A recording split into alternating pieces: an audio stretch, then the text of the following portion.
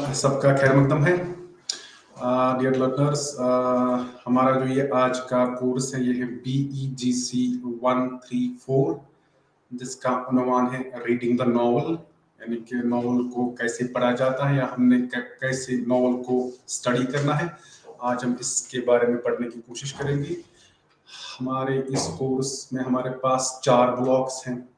Block 1 में हम आपको इंट्रोड्यूस करवाएंगे नॉवल के साथ। नॉवल क्या है, what are its various characteristics, earlier novel कैसे राइज हो गई थी, डेवलपमेंट ऑफ नॉवल, उसके बारे में हम बात करेंगे। उसके बाद हम ब्लॉक 2 में कैट चॉपिन की एक नॉवल है द अवेकनिंग, इस पे हम नजर दोहराएंगे जो ही हम ब्लॉक 2 की तरफ जाएंगे। उसके बाद हमारे पास ब्लॉक 3 है जिसमें गोपीनाथ मोहंती की नॉवल पराजा है। और ब्लॉक 4 में हम Chinua Achebe Things Fall Apart. You must have been familiar with this name, Chinua Achebe, well known famous African English novelist। तो पहले हम ब्लॉक 1 की तरफ जाएंगे और हम जानने की कोशिश करेंगे कि नॉवल क्या है।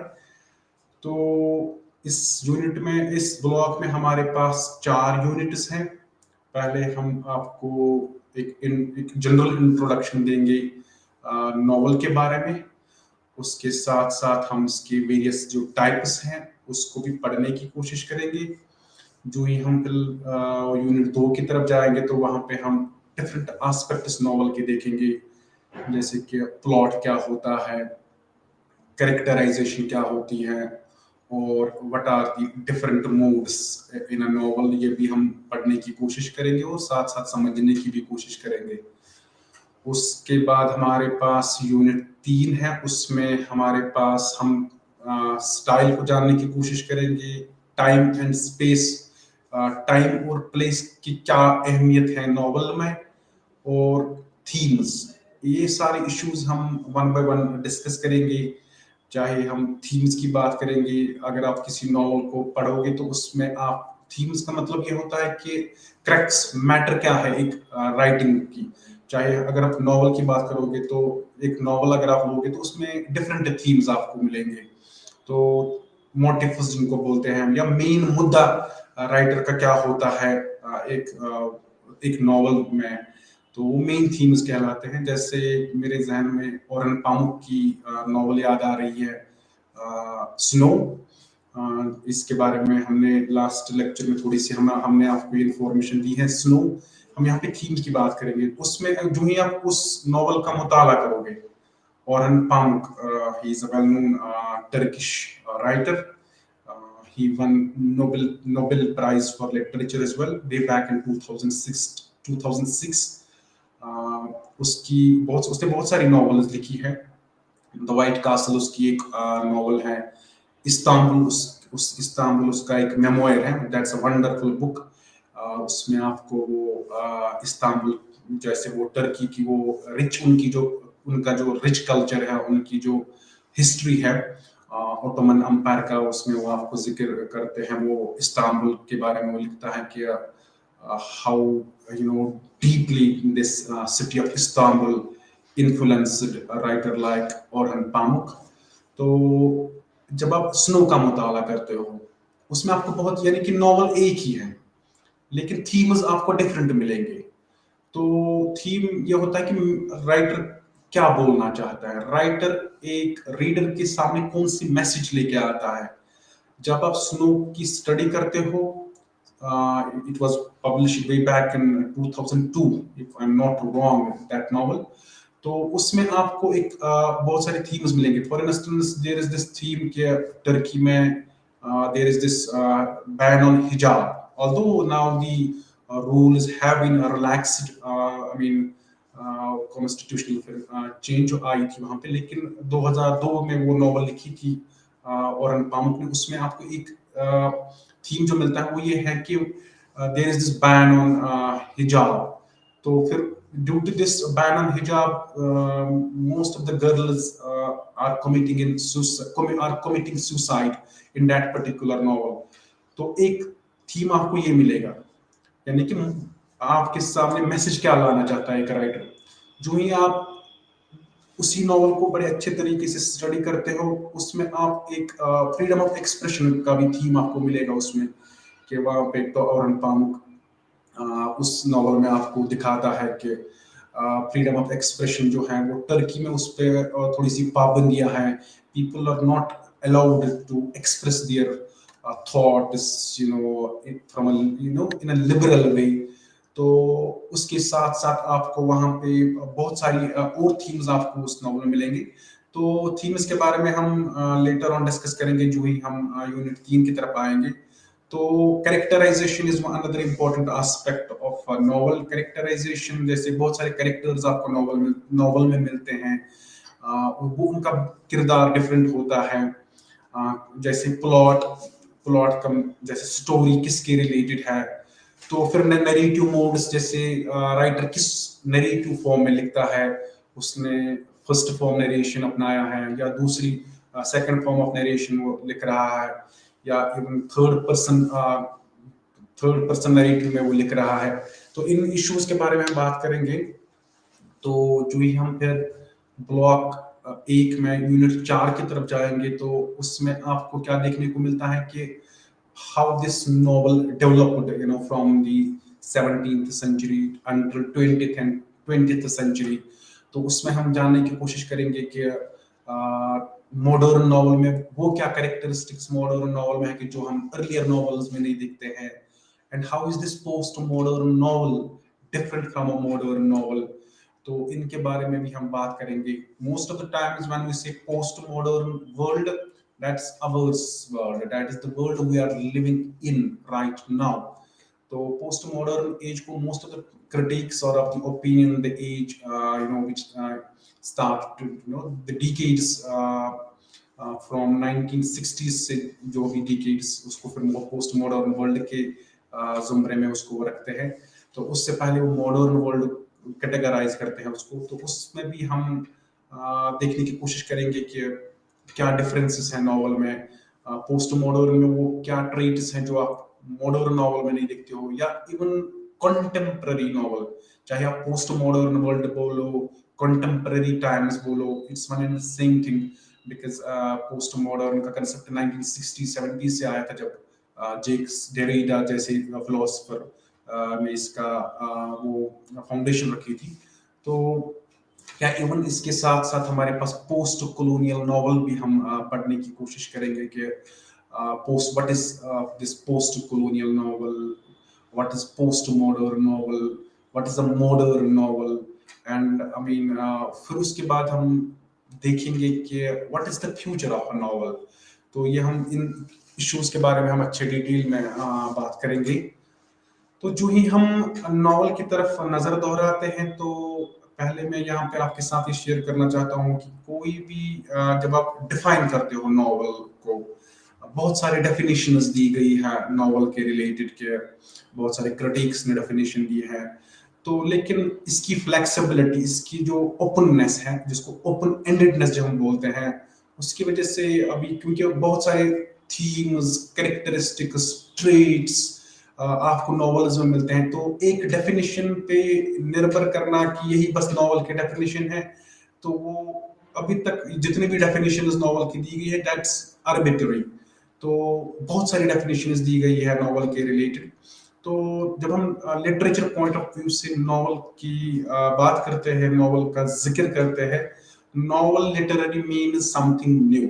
So what is this new, what अब हम ये न्यूनेस क्या है नॉवल में, तो ये हम अभी कुछ देर बाद जानने की कोशिश करेंगे। देख, यहाँ पे मैं आपके साथ ये शेयर करना चाहता हूँ at the very outset of this lecture, वो ये है कि you will have to remember there are 3 main branches of literature, या जिनको आप जॉनर्स भी बोलते हैं। 3 main genres of literature, one is this poetry, and the second one is drama, and the third one is prose. और prose में फिर आपको बहुत सारे टाइप्स मिलते हैं, बहुत सारे ग्रुप्स मिलते हैं।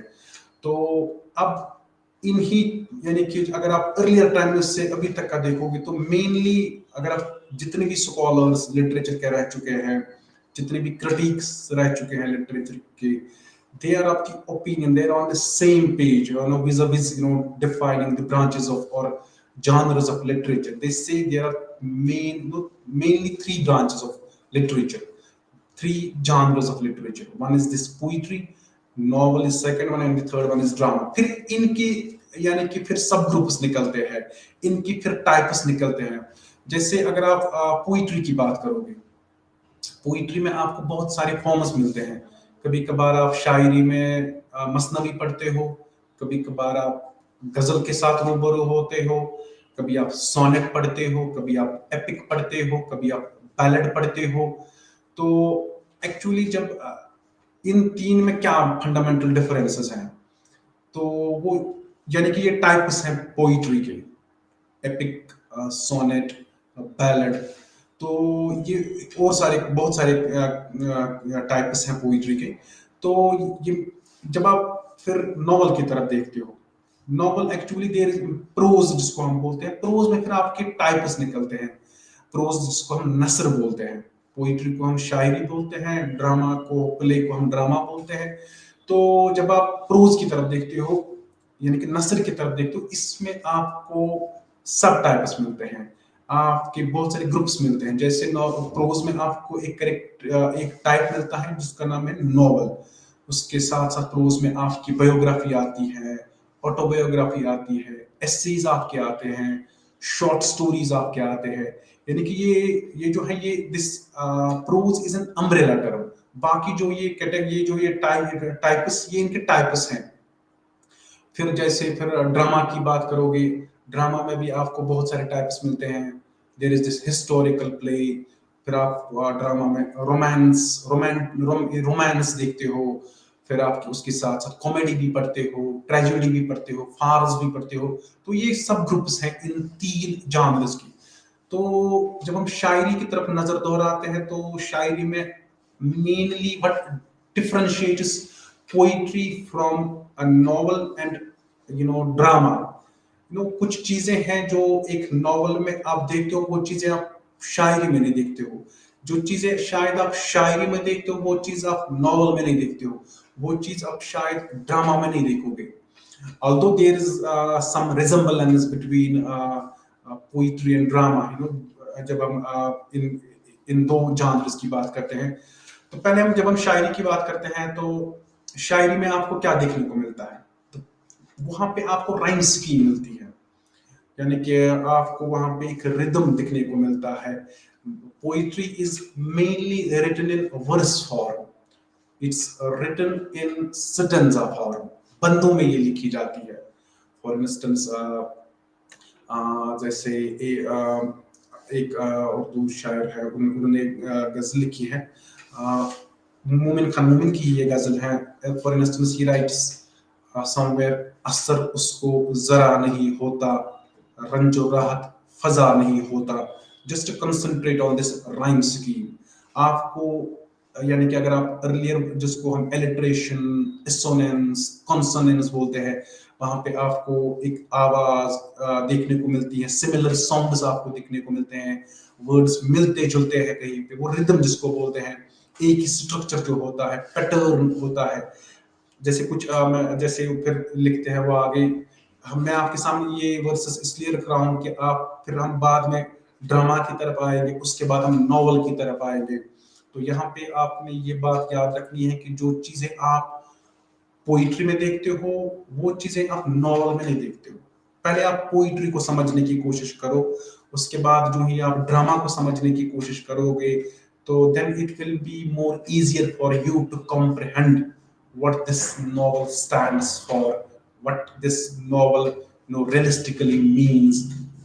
तो जब हम शायरी की बात करते हैं, तो इसमें एक जो राइटर होता है वो मीटर का ख्याल रखता है, वो एक टोन का ख्याल रखता है। जैसे आप देखो साउंड का ख्याल रखता है, जैसे आप बॉलीवुड की या हॉलीवुड की मूवीज देखते हो, उनमें आप सॉन्ग्स देखते हो, लिरिसिस्ट जो होते हैं वो भी इन्हीं चीजों पे कंसंट्रेट करता है कि साउंड मिलना चाहिए, एक प्रॉपर स्ट्रक्चर होना चाहिए, एक प्रॉपर पैटर्न में एक पोइट्री लिखी जाती है, स्टैंजा फॉर्म में लिखी जाती है, वर्स फॉर्म में लिखी जाती है पोइट्री। ये फंडामेंटल एक ट्रेट है पोइट्री का, ये चीजें आप नॉवल में नहीं देखते हो। या इवन ड्रामा में नहीं देखते हो। दैट इज दिस की poetry is basically written in verse form, stanza form. तो जैसे मैं अभी आपके सामने मोमिन खान मोमिन के अशार कुछ रख रहा हूं, तो आपको समझ आएगा कि टोन कैसा है, प्रॉपर स्ट्रक्चर है, कोई पैटर्न तो डिवेट तो नहीं हो रहा है कहीं पे, या वो फुल जिसको हम फुली बोलते हैं कि एक पूरी पैटर्न के साथ ये शायरी लिखी गई है। फिर वो लिखते हैं इसके आगे, जिक्र अगियार से हुआ मालूम, हर्फ नासा बुरा नहीं होता। दैट इज दिस होता होता। फॉर इंस्टेंस, असर उसको जरा नहीं होता, रंजो राहत फजा नहीं होता। यहाँ पे आपको बहुत सारे वर्ड्स मिलते जुलते एक ही टोन में आपको नजर आएंगे। फिर वो लिखते हैं आगे, तुम हमारे किस तरह ना हुए, तुम हमारे किस तरह ना हुए, वरना दुनिया में क्या नहीं होता। तुम मेरे पास होते हो गोया, जब कोई दूसरा नहीं होता। This is a wonderful verse. तुम मेरे पास होते हो गोया, जब कोई दूसरा नहीं होता। It was for this verse, Ghalib once said, had Momin Khan Momin given this verse to me, I would have definitely given him my whole दीवान। यानी कि जितनी भी गालिब की पोइट्री है, गालिब ने जब इस शेर पे उसको नजर पड़ी, जब उसने इस शेर को पढ़ा, ये वर्स उसके सामने आई, इतने मुतासिर हो गई कि वो एक वर्स से फिर गालिब ने कहा कि काश मोमिन खान मोमिन ये वर्स मेरे को देते, मैं उसको अपना सारा दीवान देता। यानी कि दीवान गालिब और उसकी जो पर्शियन पोइट्री है, जितना भी गालिब ने लिखा था, गालिब का मानना ये था कि मैं सब कुछ मोमिन खान मोमिन के हवाले कर देता, लेकिन काश ये वर्स मेरे को वो देता। तो कहने का मतलब यहाँ पे कि यहाँ इस वर्स में कुछ ना कुछ तो है। That is why Ghalib eloquently, very explicitly, said कि मैं उसको सारा अपना दीवान देता। तो this verse, and I'm going to repeat this verse once more, तुम मेरे पास होते हो गोया, जब कोई दूसरा नहीं होता। फिर मोमिन खान मोमिन इसी गजल में आगे लिखते हैं, हाल दिल यार को लिखूं क्यों कर, हाथ दिल से जुदा नहीं होता। क्यों सुने अर्ज मुस्तर ए मोमिन, क्यों सुने अर्ज मुस्तर ए मोमिन, सनम आखिर खुदा नहीं होता। दिस इज ब्यूटीफुल शॉर्ट गजल फॉर यू। यानी कि आपको इस पोइम से आपको लग गया होगा कि एक पैटर्न है, टोन इसमें आप देख रहे हो, एक स्टाइल इसमें है, एक प्रॉपर, यानी कि जो वर्ड्स हैं उनको बड़े यानी कि प्रॉपर तरीके से उनको चूज किया गया है।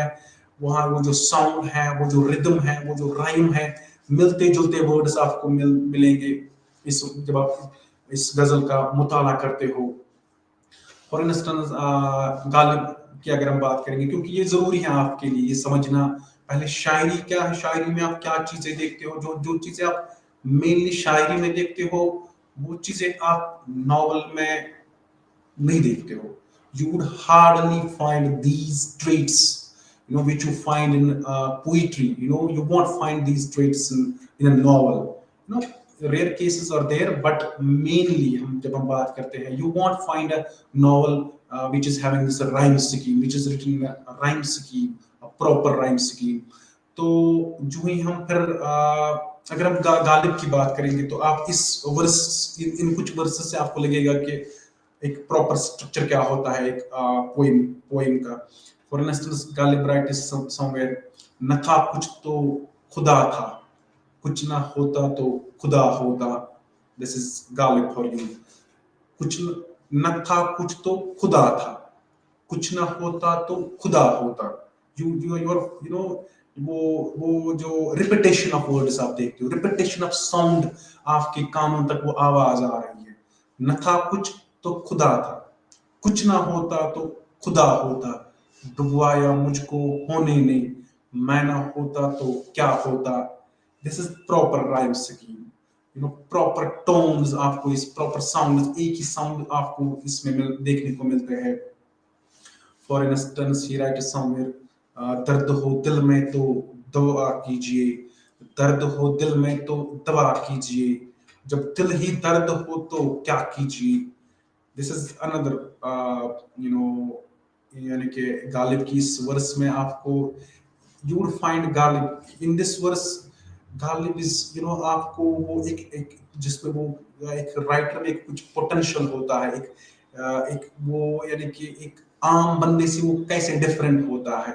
यानी कि ही राइट्स दर्द दिल में हो तो दवा कीजिए, जब दिल ही दर्द हो तो क्या कीजिए। यानी कि आपको सोचने पे मजबूर करता है। यहाँ पे वो डिनोटेड, जैसे हम लिटरेरी वर्क्स का मुताला करते हैं तो you know that you are now very much aware with this के you are you find two types of meanings whenever you read any piece of literature, be it a novel or a short story। एक को हम बोलते हैं denotation, दूसरे को हम बोलते हैं कनोटेशन। डिनोटेशन का मतलब ये होता है कि जो आपको सीधे ही एक लिटरल मीनिंग समझ आती है, लेकिन जब आप कनोटेशन की बात करते हो, कनोटेशन में आपको तह तक जाना होता है। आपने यानी कि क्वेश्चंस रेज करने हैं, आपको सीधे एक राइटर समझाने की कोशिश, यानी कि वो तो आपको समझा रहा है, लेकिन आपको बड़े डीपली उसको एनालिसिस करना पड़ता है, क्रिटिकल एनालिसिस जिसको हम बोलते हैं। For instance Ghalib right somewhere, गमे हस्ती का असद किससे हो जुज मुर्ग इलाज, शम्मा हर रंग में जलती है सहर होने तक। if you are going to read this verse denotatively, you won't reach कि जहां वहां तक तो आप नहीं जा सकते हो कि अगर आप डिक्शनरी या लिटरल मीनिंग डिनोटेटिवली इसको समझने की कोशिश करोगे। जो ही आप कनोटेटिवली इसको समझने की कोशिश करते हो, जब आप इसका थॉरोली एनालिसिस करते हो तो फिर आपको समझ आता है कि दिस गमे हस्ती का असद किससे हो जुज मुर्ग इलाज, शम्मा हर रंग में जलती है सहर होने तक। तो जब आप इस प्रॉपर एनालिसिस करते हो इस वर्स का, तो फिर आपको वो लिटरल मीनिंग से हट के आपको ये मीनिंग मिलती है कि in this verse Ghalib is actually talking to his own self. He's introspectively asking his own self। Ghalib यानी कि ये जो गम हस्ती का असद किससे हो जुज मुर्ग इलाज, यानी कि जो ये वर्ल्ड है ये एक टेम्पोररी वर्ल्ड है।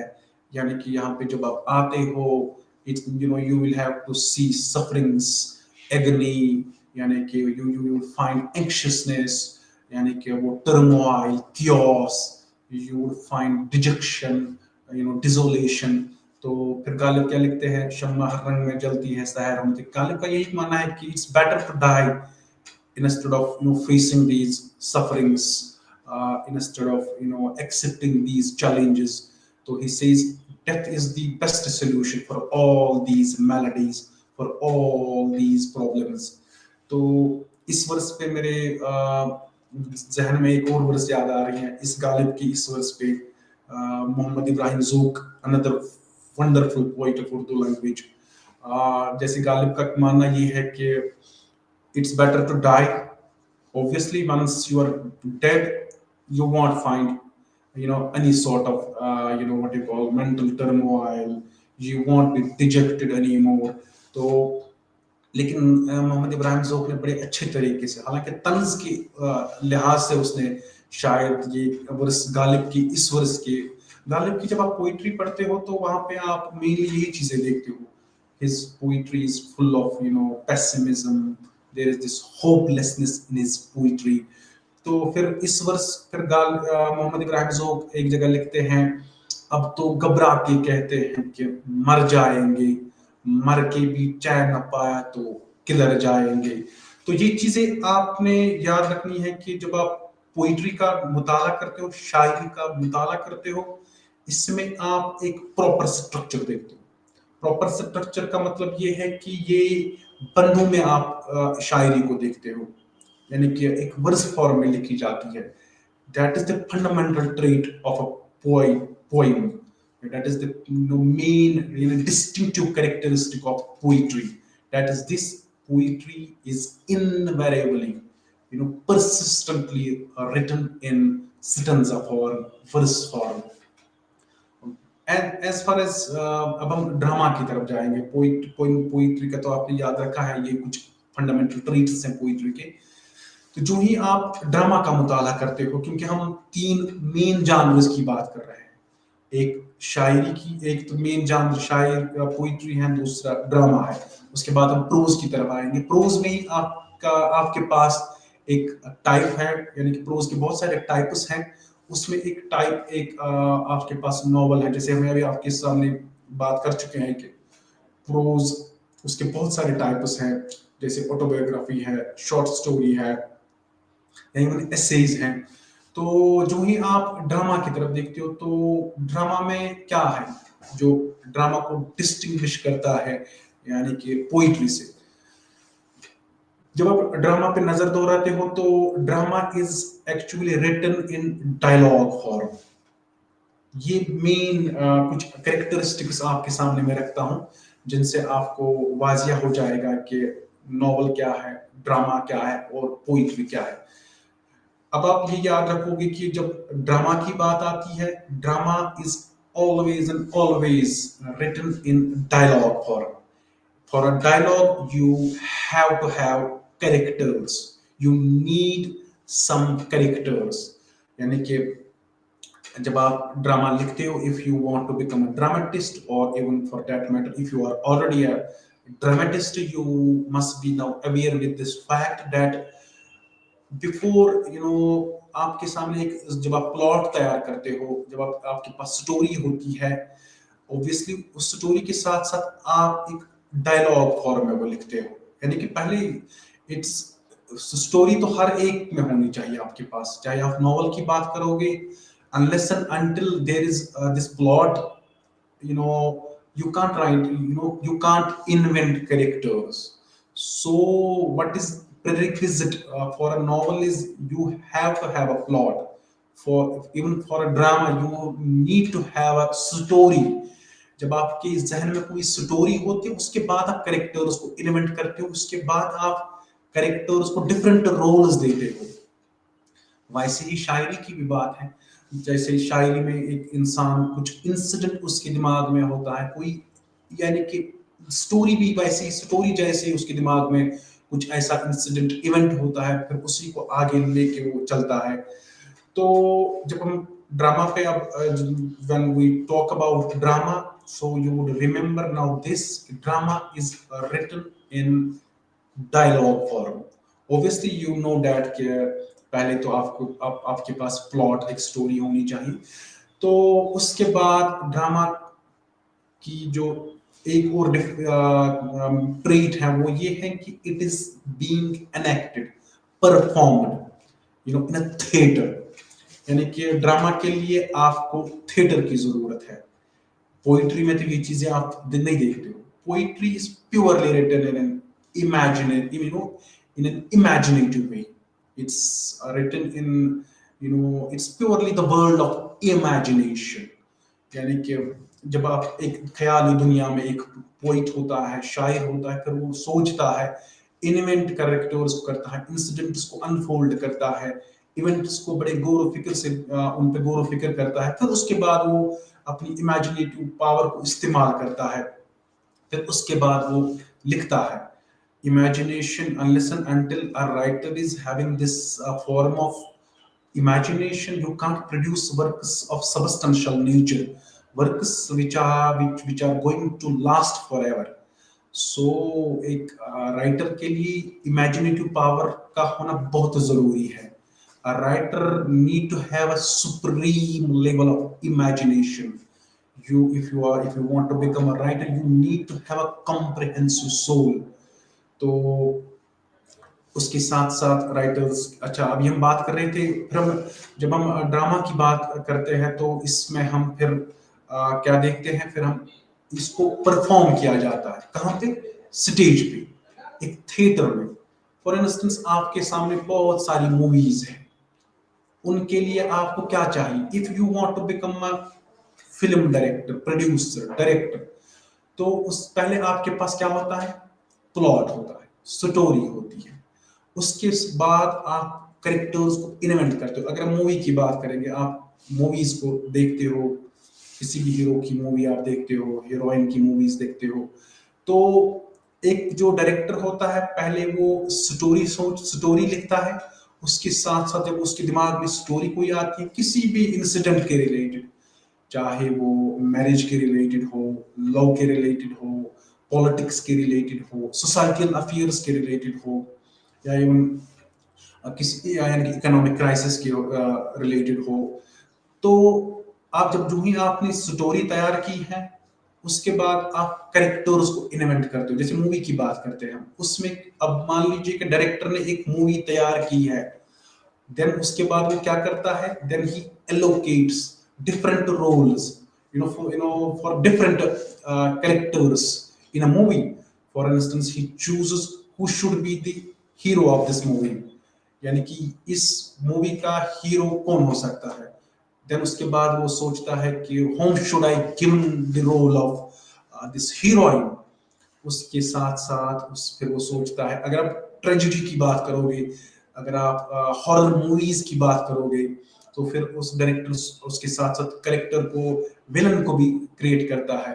तो अब उसके बाद बहुत सारे डिफरेंट कैरेक्टर्स आपको फिर मूवीज में भी मिलते हैं। तो जो ड्रामा होता है, नाउ यू विल रिमेंबर कि drama is written in a dialogue form.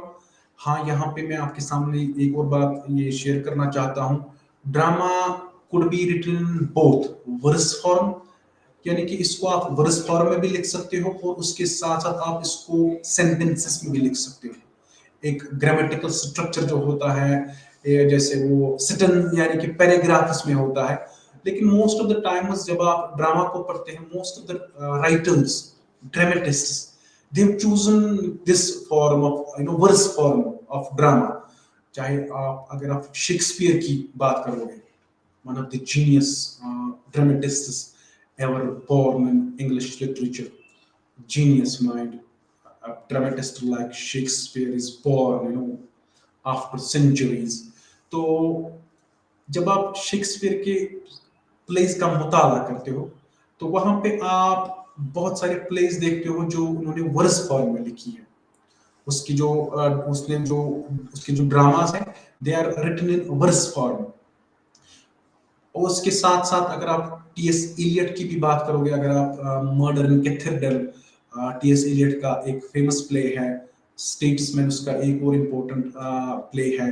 चाहे आप शेक्सपियर के प्लेस हैमलेट की बात करोगे, किंग लियर की बात करोगे, एज यू लाइक इट, उसमें वो भी, उनमें आप भी बहुत सारे प्लेस आप शेक्सपियर के देखोगे जो वर्स फॉर्म में है। यानी कि ये सिमिलरिटी आप पोइट्री और ड्रामा में देखते हो। वो सिमिलरिटी क्या है? Both dramas and poetries are written in verse form, but what differentiates a drama from a poem is drama need to have characters. A drama is enacted, performed in a theater, on a stage you call it। तो वो चीजें आप poetry में नहीं देखते हो। अभी हम नॉवल की बात, अभी बाद में नॉवल पे आएंगे। जो ही आप पोइट्री और ड्रामा को समझोगे तो उसके बाद आपके लिए इजियर हो जाएगा कि नॉवल को समझना।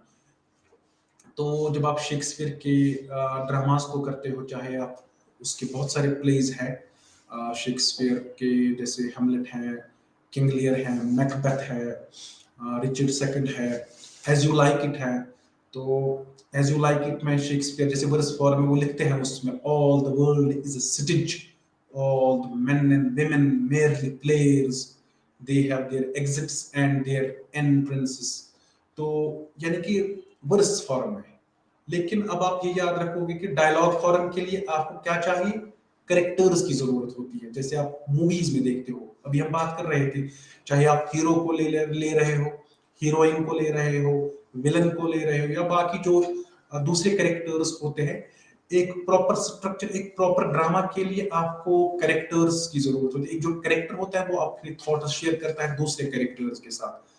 तो अब ऐसा क्या हो सकता है कि ड्रामा कुड बी, ऐसे हो सकता है कि एक जो ड्रामा है उसमें खाली कुछ ही कैरेक्टर्स हो, वो अपने आप के साथ ही बात कर रहे हो, उसके अपने इश्यूज है, या किसी इशू के बारे में वो बात कर रहा है।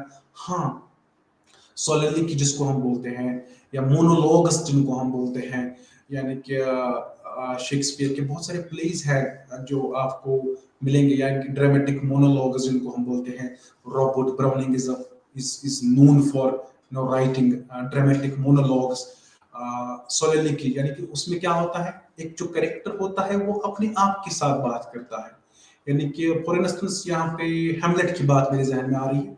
हैमलेट के जहन में ये होता है, being the students of literature, you must be aware with the story of Hamlet.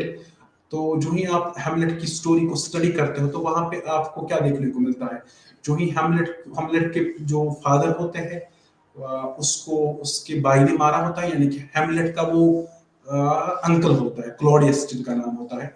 तो जो ही आप अब हैमलेट यानी कि सीनियर हैमलेट और जूनियर हैमलेट, जो हैमलेट होता है इस प्ले में जो मेन एक्टिव कैरेक्टर होता है वो ये है कि एक स्कॉलर होता है, इंटेलेक्चुअल होता है, बड़े जहीन आदमी होते हैं। इनके जो पापा होते हैं, जब हम प्ले को पढ़ते हैं, हमें at the very outset of the play we see Hamlet's father is dead. He had been killed by his own brother whose name is Claudius. Now अब हैमलेट के जहन में अब हैमलेट को अब ये यानी कि उसको पता चलता है कि मेरे जो उसके जो फादर होते हैं उसको उसके अंकल ने मारा होता है। तो फिर now Hamlet wants to take a revenge on his uncle. He wants to murder, kill his own uncle because he feels he betrayed this blood relationship. He betrayed, उसने वो पामाल के वो जो रिश्ता होता है, यानी कि फिर वो चाहता है कि मैं इसको रिवेंज करना चाहता है। सोलिलिकी पे हम आ रहे हैं। तो फिर एक दफा क्या होता है कि अब हैमलेट सोचता है, जैसे वो फेमस स्टेटमेंट है हैमलेट की, to be or not to be, that is the question. ये to be or not to be, that is the question. What is this to be or not to be? That is the question. When you read Hamlet extensively, thoroughly, so from a critical perspective, from a critical point of view, तो आप उसको फिर आपको ये लगता है कि जो हैमलेट होता है, now to be or not to be, अब हैमलेट एक सोचता है, ये सोचता है कि shall I kill my own uncle or not? एक दफा वो एक जहन यानी कि सोलिलिकी अपने आप के साथ बात कर रहा है। देखो शेक्सपियर का की जीनियसनेस देखो, उसका पोटेंशियल देखो, उसकी इमेजिनेटिव पावर देखिए आप। अब हैमलेट के जहन में क्या हो रहा है, उसने कैरेक्टर हैमलेट को क्रिएट किया है, फिर हैमलेट सोच रहा है, हैमलेट के जहन तक, दिमाग तक शेक्सपियर जा रहा है। अब हैमलेट के दिमाग में क्या हो रहा है वो हम लेटर ऑन जब हम नॉवल का स्टडी अच्छे तरीके से करेंगे, फिर साइकोलॉजिकल नॉवल पे जो ही हम आएंगे, एक स्ट्रीम ऑफ कॉन्शियसनेस टेक्निक होती है नॉवल में, उस पे भी हम बात करेंगे। स्ट्रीम ऑफ कॉन्शियसनेस में ये होता है कि चाहे आप ड्रामेटिक मोनोलॉग्स की बात करोगे, स्ट्रीम ऑफ कॉन्शियसनेस की बात करोगे, सोलिलिकी की बात करोगे, मोनोलॉग्स की बात करोगे, इनमें एक सिमिलरिटी ये है कि जो इंसान के दिमाग में चल रहा होता है, उनकी even though the character have not spoken those words yet, वो खुद सोच रहा है। जैसे आप कुछ सोच रहे हो, एक राइटर उस सोच को कैप्चर करके फिर लिखते हैं। जैसे अभी हैमलेट ये सोच रहा है कि shall I kill my uncle or not? एक दफा वो सोचते हैं कि मुझ पे ये जिम्मेदारी है, रिस्पॉन्सिबिलिटी है कि मैंने उसको मारना है, because he had killed my father. Now he wants to kill his own uncle. He wants to take a revenge. But it's in it was for Hamlet को हम फिर रिवेंज ट्रेजेडी के नाम से जानते हैं।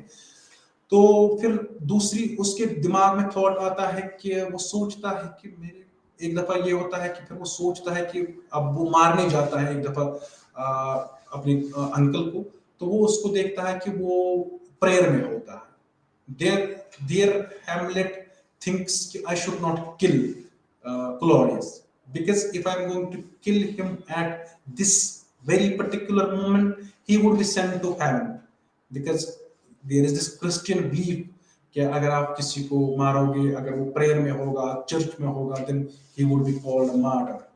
तो यानी कि सोलिलिकी अंदर आपके दिमाग में क्या चल रहा है, फिर उन चीजों के आपके सामने रख रहा है, या वो रखने की जो सलाहियत रखता है एक राइटर, आपके दिमाग में जो बातें होती है उसको हम सोलिलोक्वी बोलते हैं, ड्रामेटिक मोनोलॉग्स उनको बोलते हैं।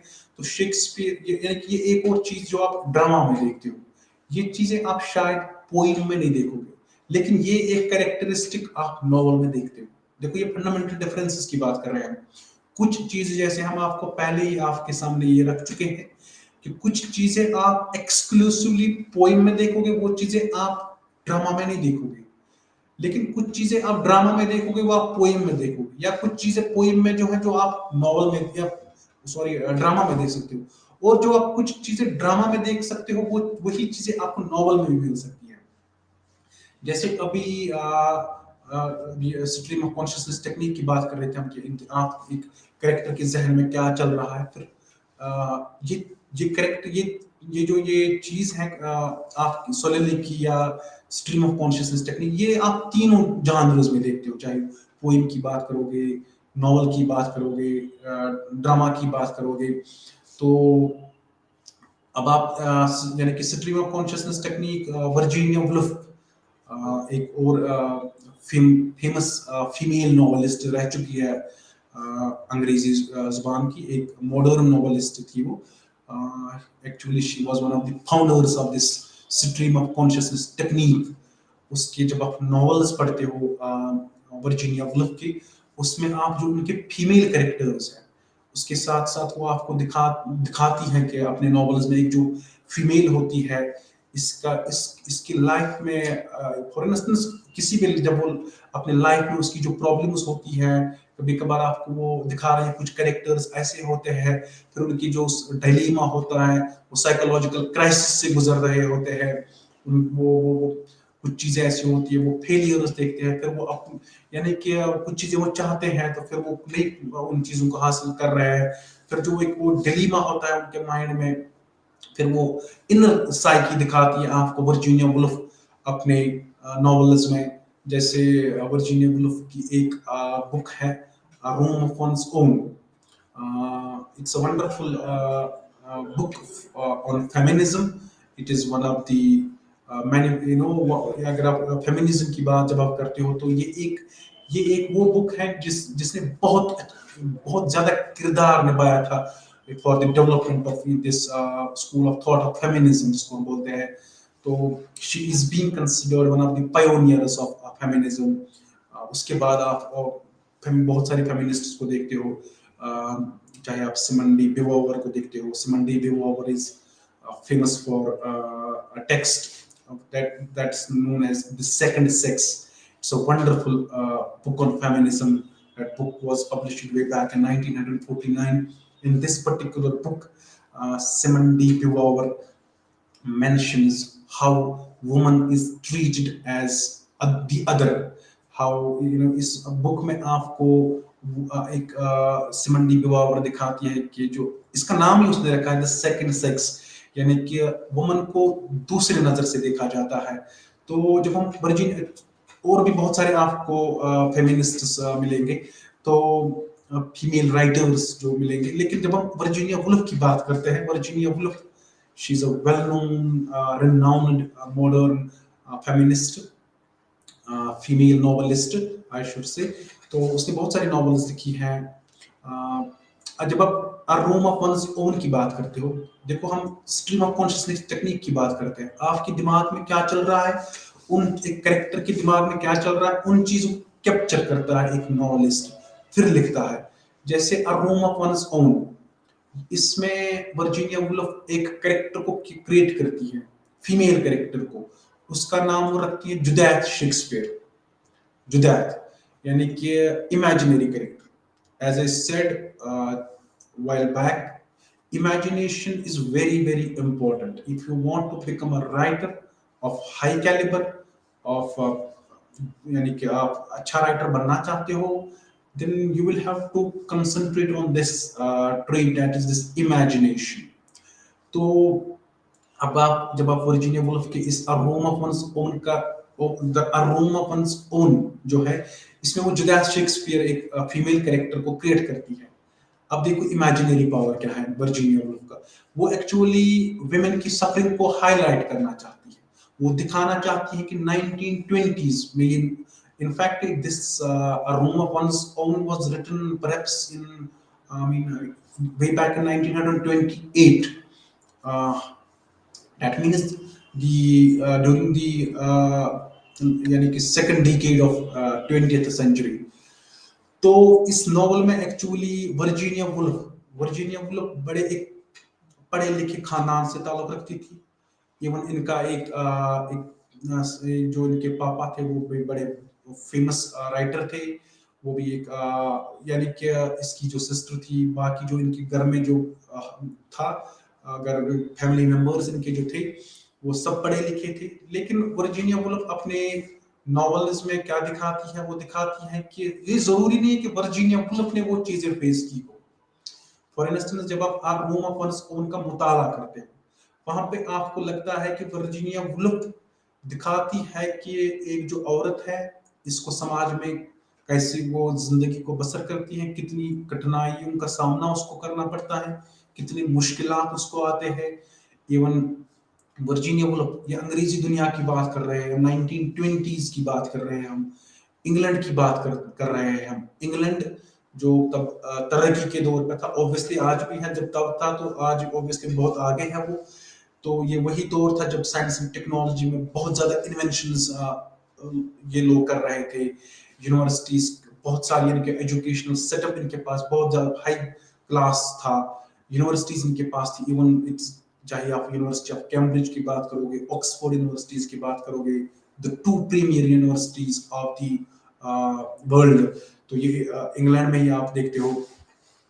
तो इस रूम ऑफ वन्स ओन में वर्जीनिया वुल्फ फिर क्या दिखाती है, वो दिखाती है कि एक औरत जो होती है उसमें वो एक फेमस इंसिडेंट है उस बुक में, वो दिखाती है कि कुछ जो कैरेक्टर्स हैं वो यूनिवर्सिटी में जाती है। वो चाहती हैं कि हम, पब्लिक यूनिवर्सिटी है, हम वहां जाएंगे, विजिट करेंगे उस, लेकिन उनको वहां अंदर दाखिल नहीं, वो अंदर नहीं जाने देते हैं। बिकॉज फिर वर्जीनिया वुल्फ इसमें लिखती है कि the women who wanted to visit this university, they were not allowed. Why? Because जो भी वहां पे बंदा था, जो भी ऑफिशियल्स थे, they have categorically told them this university is specifically meant for males. A woman, यानी कि symbolic meaning अगर आप देखने की कोशिश करोगे, वो ये है कि your place, this is not your place, your place is somewhere else. That means you should, your place is within the four walls of a home. तो अब जरूरी नहीं है कि वर्जीनिया वुल्फ खुद की दास्तान लिख रही है room of one's own. May be वो जो लंदन में जब वो 1920s में जो औरतें रह रही थी, उनकी दास्तान वो लिख रही है। मे बी उसने कुछ ऐसा इंसिडेंट देखा होगा कि औरतों को यूनिवर्सिटीज में दाखिला नहीं देने देते थे, अंदर नहीं जाने देते थे। तो फिर उसके साथ साथ मे बी वर्जीनिया वुल्फ का जो उसमें फिर वो एक कैरेक्टर को क्रिएट करती है, वो शायद वर्जीनिया वुल्फ के साथ रिजेंबल करता है। Though despite being born in a well to do family, well educated family, Virginia Woolf was not allowed to get education in यानी कि पब्लिक यूनिवर्सिटीज। तो उसको घर में ही पढ़ाया जाता था, उसको घर में ही ट्यूटर्स बुलाए जाते थे। Whereas हर सिबलिंग सर्कल, जब हम उनके सिबलिंग्स की बात करते हैं, उनको कोई प्रॉब्लम नहीं थी, उनको यूनिवर्सिटी जाने देते थे, वो यूनिवर्सिटी से बड़े अच्छे तरीके से एजुकेशन हासिल करते थे। तो may be that is one fact Virginia Woolf is highlighting in this book room of one's own. इसमें आप फिर वो एक जुदैत शेक्सपियर को वो क्रिएट कर रही है। फिर जुदैत शेक्सपियर के जरिए वो दिखाना चाहती है, क्या दिखाना चाहती है? विमेन की सफरिंग्स, औरत की जो सफरिंग्स हैं वो दिखाती हैं कि जुदैत शेक्सपियर वो यानी कि वो रीडर को ऐसा बिलीव करवाती है कि आपने कंसिडर करना है कि consider Judith Shakespeare as she is as talented as her own brother William Shakespeare. Although William Shakespeare lived during the Elizabethan era, he was living in the 16th century England. Virginia Woolf was writing in 1920s decade. Now what Virginia Woolf did, she created an imaginary sister of William Shakespeare. taking all things into consideration, William Shakespeare's reputation, his class, his caliber, उसकी उसकी जो reputation थी, तो Virginia Woolf सो इनके एक character को create कर रही है, बोल रही है कि आप imagine for a while Judith Shakespeare is William Shakespeare's sister, or they are living in the same era, way back in 16th century. Shakespeare's sister is equally talented. She's even more talented than Shakespeare. But would society permit, Judith Shakespeare to, write plays, produce plays in a theatre? वो बोल रहे हैं कि अगर Shakespeare बड़ा talented बंदा था, अब आप यानी कि वुमेन को यानी कि सफरिंग्स को वो हमारे सामने ला रही है, लेकिन in an imaginative way, in an imaginative way, in an imaginary form उसको हम बोलते हैं।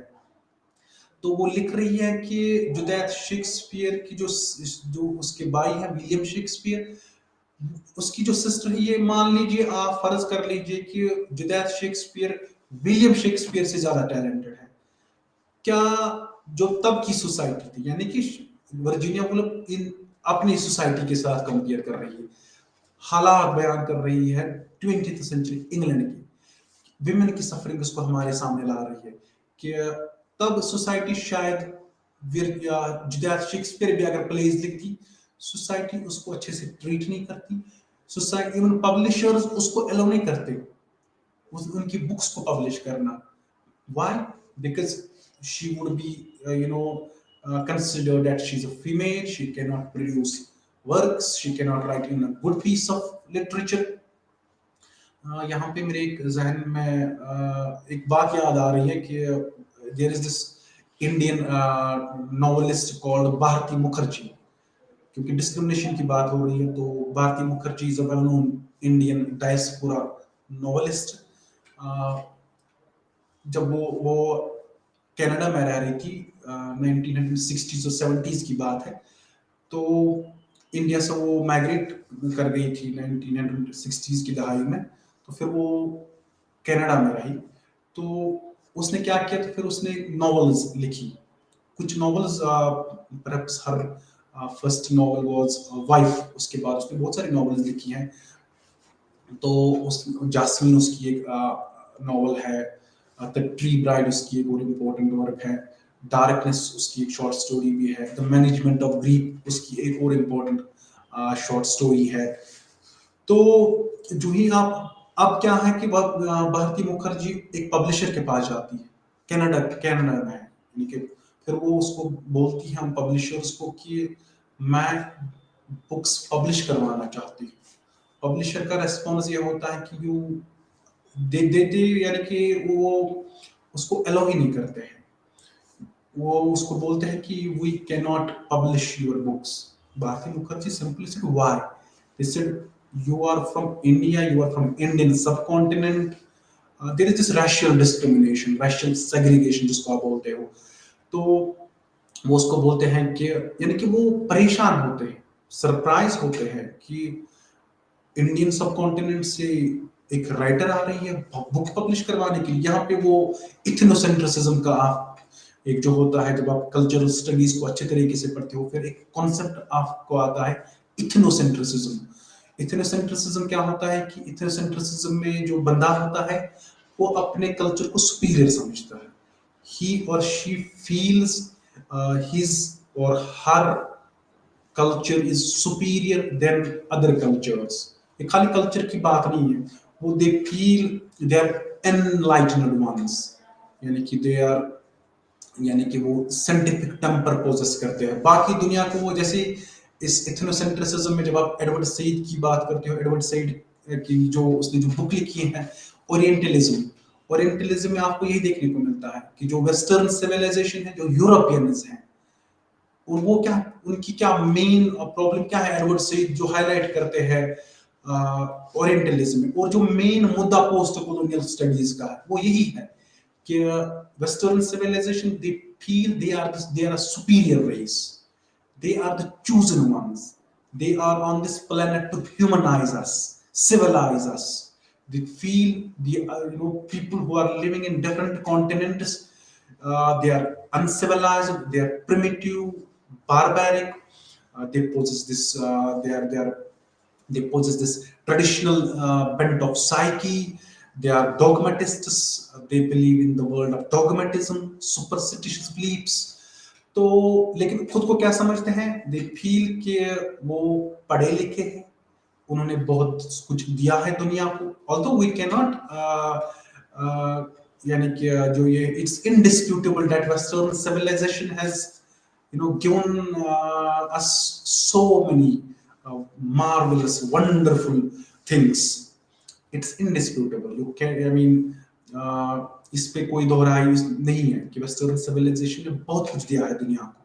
चाहे आप कंप्यूटर की बात करोगे, रेलवे स्टेशन की बात करोगे, एरोप्लेन्स की बात करोगे, and more importantly medical inventions की बात करोगे, ये चीजें तो वेस्टर्न सिविलाइजेशन से ही आई है। तो वहां से दिखता है कि वेस्टर्न सिविलाइजेशन, कोई भी आप साइंटिस्ट को ले लो, बहुत जो साइंटिफिक डिस्कवरीज होती है वो तो आप वेस्टर्न सिविलाइजेशन से ही आ देखते हो। तो ये बात तो ठीक तय है कि जो वेस्टर्न सिविलाइजेशन है, they are enlightened ones, but it doesn't mean कि the rest of the continents में जो लोग रह रहे हैं, they are primitive, they are barbaric. जहां पे ये फिर ये क्लैश होता है, तो यानी कि यहाँ पे हम इथनोसेंट्रिसिज्म इसी को बोलते हैं कि वेस्टर्न सिविलाइजेशन अपने आप को सुपीरियर समझते हैं। They feel the people who are living in the Indian subcontinent, the people who are the inhabitants of African continent, they feel कि ये यानी कि प्रिमिटिव लाइफ गुजार रहे हैं। यानी कि फिर ये चीजें पोस्ट कॉलोनियल स्टडीज में देखते हो आप।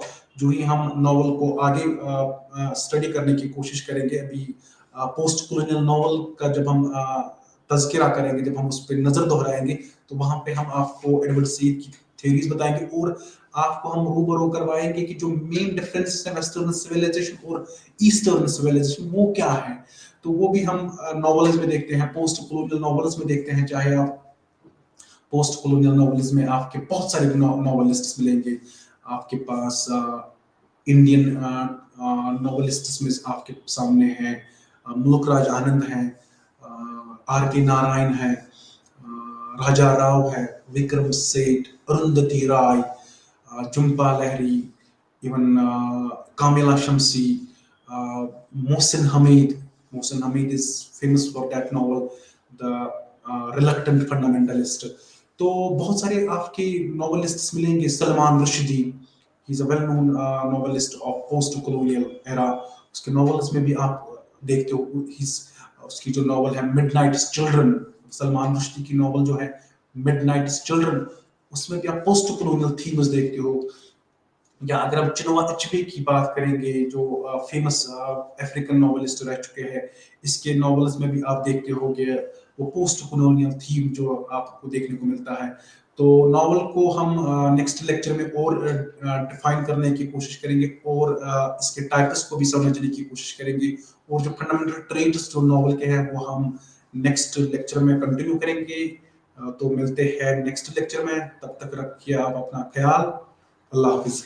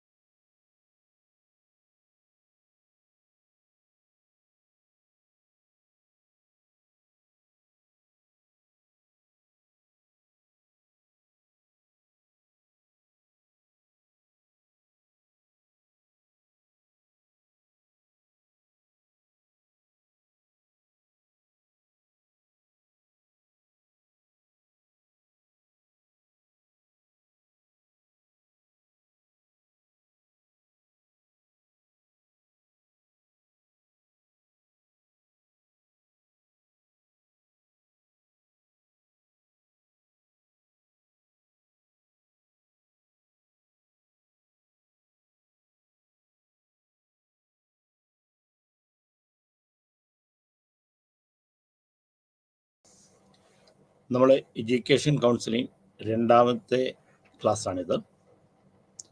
അപ്പം കൗൺസിലിംഗ് സൈക്കോളജി എന്ന് പറയുന്നത് നമ്മൾ ആദ്യം തുടക്കത്തിൽ തന്നെ പറഞ്ഞു. കൗൺസിലിംഗ് എന്ന് പറയുന്നത് ഒരാളിൽ അവർക്ക് റാഷണൽ തിങ്കിങ് ഉണ്ടാക്കുക. ഒരു പ്രോബ്ലമായിട്ട് വരുന്ന ഒരാളെ പ്രോബ്ലം മനസ്സിലാക്കി അതിനൊരു സൊല്യൂഷൻ കണ്ടുകൊടുക്കുന്നതാണ് കൗൺസിലിംഗ് എന്ന് പറയുന്നത്. കൗൺസിലിംഗ് എപ്പോഴും തെറ്റിദ്ധരിക്കപ്പെടുന്ന ഒരു സംഗതിയാണ്. കൗൺസിലിംഗ് നടത്തുന്ന പല ആൾക്കാരും വിചാരിച്ചിരിക്കുന്നത് കൗൺസിലിംഗ് പ്രത്യേകിച്ച് യാതൊരുവിധ അംഗീകാരവും വേണ്ട കാര്യമില്ല, ആർക്കും കൗൺസിലിംഗ് നടത്താം എന്നുള്ള ഒരു ധാരണയുണ്ട്. പക്ഷെ അത് തെറ്റായ ഒരു ധാരണയാണ്. കൗൺസിലിംഗ് തന്നെ പല വിഭാഗങ്ങളുണ്ട്. കൗൺസിലിംഗ് ആൻഡ് ഗൈഡൻസ് പറയുന്ന ഒരാളിലുള്ള കഴിവുകളെ കണ്ടുപിടിച്ച് അയാളെ കഴിവുകൾ പൂർത്തീകരിക്കാൻ വേണ്ടി, ആ കഴിവിൻ്റെ ഉന്നതിയിലെത്താൻ വേണ്ടി സഹായിക്കുന്നതാണ് ഗൈഡൻസ് എന്ന് പറയുന്നത്. ഒരു വഴികാട്ടിയായിട്ട് നിൽക്കാം. കൗൺസിലിംഗ് എന്ന് പറഞ്ഞ് പ്രത്യേകിച്ച് അവരുടെ പ്രോബ്ലം സോൾവ് ചെയ്യാനായിട്ട് അവർക്ക് അവരുടെ ഒരു റാഷണൽ തിങ്കിങ്, വ്യക്തമായ ഒരു മാർഗരേഖ അവർക്കുണ്ടാക്കി കൊടുക്കുകയാണ്. തെറാപ്പി എന്ന് പറയുന്ന ഓവറോൾ ഒരു സ്വഭാവം മാറ്റിയെടുക്കാൻ വേണ്ടി നടത്തുന്നതാണ്. അപ്പം എപ്പോഴും എന്താണ് കൗൺസിലിംഗ്, എന്താണ് തെറാപ്പി, എന്താണ് ഗൈഡൻസ് എന്താണെന്നുള്ളത് മനസ്സിലാക്കണം. ഇപ്പോൾ ഗൈഡൻസ് പറയുന്നത് പ്രത്യേകിച്ച് എഡ്യൂക്കേഷനിലൊക്കെ നമ്മൾ ഗൈഡൻസ് ആണ് കൊടുക്കുന്നത്. എന്ത് പഠിക്കണം, ഏത് നിലയിലെത്തണം, അതൊരു കൗൺസിലിംഗ് അല്ല, അതൊരു ഗൈഡൻസ് ആണ്. അത് ഏതെങ്കിലും എഡ്യൂക്കേഷണൽ പ്രശ്നമായിട്ട് വരികയാണെങ്കിൽ, അല്ലെങ്കിൽ എന്തെങ്കിലും പഠിക്കാൻ പറ്റാതെ വരിക, അല്ലെങ്കിൽ അത് ശരിയാകാതെ വരിക, അല്ലെങ്കിൽ ക്ലാസ്സുമായിട്ട് ചേരാതെ വരിക, അങ്ങനെ വരികയാണെങ്കിൽ അത് നമ്മൾ കൗൺസിലിംഗ് ആണ് കൊടുക്കുന്നത്. അതേപോലെ തന്നെ ഇത് ചെയ്ത് ഏതെങ്കിലും അഡ്ജസ്റ്റ്മെൻറ്റ് പ്രശ്നങ്ങളൊക്കെ വന്ന് അവിടെ സ്വഭാവത്തിൽ എന്തെങ്കിലും വ്യത്യാസം വരികയാണെങ്കിൽ അത് മാറ്റിയെടുക്കുന്നത് അതേ സാഹചര്യത്തിൽ തന്നെ നമ്മൾ തെറാപ്പികളാണ്. അപ്പം ഇത് മൂന്നും ഒരേ സ്ഥലത്ത് തന്നെ ഇത് മൂന്നും നമ്മൾ പ്രയോഗിക്കേണ്ടതായിട്ട് വരാറുണ്ട്, അല്ലെങ്കിൽ ചെയ്യേണ്ടതായിട്ട് വരാറുണ്ട്. ചിലത് ഗൈഡൻസ് കൊടുക്കേണ്ടി വരും, അതേ ആൾക്ക് തന്നെ കൗൺസിലിംഗ് കൊടുക്കണം, അതേ ആൾക്ക് തന്നെ തെറാപ്പി കൊടുക്കേണ്ടി വരും. അത് സാഹചര്യങ്ങൾ അനുസരിച്ച് ചെയ്യുന്നതാണ്. അപ്പം തെറാപ്പി ഇവിടെ ഇന്ത്യയിൽ ഡെവലപ്പ് ചെയ്ത് 1941 മുതലാണ്. 1954 ആയപ്പോഴത്തേക്ക് ഗവൺമെൻറ് അംഗീകാരവും കാര്യങ്ങളൊക്കെ ഉണ്ടായി. പല കോളേജുകളും യൂണിവേഴ്സിറ്റികളും അതിനുള്ള കോഴ്സുകളും നടത്തി തുടങ്ങി. അപ്പം കൗൺസിലിംഗ് എന്ന് പറയുന്നത് എപ്പോഴും തെറ്റിദ്ധരിക്കപ്പെടുന്ന ഒരു സംഗതിയാണ്. പണ്ട് കൗൺസിലിംഗ് എന്ന് പറഞ്ഞാൽ എന്തെങ്കിലും പ്രശ്നമുണ്ടായെങ്കിൽ ആദ്യം നമ്മൾ ചെന്ന് കാണുന്നത് ഏതെങ്കിലും ഒരു പ്രീസ്റ്റിനെയോ അല്ലെങ്കിൽ ഒരു ജ്യോത്സ്യനെയോ അങ്ങനെയുള്ളതായ തിരുമേനിമാരെ ആരെങ്കിലും. കാരണം ഇത് നടത്തിക്കൊണ്ടിരുന്നത് അങ്ങനെയുള്ള ആൾക്കാരായിരുന്നു. അതിന് പ്രത്യേകിച്ച് യാതൊരുവിധ ക്വാളിഫിക്കേഷൻ, ഒരു കൗൺസിലിംഗ് എന്ന് പറയുന്നത് പ്രത്യേകിച്ച് ഒരു അംഗീകൃത ബിരുദമൊന്നും വേണമെന്ന് ആരും വിചാരിച്ചിരുന്നില്ല. ആർക്കും കൗൺസിലിംഗ് നടത്താം. അല്ലെങ്കിൽ കുറേ നേരം ഒരാളുടെ കാര്യം ഇരുന്ന് കഴിഞ്ഞ് കഴിഞ്ഞാൽ അത് കൗൺസിലിംഗ് ആകും. അല്ലെങ്കിൽ എന്തെങ്കിലും പ്രശ്നം ഉണ്ടാകുമെങ്കിൽ അതിനെക്കുറിച്ചൊന്ന് സംസാരിച്ച് അയാൾക്കൊരു പരിഹാരം കൊടുത്തു കഴിഞ്ഞ് കഴിഞ്ഞാൽ അത് കൗൺസിലിംഗ് ആകും എന്നൊക്കെ തെറ്റിദ്ധരിക്കുന്നതാണ്.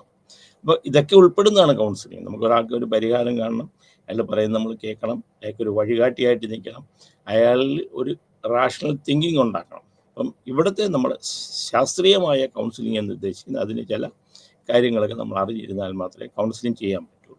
ഇത് കഴിഞ്ഞ ക്ലാസ്സിൽ പറഞ്ഞിരുന്നു എന്താണ് കൗൺസിലിംഗ്, ഗൈഡൻസ് എന്താണ്, സൈക്കോതെറാപ്പി എന്താണ്, അതിന് എന്തൊക്കെ വഴികളുണ്ട്, അല്ലെങ്കിൽ എന്തൊക്കെ സ്റ്റെപ്സുകൾ, ഏതൊക്കെ മാർഗങ്ങളിലൂടെയാണ് നമ്മളൊരു കൗൺസിലിംഗൊക്കെ വരുന്നത്, അത് എങ്ങനെ ഡെവലപ്പ് ചെയ്യാനുണ്ടായ കാരണങ്ങൾ. ആദ്യം ഡെവലപ്പ് ചെയ്യുന്നത് ഒരിക്കലും കൗൺസിലിംഗ് എന്ന് പറഞ്ഞ് ഇങ്ങനെ പ്രശ്നങ്ങളെ സൊല്യൂഷന് വേണ്ടിയിട്ടായിരുന്നില്ല. ആദ്യം ഇത് ചെയ്തിരുന്നത് വർക്ക് പ്ലേസിനെ ബേസ് ചെയ്തിട്ടായിരുന്നു. എങ്ങനെ ജോലിയെ സംബന്ധിച്ചിടത്തോളം ആ ജോലിക്ക് നമ്മളെങ്ങനെ പ്രാപ്തരാക്കുന്നു എന്നുള്ളത് മനസ്സിലാക്കുക. അത് എന്നിട്ട് ഇത് രണ്ടും കൂടെ തുല്യം, അത് ജോലിയും വ്യക്തിയും തമ്മിലുള്ള അവരുടെ ഒരു ഒന്നിപ്പിക്കുന്ന ഒരു രംഗത്തിലേക്കായിരുന്നു കൗൺസിലിംഗ് ഇവിടെ തുടങ്ങിയിരുന്നത്. ഇപ്പോൾ പല കൗൺസിലിങ്ങുകളും നമ്മൾ നടത്തുന്നുണ്ട്. പല തരത്തിലുള്ള കൗൺസിലിംഗ് ഉണ്ട്, പല ആൾക്കാർക്ക് കൗൺസിലിംഗ് നടത്തുന്നുണ്ട്, പല രീതികളിലുള്ള കൗൺസിലിംഗ്. മുഖ്യമായിട്ട് നമ്മൾ നടത്തുന്ന കൗൺസിലിങ്ങിൽ ആദ്യത്തെ എന്ന് പറയുന്നത് വിദ്യാഭ്യാസ മേഖലയിൽ തന്നെയാണ്. പിന്നെ വിദ്യാഭ്യാസ മേഖലയിൽ ഇന്ന് കൗൺസിലിംഗ് ആവശ്യമുള്ളവരാണ്. കാരണം ഏത് സ്കൂളുകളിലാണെങ്കിലും കോളേജുകളിലാണെങ്കിലും ഒരു കൗൺസിലർ, സൈക്കോളജി പഠിച്ച കൗൺസിലർ ഇല്ലാതിരിക്കില്ല. കാരണം നിർബന്ധമായിട്ട് വെക്കുന്നുണ്ട്. പല പ്രശ്നങ്ങളിൽ നിന്ന് ഉള്ളത് കൊണ്ട് ഒരു കൗൺസിലിങ്ങിൻ്റെ ഒരു ആവശ്യകത, അല്ലെങ്കിൽ ഒരു വ്യക്തിയുടെ കൗൺസിലറുടെ ആവശ്യകത എല്ലാ കോളേജുകാരും സ്കൂളുകാരും എഡ്യൂക്കേഷൻ ഇൻസ്റ്റിറ്റ്യൂഷനും മനസ്സിലാക്കിയിട്ടുണ്ട്. അതുകൊണ്ട് എല്ലായിടത്തും ഒരു സൈക്കോളജിസ്റ്റ് ഉണ്ടാവും. എഡ്യൂക്കേഷൻ ഫീൽഡിൽ എന്താണ്, അത് പല ഫീൽഡുകളും ഉണ്ട്. അതിനകത്ത് ടൈപ്സ് ഓഫ് കൗൺസിലിംഗ്, ഏതൊക്കെ തരത്തിലാണ് കൗൺസിലിംഗ്. ആദ്യമായിട്ട് നമ്മൾ ചെയ്യുന്നത് എഡ്യൂക്കേഷണൽ കൗൺസിലിംഗ് എന്ന് വെച്ചാൽ ആവശ്യം വരുന്നതെന്ന് വെച്ചാൽ പല എഡ്യൂക്കേഷൻ്റെ ഇത് പരിധി എന്ന് പറയുന്നത് നമ്മൾ വിചാരിക്കുന്നതിലും അപ്പുറമാണ്. എന്തൊക്കെ പഠിക്കണം, ഏത് തരത്തിലുള്ള കാര്യങ്ങൾ പഠിക്കണം, പുതിയ ടെക്നോളജി വന്നു, ആ ടെക്നോളജി എങ്ങനെ നമ്മൾ എഡ്യൂക്കേഷൻ ഫീൽഡിൽ ഇംപ്ലിമെൻറ്റേഷൻ വേണം, കുട്ടികൾക്ക് വേണ്ട കരിക്കുലം, ഒരു പഠിക്കാനായിട്ടുള്ള കരിക്കുലം എങ്ങനെ വേണം, അവരുടെ വിദ്യാഭ്യാസ രീതി ഏതൊക്കെ രീതിയിൽ ഉണ്ടാക്കണം, അവരെ എന്തൊക്കെ പഠിപ്പിക്കണം, എത്ര സമയം കൊണ്ട് പഠിപ്പിക്കണം, എങ്ങനെ പഠിപ്പിക്കണം, ക്ലാസ് റൂം എങ്ങനെ ഉണ്ടാകണം, കുട്ടികളുടെ മാനസികാവസ്ഥ എങ്ങനെ ഉണ്ടാകണം. അപ്പോൾ ഇതൊക്കെ നമ്മൾ മനസ്സിലാക്കിയിട്ട് എഡ്യൂക്കേഷൻ കൗൺസിലിംഗ് അവരെ കാര്യങ്ങൾ പറഞ്ഞ് മനസ്സിലാക്കുക. എന്ത് പഠിക്കണമെന്നല്ല, എങ്ങനെ പഠിക്കണം എന്നുള്ളതിനെക്കുറിച്ചാണ്. എന്ത് പഠിക്കണം, എങ്ങനെ പഠിക്കണം, ഏത് പഠിക്കണം, എപ്പോൾ പഠിക്കണം എന്നൊക്കെ പറഞ്ഞ് നമ്മൾ കൊടുക്കുന്നതാണ് കൗൺസിലിംഗ്. ഇപ്പോൾ ഒരു കുട്ടി നമ്മുടെ അടുക്ക് വരികയാണെങ്കിൽ ആ കുട്ടിയെ കാര്യങ്ങൾ പറഞ്ഞ് മനസ്സിലാക്കി അതിൽ എന്താണ് പഠിക്കാൻ പറ്റുന്നത്, ഇപ്പോൾ ഏതെങ്കിലും ഒരു പ്രത്യേക വിഷയം പഠിക്കാൻ പറ്റുന്നില്ലെങ്കിൽ ആ വിഷയത്തിൻ്റെ കാരണങ്ങൾ എന്താണെന്ന് നോക്കി അത് മനസ്സിലാക്കി അത് പഠിക്കാനുള്ള മാർഗങ്ങളെക്കുറിച്ച് ചിന്തിക്കുക. അല്ല, പഠിക്കുന്ന സമയത്ത് എന്തെങ്കിലും ബുദ്ധിമുട്ടുകളുണ്ടെങ്കിൽ, അറ്റൻഷൻ ഡെഫിസിറ്റ് പോലെയുള്ള എന്തെങ്കിലും രോഗങ്ങളുണ്ടെങ്കിൽ അതെന്താണെന്ന് മനസ്സിലാക്കി അതിനൊരു പരിഹാരം നമ്മൾ കണ്ടുപിടിച്ച് കൊടുക്കുക. അല്ലെങ്കിൽ കുട്ടികളുടെ കോളേജിൻ്റെ അന്തരീക്ഷങ്ങൾ, ചുറ്റുപാടുകളല്ല, കുടുംബത്തിൻ്റെ അന്തരീക്ഷങ്ങളാണ് കുട്ടികളുടെ വിദ്യാഭ്യാസത്തെ ബാധിക്കുന്നതെങ്കിൽ അതിനെ നമുക്കൊരു പരിഹാരം കാണുക. അപ്പോൾ എഡ്യൂക്കേഷണൽ ഫീൽഡിൽ നടത്തുന്ന കൗൺസിലിംഗ് ആണ് എഡ്യൂക്കേഷൻ കൗൺസിലിംഗ്. അത് വിദ്യാഭ്യാസവുമായിട്ട് ബന്ധപ്പെട്ട എല്ലാവിധ കൗൺസിലിംഗ് നമ്മൾ എഡ്യൂക്കേഷണൽ കൗൺസിലിംഗ് ആണ്. പിന്നെ അടുത്ത നമ്മൾ പറയുന്നത് വൊക്കേഷണൽ കൗൺസിലിംഗ് ആണ്. വൊക്കേഷണൽ വെച്ചാൽ കരിയറുമായിട്ട്, ഇത് vocational guidance and career counselling ആണ്. രണ്ടും കൂടെ ഒരുമിച്ചാണ് നമ്മൾ നടത്തുന്നത്. വൊക്കേഷണൽ ഗൈഡൻസ് എന്ന് വെച്ച് കഴിഞ്ഞാൽ എന്ത് ജോലി എടുക്കണം, ഏത് ജോലി തിരഞ്ഞെടുക്കണം, എന്താണ് നിങ്ങൾക്ക് ചെയ്യാൻ പറ്റുക, ആ ജോലിയിലുള്ള എന്തെങ്കിലും പ്രശ്നങ്ങളോ കാര്യങ്ങളുണ്ടെങ്കിൽ അതിന് കരിയർ ഗൈഡൻസ്, ആ കരിയർ തിരഞ്ഞെടുത്തിട്ട് ആ കരിയറിൽ എന്താണ് പ്രശ്നമുള്ളത് അതിനെക്കുറിച്ചുള്ള നമ്മുടെ പഠനമാണ് കരിയർ ഗൈഡൻസ്. അതിനെക്കുറിച്ചുള്ള നടത്തുന്ന കൗൺസിലിംഗ് ആണ് കരിയർ കൗൺസിലിംഗ് എന്ന് പറയുന്നത്. അപ്പം എന്തെടുക്കണം, എന്ത് പഠിക്കണം, എന്താകണം, ഏത് രീതിയിലേക്ക് വരണം, എനിക്ക് ഏത് ജോലിയാണ് എനിക്ക് സ്യൂട്ടബിൾ ആയിട്ട്, ഏത് ജോലിയാണ് എനിക്ക് ചെയ്യാൻ പറ്റുക എന്ന് പറഞ്ഞ് മനസ്സിലാക്കി കൊടുക്കുന്ന വൊക്കേഷണൽ ഗൈഡൻസും, ആ ജോലിയിൽ ഇരുന്നു കൊണ്ട് ജോലിയിലുള്ള പ്രശ്നങ്ങൾ, അവരുണ്ടാകുന്ന മാനസിക സംഘർഷങ്ങൾ, അതിനകത്തുണ്ടാകുന്ന അഡ്ജസ്റ്റ്മെൻറ്റ് അതുമായിട്ട് ചേർന്ന് വരാനായിട്ടുള്ള പ്രശ്നങ്ങളെക്കുറിച്ച് നമ്മൾ പറഞ്ഞ് മനസ്സിലാക്കി കൊടുക്കുന്ന counselling, that is called career counselling. അപ്പോൾ ഇത് രണ്ട് ഒരുമിച്ചാണ് സാധാരണഗതിയിൽ നമ്മൾ നടത്തിപ്പോകുന്ന vocational guidance and career counselling. അടുത്ത് നമ്മൾ വരുന്നത് personal and social counselling. Personal and social counselling എന്ന് പറയുമ്പോഴത്തേക്കും ഒരാളുടെ ഗ്രോത്ത് ആൻഡ് ഡെവലപ്മെൻറ്റ്, സാമൂഹികമായിട്ട് ആ സമൂഹത്തിൽ അയാൾക്ക് എങ്ങനെ വളരണം, സമൂഹത്തിലുണ്ടാകുന്ന പ്രശ്നങ്ങൾ എന്തൊക്കെയാണ് അയാളുടെ വൈകാരികമായ പ്രശ്നങ്ങൾ, എന്തൊക്കെയാണ് അതുമായിട്ട് ചേരാൻ പറ്റാത്ത കാര്യങ്ങൾ, അതിനെക്കുറിച്ച് നമ്മൾ മനസ്സിലാക്കി കൊടുത്ത് ആ പ്രശ്നങ്ങൾക്ക് സൊല്യൂഷൻ ഉണ്ടാക്കി കൊടുക്കുന്നതാണ് പേഴ്സണൽ ആൻഡ് സോഷ്യൽ കൗൺസിലിംഗ്. അപ്പം കൂടുതൽ അവരുടെ റെസിസ്റ്റൻസ്, സമൂഹമായിട്ട് ചേരാനായിട്ടുണ്ടാകുന്ന പ്രശ്നങ്ങൾ, വൈകാരികമായിട്ട് അവിടെ ഉണ്ടാകുന്ന പ്രശ്നങ്ങൾ, അല്ലെങ്കിൽ ആ സമൂഹത്തിൽ നിന്നുകൊണ്ട് ഒരാൾ എങ്ങനെ വളരണം എന്നുള്ളതിനെക്കുറിച്ചുള്ള പഠനം. അപ്പം എന്തെങ്കിലും പ്രശ്നങ്ങളുണ്ടാകുക, സമൂഹമായിട്ട് ചേരാൻ പറ്റാത്തവർ, അല്ലെങ്കിൽ സമൂഹത്തിൻ്റെ ചിന്തകളുമായിട്ട് അല്ലെങ്കിൽ അവിടുത്തെ നിയമങ്ങളുമായിട്ട് നമ്മൾ ചേരാൻ പറ്റാതെ വരിക, അതെങ്കിൽ വ്യക്തിപരമായ ബന്ധങ്ങൾ, ഇൻ്റർപേഴ്സണൽ റിലേഷൻഷിപ്പിൽ എന്തെങ്കിലും പ്രശ്നങ്ങൾ ഉണ്ടാകുക, അങ്ങനെയൊക്കെ വരുമ്പം അതിന് പരിഹാരം കണ്ടെത്തുക, അതിൻ്റെ റാഷണൽ തിങ്കിങ് ഉണ്ടാക്കത്തക്കൊണ്ട് നടത്തുന്നതാണ് പേഴ്സണൽ ആൻഡ് സോഷ്യൽ കൗൺസിലിംഗ്. അപ്പം മുഖ്യമായും നമ്മൾ പഠിക്കുന്നത് ഈ 3 കാര്യം. ബാക്കിയുള്ളത് പഠിക്കുന്നുണ്ട്, ഇനിയുണ്ട്, ധാരാളമുണ്ട്. ഫാമിലി കൗൺസിലിംഗ് എന്ന് പറഞ്ഞിട്ടുണ്ട്, കുടുംബപരമായിട്ട് മാരിറ്റൽ കൗൺസിലിംഗ്, വിവാഹത്തെക്കുറിച്ച് സംഗതികൾ ഉണ്ടാകുന്നത്, ഫാമിലി കൗൺസിലിംഗ്, കുടുംബത്തിലുണ്ടാകുന്ന പ്രശ്നങ്ങൾ. അപ്പോൾ ഇങ്ങനെ ധാരാളം കൗൺസിലിംഗ് വേറെയുണ്ട്. മുഖ്യമായും നമ്മൾ ചെയ്യുന്ന ഇതിനുള്ള വകഭേദങ്ങളാണ് സാധാരണ നമ്മൾ ചെയ്യുന്നത്. Educational counselling, vocational guidance and career counselling and personal and social counselling or personal social counselling. ഇത് കൂടാതെ ചില സാഹചര്യങ്ങളുണ്ട്, കൗൺസിലിംഗ് സിറ്റുവേഷൻസ് ഉണ്ട്. സാഹചര്യങ്ങളെ ബേസ് ചെയ്ത് നമ്മൾ നടത്തുന്ന ഇത് സിറ്റുവേഷൻ, സാഹചര്യങ്ങൾ, മറ്റേ ഇതൊക്കെ നമ്മൾ പറഞ്ഞ ഓരോ സംഭവങ്ങളെ ബേസ് ചെയ്ത് അല്ലെങ്കിൽ ഒരു ജീവിതത്തിൻ്റെ അനുഭവങ്ങളെ ബേസ് ചെയ്ത് എഡ്യൂക്കേഷൻ എന്ന് പറയുന്നത്, വൊക്കേഷൻ എന്ന് പറയുന്നത്, പേഴ്സണൽ എന്ന് പറയുന്നത്. പക്ഷേ കൗൺസിലിംഗ് സിറ്റുവേഷൻ, സാഹചര്യങ്ങളെ ബേസ് ചെയ്ത് നമ്മൾ ചിലപ്പോൾ കൗൺസിലിംഗ് നടത്താറുണ്ട്. അതൊന്ന് ഡെവലപ്മെൻറ്റലാണ്, വളർച്ചയുമായിട്ട് ബന്ധപ്പെട്ടിട്ടുള്ളത്. അതായത് സ്റ്റേജ് റിലേറ്റഡ്, ഓരോ സ്റ്റേജിലും വളരുമ്പോൾ അയാൾക്കുണ്ടാകുന്ന മാനസികമായ പ്രശ്നങ്ങൾ ഓരോ സ്റ്റേജിലും. ഇപ്പം ഒരു കുട്ടി 5 വയസ്സ് മുതൽ 10 വയസ്സ് വരെയുള്ള ആ സമയത്ത് അവർക്കുണ്ടാകുന്ന പ്രശ്നങ്ങൾ, ആ സമയത്ത് സമൂഹമായിട്ടുണ്ടാകുന്ന പ്രശ്നങ്ങൾ, അതിനെക്കുറിച്ച് മനസ്സിലാക്കി അതിനൊരു തിങ്കിങ് ഉണ്ടാക്കി സൊല്യൂഷൻ ഉണ്ടാക്കി കൊടുക്കാൻ സഹായിക്കുന്നതാണ് ഡെവലപ്മെൻറ്റൽ സൈക്കോളജി. റിലേറ്റഡ് ആണ്. ഓരോ സാഹചര്യങ്ങൾ അനുസരിച്ചാണ്, ഓരോ പ്രായത്തിനനുസരിച്ചുള്ളതാണ്. ചിലപ്പോൾ കുട്ടികളായിരിക്കുമ്പോൾ കുട്ടികൾക്കുള്ള പ്രശ്നങ്ങൾ, അഡൽട്ട് ആയിരിക്കും അഡൽട്ടിനുള്ള പ്രശ്നങ്ങൾ, അതുപോലെ പ്രായപൂർത്തിയാകുമ്പോഴത്തേക്ക് ഏജ് റിലേറ്റഡ് ആയിട്ടുള്ള കൗൺസിലിംഗ്, ഇതൊക്കെ നടത്തുന്നത് ദാറ്റ്സ് കോൾഡ് ഡെവലപ്മെൻ്റൽ കൗൺസിലിംഗ്. വളർച്ചയെ ബന്ധപ്പെടുത്തി നടത്തുന്ന കൗൺസിലിംഗാണ് ഡെവലപ്മെൻ്റൽ കൗൺസിലിംഗ് എന്ന് പറയുന്നത്. പിന്നെ ഫെലിസിറ്റേറ്റീവ് ആണ്. ഫെലിസിറ്റേറ്റീവ് എന്ന് പറയുമ്പം അഡ്ജസ്റ്റ്മെൻറ്റുമായിട്ടുള്ളതാണ്. ഇപ്പം എന്തെങ്കിലും ഒരു പ്രശ്നം ഉണ്ടായി, ഒരു പ്രോബ്ലം ഉണ്ടായി, അല്ലെങ്കിൽ വ്യക്തിപരമായിട്ട് നമുക്ക് ആത്മവിശ്വാസമില്ല ഉണ്ടായിക്കൊണ്ടിരിക്കുക, അല്ലെങ്കിൽ ഏതെങ്കിലും ഒരു സംഗതിയായിട്ട് ബന്ധപ്പെട്ടിട്ട് നമുക്ക് ഇതൊരു റെമഡിയൽ ആണ്. റെമഡിയൽ ഒരു പരിഹാരത്തിന് വേണ്ടിയിട്ട് നമ്മൾ നടത്തുന്നത്. എന്തെങ്കിലും ഒരു പ്രശ്നം വരുമ്പോൾ അതിന് പരിഹാരമായിട്ട് നമ്മൾ നടത്തുന്നതാണ് ഫെസിലിറ്റേറ്റീവ് കൗൺസിലിംഗ് എന്ന് പറയുന്നത്. അപ്പോൾ ഇത് നമ്മളിനി പഠിക്കുന്ന കൗൺസിലിംഗ് സിറ്റുവേഷൻസ് ആണ്. മറ്റേ ഏതൊക്കെ തരത്തിലുള്ള കൗൺസിലിംഗ് ആയിരുന്നു, ഇത് ഏതൊക്കെ സാഹചര്യങ്ങളിലാണ് നമ്മൾ കൗൺസിലിംഗ് നടത്തുന്നത് എന്നുള്ളതാണ്. ദെൻ ക്രൈസിസ്, ഏതെങ്കിലും ഒരു പ്രശ്നം ഉണ്ടാകുമ്പോൾ ഒരു ഇമ്മീഡിയറ്റ് സൊല്യൂഷന് വേണ്ടി, പെട്ടെന്നൊരു പ്രശ്നം ഉണ്ടായി അതിനൊരു സൊല്യൂഷൻ ഉണ്ടാകത്തൊക്കെ നടത്തുന്നതാണ് ഈ ക്രൈസിസ് കൗൺസിലിംഗ് എന്ന് പറയുന്നത്. അപ്പോൾ ഒരു മരണം സംഭവിച്ചു, അതൊരു ക്രൈസിസ് ആണ്. അതല്ലെങ്കിൽ എന്തെങ്കിലും ഫിനാൻഷ്യൽ ലോസ് ഉണ്ടായി, ഒരു പരീക്ഷയ്ക്ക് തോറ്റുപോയി, അപ്പോൾ അത് ഷോർട്ട് ടേം റിസൾട്ട് വെച്ചിട്ട് നമ്മൾ നടത്തുന്നതാണ്. ആ പ്രശ്നത്തെ മാത്രം ബേസ് നടത്തുന്നതായ കൗൺസിലിംഗ് ആണ് ക്രൈസിസ് എന്ന് പറയുന്നത്. ഇനി പ്രിവെൻറ്റീവ് എന്ന് പറയുമ്പോൾ എന്തെങ്കിലും വരുന്ന സാഹചര്യം നമുക്കറിയാം, വരുമെന്നറിയാം. എക്സാമ്പിൾ, ഒരാൾ റിട്ടയർമെൻറ്റ് കാലഘട്ടം വരുമെന്നറിയാം, റിട്ടയർമെൻ്റ് ആകും, അപ്പോൾ ഉണ്ടാകുന്ന മാനസികമായ പ്രശ്നങ്ങൾ, അപ്പോൾ ആ സമയത്തുണ്ടാകുന്ന ഫിസിക്കലായിട്ടുള്ള പ്രശ്നങ്ങൾ, അല്ലെങ്കിൽ ആ സമയത്ത് സാമ്പത്തികമായിട്ടുള്ള പ്രശ്നങ്ങൾ, ആ സമയത്തുള്ള മാനസികമായ പ്രശ്നങ്ങൾ.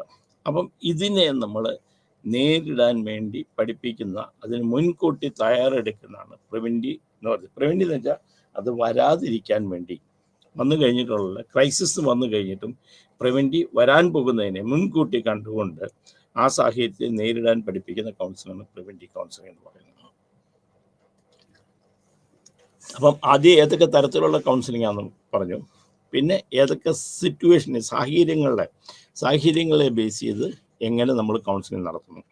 ഒന്ന് ഡെവലപ്മെൻ്റൽ, ഒന്ന് ഫെസിലിറ്റേറ്റീവ്, ഒന്ന് ക്രൈസിസ്, ദെൻ പ്രിവെൻറ്റീവ്.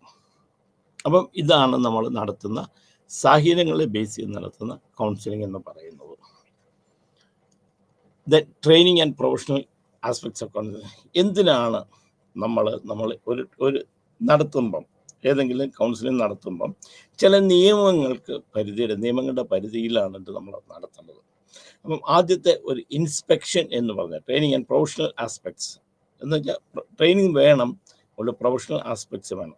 ഏത് ഒരു കൗൺസിലിംഗ് സെൻ്ററേയും അല്ലെങ്കിൽ കൗൺസിലറേയും ഇൻസ്പെക്ഷൻ നടത്തുമെങ്കിൽ ആർക്കെങ്കിലും വന്ന് നടത്താനായിട്ടുള്ള അതോറിറ്റി ആയിട്ടുള്ള ആൾക്കാർക്ക് അത് കാണാനും അത് മനസ്സിലാക്കാനും ചെയ്യുന്നത് ശരിയാണോന്നും നോക്കാനുള്ളത്.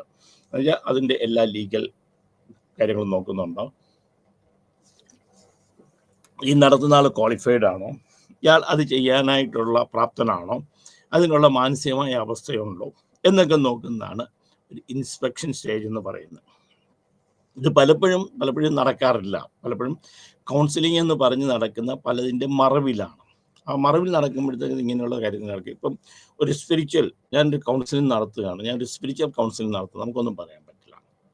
ഞാനൊരു കൗൺസിലിംഗ് നടത്തുകയാണ്, ഞാൻ ഒരു റിലീജിയൻ്റെ പേരിൽ ഞങ്ങൾ നടത്തുന്ന കൗൺസിലിംഗ് ആണ്. അപ്പം ഇങ്ങനെയൊക്കെ വരുമ്പം ക്വാളിഫൈഡ് ആയിട്ടുള്ള ആൾക്കാർ, അതിന് പ്രാപ്തരായിട്ടുള്ള ആൾക്കാരായിരിക്കുകയല്ല നടത്തുന്നത്. ഇപ്പം ഗവൺമെൻറ് കുറേ നിയമങ്ങൾ അതിന് മുമ്പിലുണ്ടാക്കിയിട്ടുണ്ട്. അതിനകത്ത് ഈ ഒരു പ്രൊഫഷണൽ ആസ്പെക്ട്സിനകത്ത് ഒന്ന് ഇൻസ്പെക്ഷൻ നടത്താനുള്ള ഒരു സീനിയറായിട്ടുള്ള അല്ലെങ്കിൽ അതിന് നിയോഗിക്കപ്പെട്ടായിട്ടുള്ള ആൾക്കാർ അല്ലെങ്കിൽ അതിൻ്റെ പ്രാപ്തരായിട്ടുള്ള ആൾക്കാർ വന്നിട്ട് ആ സാഹചര്യങ്ങളെക്കുറിച്ച് പഠിക്കുക, അല്ലെങ്കിൽ ആ വ്യക്തികളെക്കുറിച്ച് പഠിക്കുക, ഇൻസ്പെക്ഷൻ സെൻറ്ററിനെ കുറിച്ച് പഠിക്കുക, ഇൻസ്പെക്ഷൻ നടത്തുന്ന ആൾക്കാരെ കുറിച്ച് പഠിക്കുക. അതിനകത്തായിട്ട് ഇൻസ്പെക്ഷൻ സ്റ്റേജ്. പിന്നത്തേന്ന് പറഞ്ഞു കഴിഞ്ഞാൽ രജിസ്ട്രേഷനാണ്. ഒരു പ്രോപ്പർ രജിസ്ട്രേഷൻ വേണം. ഏത് നടത്തുമ്പോഴും അതിന് ഒരു വ്യക്തമായ നമ്മളിപ്പോൾ ഒരു വാഹനം വാങ്ങിച്ചാൽ അതിന് രജിസ്ട്രേഷനുണ്ട്. കാരണം അതിന് അതോറിറ്റേറ്റീവാണ്. ഇന്ന വാഹനം, ഒരു നമ്പറില്ലാത്ത വണ്ടി നമുക്ക് പുറത്തിറക്കാൻ പറ്റില്ല. നമ്മളൊരു വീട് പണിത് അതിന് പ്രോപ്പർ രജിസ്ട്രേഷൻ വേണം. അതൊരു ഡോക്യുമെൻ്റാണ്.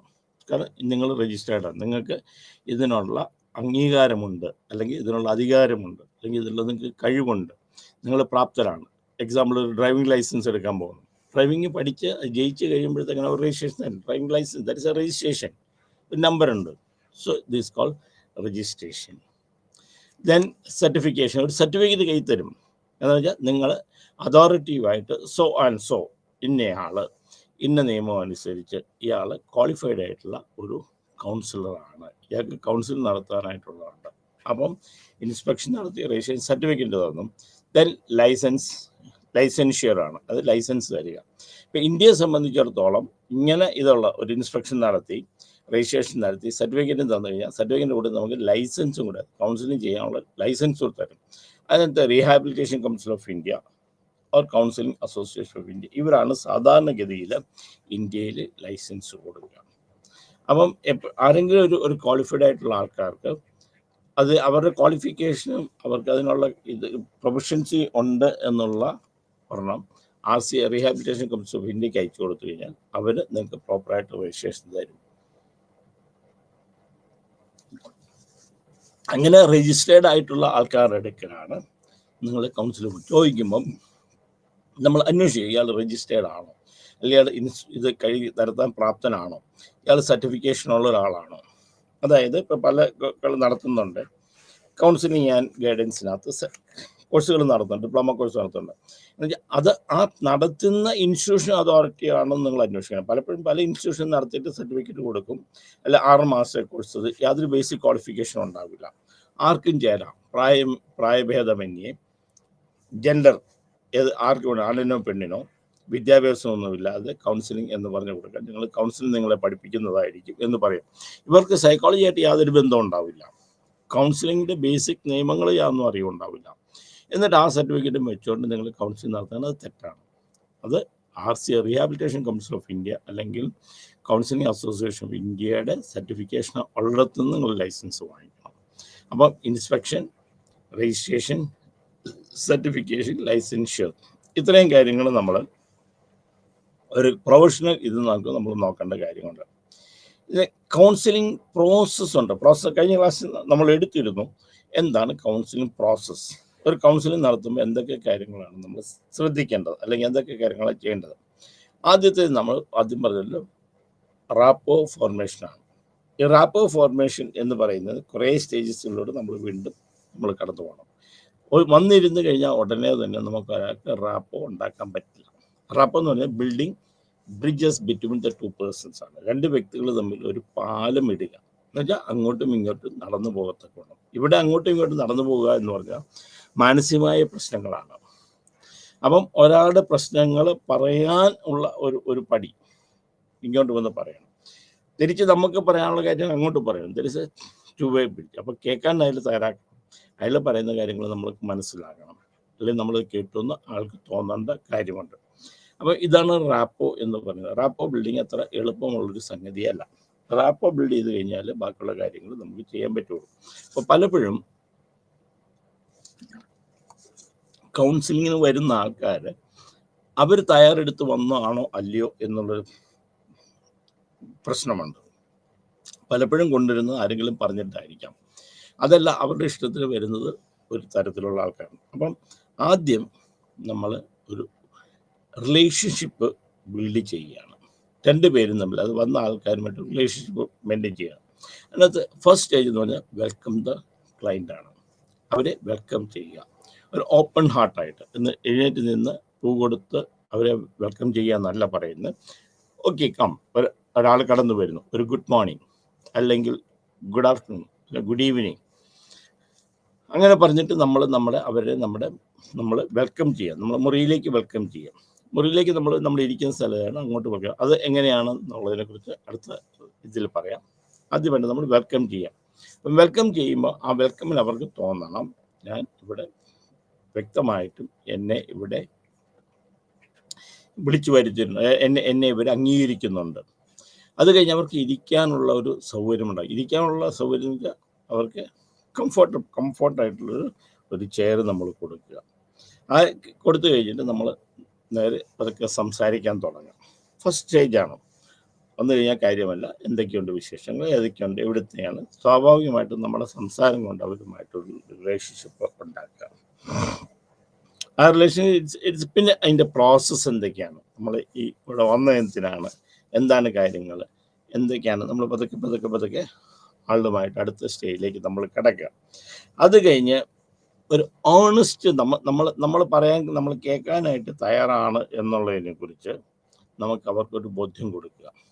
അല്ലെങ്കിൽ നിങ്ങൾ എന്തിനാണ് വന്നിരിക്കുന്നത് എന്ന് എനിക്ക് മനസ്സിലാകുന്നുണ്ട്, അല്ലെങ്കിൽ എന്താണ് നമുക്കുള്ള പ്രശ്നങ്ങൾ, എന്താണ് അതിന് നമുക്ക് എന്തൊക്കെയാണ് പരിഹാരങ്ങൾ നമുക്ക് കാണാൻ പറ്റും, അല്ലെങ്കിൽ എന്താണ് നിങ്ങളുടെ മനസ്സിലേക്ക് ഇങ്ങോട്ട് വരുമ്പോൾ നമുക്കുണ്ടാകുക, അല്ലെങ്കിൽ എന്നെ കാണാൻ വരുമ്പോൾ ഉണ്ടാകുക, അല്ലെ ആരെങ്കിലും കൊണ്ടുവന്നതാണോ അതോ തന്നെത്താൻ വന്നതാണോ, നിർബന്ധിച്ച് വന്നതാണോ. സ്ലോലി ബിൽഡിങ് ദ ട്രസ്റ്റ്, വിശ്വാസം നമ്മൾ ആർജിച്ച് എടുക്കുക. പിന്നെ പതുക്കെ നമ്മൾ അവർ പ്രോബ്ലം നമ്മൾ മനസ്സിലാക്കുക. അപ്പോൾ അത് ഇരുത്തി നമ്മളൊരു ഓപ്പൺ സ്റ്റേറ്റ്മെൻ്റൊക്കെ നടത്തി ബാക്കിയുള്ള കാര്യങ്ങളെക്കുറിച്ച് പറഞ്ഞു. അതൊക്കെ അവരുമായിട്ട് ട്രസ്റ്റൊക്കെ ആക്കി വിശ്വാസം വന്നു, അങ്ങോട്ടും ഇങ്ങോട്ടും വിശ്വാസം വന്നു. പിന്നെ നമ്മൾ ഇവരിൻ്റെ പ്രോസസ്സ് നമ്മളൊന്ന് പറഞ്ഞു കൊടുത്തു. കൗൺസിലിംഗ് എന്ന് പറഞ്ഞാൽ ഇന്നതാണ്, നിങ്ങൾ വന്നു കഴിഞ്ഞാൽ ഒന്നേ കാര്യം നടക്കുന്ന പോലല്ല. നേരെ പനി വന്നു, അത് കഴിഞ്ഞ് ഒരു 2 മരുന്ന് കഴിച്ച് പനി മാറുന്ന പോലല്ല. ഇതൊരു പ്രോസസ്സാണ്. ഇത് നമ്മൾ പലപ്പോഴും കാര്യങ്ങളും പറഞ്ഞ് മനസ്സിലാക്കണം. എനിക്ക് നിങ്ങളെ മനസ്സിലാക്കണം, നിങ്ങളുടെ പ്രശ്നങ്ങൾ എനിക്ക് മനസ്സിലാക്കണം എന്ന് പറഞ്ഞ് നമ്മൾ ഇനിഷ്യൽ ഒരു ഇത് കൊടുത്തു. എന്നിട്ട് അതിൻ്റെ പ്രോബ്ലത്തെ അതൊക്കെ നമ്മൾ അണ്ടർസ്റ്റാൻഡ് ചെയ്യാൻ ശ്രമിക്കുകയാണ്. അപ്പോൾ ഇതിന് നമുക്ക് ഇൻഫർമേഷൻ നമുക്ക് ഗ്യാദർ ചെയ്യുന്ന അത്രയും സ്ഥലത്ത് വ്യക്തികളുടെ ഇന്ന് നമുക്ക് കണക്കാക്കാം. റിലേറ്റീവ്സ് വന്നിട്ടുണ്ട്, നമുക്ക് അവരുടെ നിന്ന് വരാം, അല്ല അവരുടെ വേറെ ആരെങ്കിലും അവരുടെ കൂട്ടത്തിൽ വന്നിട്ടുണ്ട്, അവരുടെ ഫ്രണ്ട്സ് ആയിരിക്കാൻ വന്നിട്ടുണ്ട്. അവരിൽ നിന്ന് എന്തിനാണ് വന്നത് നമ്മൾ കാര്യങ്ങളൊന്ന് കളക്ട് ചെയ്തെടുത്തു. അപ്പം ഇൻഫർമേഷനൊക്കെ നമ്മൾ ഗ്യാദർ ചെയ്തു. അപ്പം ആദ്യത്തെ റാപ്പോ ഫോർമേഷൻ എന്ന് പറയുന്നത് തന്നെ ഇത്രയും കാര്യങ്ങളുണ്ട്. അല്ല ഓടി വന്നു കഴിഞ്ഞാൽ റാപ്പോ ഫോം ചെയ്യാൻ പറ്റില്ല. അപ്പോൾ റാപ്പോയുടെ ഫോമിൽ തന്നെ നമ്മൾ വെൽക്കം മുതൽ നമ്മൾ അവരുമായിട്ട് പ്രശ്നങ്ങളിലേക്ക് സംസാരിക്കാൻ തുടങ്ങുന്നത് തന്നെ അവസ്ഥ വരെയുണ്ട്. അതാണ് നമ്മൾ ഇതിനകത്തുള്ള ആദ്യത്തെ സ്റ്റേജ് വരിക. Then next one is called initial interview.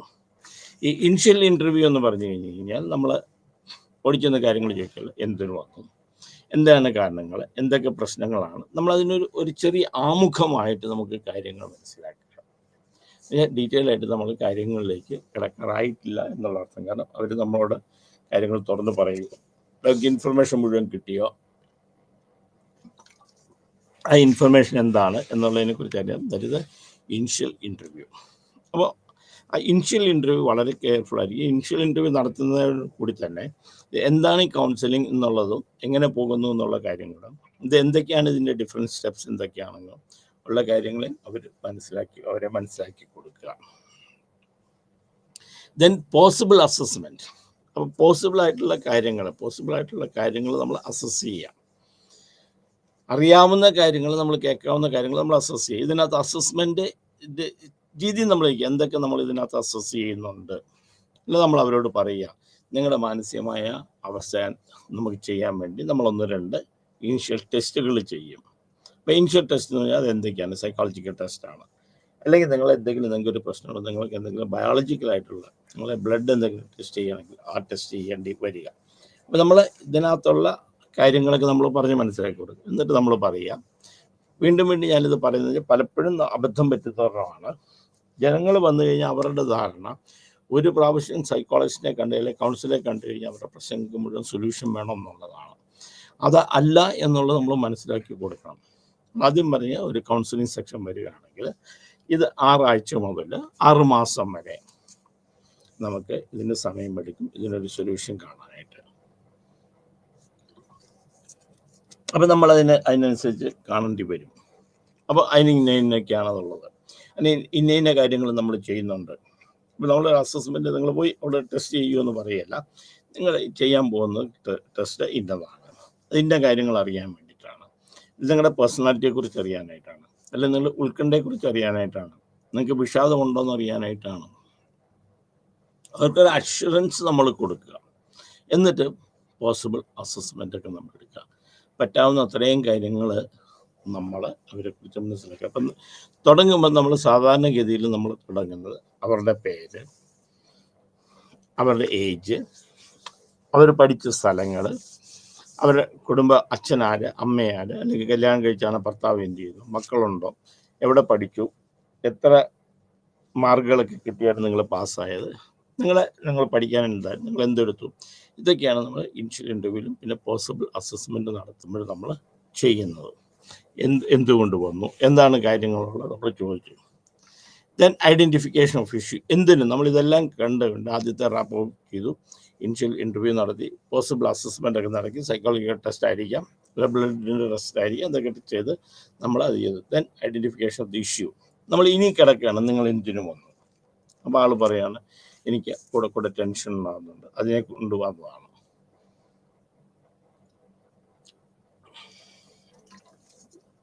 അല്ലെങ്കിൽ എനിക്ക് ഡിപ്രഷൻ ഉണ്ടാകുന്നുണ്ട്, അല്ലെങ്കിൽ എനിക്ക് ഇന്ന ക്രൈസിസ് ഉണ്ടാകുന്നുണ്ട്, അല്ലെങ്കിൽ എനിക്ക് ജോലി ചെയ്യാൻ പറ്റുന്നില്ല. അപ്പോൾ ഐഡൻറ്റിഫിക്കേഷൻ ഓഫ് ഇഷ്യൂ, നമ്മൾ ഇഷ്യൂ ഐഡൻറ്റിഫൈ ചെയ്തു. അത് ഇനിഷ്യൽ ഡീറ്റെയിൽ ആയിട്ട് പിന്നെ പോകണമെങ്കിൽ പിന്നെ ഡീറ്റെയിൽ ആയിട്ട് പോകണം. ഇത് ആദ്യത്തെ ഫേസ് കഴിഞ്ഞു. Then identification of goals. അപ്പോൾ നിങ്ങൾ എന്തിനു വേണ്ടിയാണ് വരുന്നത്, എന്താണ് നമ്മൾ ഈ സെക്ഷൻ നിങ്ങൾ പ്രതീക്ഷിക്കുന്നത്, എന്തൊക്കെ കാര്യങ്ങളാണ് നമ്മൾക്ക് പരിഹരിക്കേണ്ടത്, എന്തൊക്കെ കാര്യങ്ങൾ നമുക്ക് ചെയ്യണം. അപ്പം നമ്മൾ അതിന് സൊല്യൂഷൻ, ഒരു ഐഡൻറ്റിഫിക്കേഷൻ. നമ്മൾ കൗൺസിലിംഗ് കഴിഞ്ഞ് കഴിയുമ്പം നമുക്ക് ഇന്ന റിസൾട്ടുകളാണ് നമ്മൾ അതിൽ നിന്ന് പ്രതീക്ഷിക്കുന്നത്. അപ്പം ഐഡൻറ്റിഫിക്കേഷൻ ഓഫ് ദ ഗോൾസ് ആയി. Then resolve issue.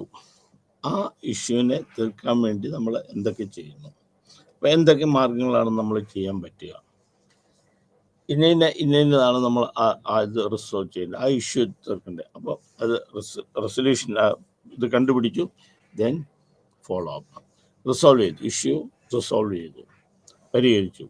Then follow അപ്പിനകത്ത് ഏറ്റവും നമ്മൾ കൊണ്ടുവന്ന് ഫോളോ അപ്പ് എന്ന് പറഞ്ഞു കഴിഞ്ഞാൽ നമ്മൾ തുടക്കത്തിൽ തന്നെ പറയുക, എല്ലാ ആഴ്ചയിലും നമ്മൾ കാണണം, അല്ലെങ്കിൽ 2 ആഴ്ചയിലൊരിക്കൽ കാണണം, അല്ലെങ്കിൽ 3 ആഴ്ചയൊക്കെ കാണണം, അല്ലെങ്കിൽ മാസത്തിലൊരിക്കൽ കാണണം, നമ്മളത് പറഞ്ഞു.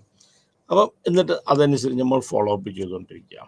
ഫോളോ അപ്പ് ചെയ്ത് കഴിഞ്ഞ് കഴിഞ്ഞാൽ last part is called the termination. 2 സ്റ്റേജിൽ നമ്മൾ ടെർമിനേഷൻ ഉണ്ട്. ഓരോ സെക്ഷൻ കഴിയുമ്പോഴും നമ്മൾ ടെർമിനേഷൻ ഉണ്ടാകും. ശരി, ഇന്നത്തെ സെഷൻ കഴിഞ്ഞു. നമ്മൾ അവരോട് പറയണം, നമ്മൾ ഈ കാണുന്ന സമയം എന്ന് പറയുന്നത് 1/2 മണിക്കൂർ മുതൽ 1 മണിക്കൂർ വരെ, അല്ലെങ്കിൽ 20 മിനിറ്റ് മുതൽ 40 മിനിറ്റ് വരെ, അത്രേ നമ്മൾ കാണുന്നുള്ളൂ. നമ്മൾ ആദ്യത്തെ സെക്ഷൻ നമ്മൾ അത് കഴിഞ്ഞു. ഇന്ന കാര്യങ്ങളാണ് നമ്മൾ മനസ്സിലാക്കുക. ഒരു ബ്രീഫിങ്, ജസ്റ്റ് ഒരു ബ്രീഫിങ്. നമ്മൾ കണ്ട ഇന്ന കാര്യത്തിനാണ് വന്നത്, നിങ്ങൾ ഇന്നയാളാണ്. അപ്പം അവർക്ക് തോന്നണം നമ്മളിത് കേട്ടു. നമ്മളിത് നോട്ട് ചെയ്ത് വെക്കാം, എവിടെയെങ്കിലും നോട്ട് ചെയ്ത് വെക്കാം. നമ്മൾ പറയുന്ന കാര്യങ്ങൾ നമ്മൾ എഴുതി വെക്കുന്നു. എന്നിട്ട് അല്ലെങ്കിൽ നമ്മൾ കേട്ട് നമ്മൾ മനസ്സിലാക്കിയത് എപ്പോഴും ഇത് നോട്ട് ചെയ്ത് വെക്കുന്നതാണെന്നല്ല. എന്നിട്ട് നമ്മൾ അന്ന് സെക്ഷൻ തരുമ്പോൾ പറയാം, നിങ്ങൾ വന്നു, നമ്മൾ തമ്മിൽ കണ്ടു, നമ്മൾ സംസാരിച്ച കാര്യങ്ങൾ ഇന്ന കാര്യങ്ങളാണ്, ഞങ്ങൾ ഇന്ന പ്രശ്നം കൊണ്ടാണ് വന്നത്, ഇതിൻ്റെ സൊല്യൂഷൻ ഇതാണ് നമ്മൾ ചെയ്യേണ്ടത്. അപ്പോൾ നമ്മൾ അടുത്ത ദിവസം നമ്മൾ കാണാം, അല്ലെങ്കിൽ ഒരു 2 ദിവസം കഴിഞ്ഞിട്ട്, അല്ല ഒരാഴ്ച കഴിഞ്ഞിട്ട്, അല്ലെങ്കിൽ 2 ആഴ്ച കഴിഞ്ഞിട്ട്, അല്ലെങ്കിൽ 1 മാസം കഴിഞ്ഞിട്ട്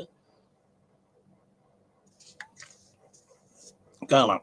ബേസിക്കലി എനിക്ക് പറയാൻ ആദ്യത്തെ സെക്ഷൻസൊക്കെ അതിൻ്റെ ഫോളോ അപ്പ് അടുപ്പിച്ചായിരിക്കും നല്ലത്. പലപ്പോഴും ആൾക്കാർക്ക് ബുദ്ധിമുട്ടുണ്ടെങ്കിലും ആദ്യത്തെ കുറേ ഇനിഷ്യൽ സ്റ്റേജസ് അടുപ്പിച്ചിട്ടുള്ള ഫോളോ അപ്പ് ആയിരിക്കും നല്ലത്. ദെൻ അത് കഴിഞ്ഞു അന്നത്തെ സെക്ഷൻ ടെർമിനേറ്റ് ചെയ്യുക. ഓക്കെ, നമ്മൾ കണ്ടു, നമ്മൾ സംസാരിച്ചു, ഇന്ന കാര്യങ്ങളാണ്.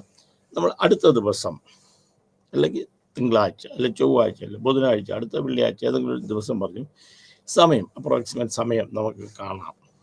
അപ്പം ആദ്യത്തെ സ്റ്റേജ് കഴിഞ്ഞു. ഇനി ഇതെല്ലാം കഴിഞ്ഞ പ്രശ്നങ്ങളെല്ലാം നമ്മൾ തീർന്നു, റിസോൾവ് ചെയ്തു, അവർ വന്ന കാര്യങ്ങളെല്ലാം തീർന്നു, അവർ ഹാപ്പിയായി, പ്രശ്നങ്ങളെല്ലാം തീർന്നു. നമ്മൾ പറയും ടെർമിനേറ്റ് ചെയ്യുക. അപ്പോൾ നമ്മൾ ഇതോടുകൂടി നമ്മുടെ ഇന്ന് ഈ കൗൺസിലിംഗ് കഴിഞ്ഞു, ഈ സെക്ഷൻ കഴിഞ്ഞു. ഞാൻ പറഞ്ഞതുപോലെ, അല്ലെ നിങ്ങൾ നമ്മളായിട്ട് സംസാരിച്ച് തീരുമാനം എടുത്ത പോലെ നമ്മളൊരു 6 ആഴ്ച, അല്ലെങ്കിൽ ഒരു 12 ആഴ്ച, അല്ലെങ്കിൽ ഒരു 6 മാസം നമ്മുടെ കഴിഞ്ഞു. ഇനിയും നിങ്ങൾ കാണേണ്ടത് എങ്ങനെയാണ്? ഇനി നമ്മൾ ഇനിയും കാണുന്നില്ല, ഇനി ഒരു പ്രശ്നം ഉണ്ടാകുമ്പോഴേ കാണുന്നുള്ളൂ. അതല്ലെങ്കിൽ നമ്മൾ ഒരു 6 മാസം കഴിഞ്ഞ് കാണും, അല്ലെങ്കിൽ 1 വർഷം കഴിഞ്ഞ് കാണും, അല്ലെങ്കിൽ ഒരു 3 മാസം കഴിഞ്ഞ് നമ്മൾ കാണും. That is called the termination. അപ്പം ഇത്രയും ഇൻഡിവിജ്വലിലും നമ്മളുണ്ട്, ഒരു തെറാപ്പിയിലും ഉണ്ട്, ഒരു ഗ്രൂപ്പ് തെറാപ്പിയിലും നമ്മൾ ചെയ്യുന്നതാണ്. ഒരു വ്യക്തികളുമായിട്ടുള്ള തെറാപ്പിയിൽ നമ്മൾ ചെയ്യുന്നതാണ്.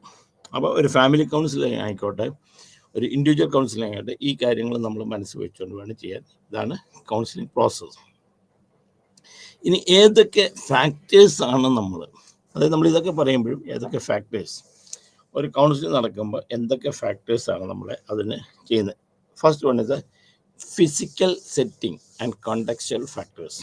അപ്പം നമ്മളൊരു കൗൺസിലിംഗ് നടത്തുമ്പോൾ കൗൺസിലിംഗ് മുറി, അതാണ് നമ്മളെ ഫിസിക്കൽ സെറ്റിംഗ് എന്ന് പറയുന്നത്. അപ്പോൾ നമ്മൾ എങ്ങനെ നമ്മൾ അവിടെ ഇരിക്കുന്നു, ആ കസേരയൊക്കെ എങ്ങനെ, ആ മുറിയിലേക്ക് കയറി വരുമ്പോൾ അതെങ്ങനെ തോന്നുന്നു, അതൊരു കൗൺസിലിംഗ് ഒരു ഇതായിട്ട് നമുക്ക് തോന്നും. അത് നമ്മളെവിടെയെങ്കിലും, ഞാൻ ഇത് പറയാൻ കാരണം എന്ന് വെച്ചാൽ ഒരു കൗൺസിലിംഗ് ഒരിടത്ത് നടത്തിയിട്ട് ഒരാൾ വന്നത്, കൗൺസിലിംഗ് അങ്ങേരെ മുറിയിലാണ്. അങ്ങേരെ മുറി എന്ന് വെച്ച് കഴിഞ്ഞ് കഴിഞ്ഞാൽ ഒരു കുന്നു സാധനങ്ങൾ അവിടെ കൂടിക്കിടക്കാണ്. അങ്ങേരെ ഒരു മേശയുടെ പുറകിൽ അദ്ദേഹം ഇരിപ്പുണ്ട്, കുറേ സാധനങ്ങൾ അവിടെ വലിച്ചു വാരി ഇരിപ്പുണ്ട്. അങ്ങനെ ടീഷർട്ടൊക്കെ ഇട്ടുകൊണ്ട് ഒരു കയ്യിലേക്ക് കൊടുത്തുകൊണ്ട് നമ്മൾ കൗൺസിലിംഗ് ഇരിക്കുകയാണ്. അപ്പോൾ നോക്കി, നമ്മൾ കയറി ചെല്ലുമ്പോൾ നമുക്കുണ്ടാകുന്ന ഒരു ഇമ്പ്രഷൻ എന്ന് പറയുന്നത് ഇയാളൊരു കൗൺസിലിങ്ങിന് ഇരിക്കുകയാണോ, അതോ രാവിലെ വീട്ടിൽ നിന്ന് എഴുന്നേറ്റ് വന്നിരിക്കുകയാണോ, അല്ലെ ചന്തയ്ക്ക് പോയിട്ട് വന്നിട്ടിരിക്കുകയാണോ. അപ്പോൾ ഈ ഒരു സെറ്റപ്പ്, അതായത് ആ ഒരു തോന്നൽ, അതായത് ഈ മുറിയിലേക്ക് കയറുമ്പോൾ നമ്മൾ കൗൺസിലിങ്ങിന് വരുന്നതാണ്, നമ്മളൊരു കാര്യം വരുന്നതാണ് എന്നുള്ള ഒരു തോന്നൽ ഉണ്ടാകത്തക്കൊണ്ടുള്ള ഫിസിക്കൽ സെറ്റപ്പ് ഉണ്ടാകണം. എല്ലാത്തിനും അതിൻ്റെതായ സെറ്റപ്പുകളുണ്ട്. ഇപ്പം നമ്മളൊരു ക്ഷേത്രത്തിൽ പോകുന്നു, ക്ഷേത്രത്തിൻ്റെ അതിൻ്റെ സെറ്റപ്പുണ്ട്. വീട്ടിലൊരു പൂജാമുറിയുണ്ട്, പൂജാമുറിയുടെ സെറ്റപ്പുണ്ട്. വീട്ടിലൊരു ബെഡ്റൂമുണ്ട്, ബെഡ്റൂമിൻ്റെ സെറ്റപ്പുണ്ട്. നമ്മൾ ഊണുമുറിയുണ്ട്, അവിടെ നമ്മൾ ഇട്ടിരിക്കുന്ന ബെഡ്റൂമിൽ കിടക്കുന്ന സാധനങ്ങളല്ല അവിടെ ഇട്ടിരിക്കുന്നത്.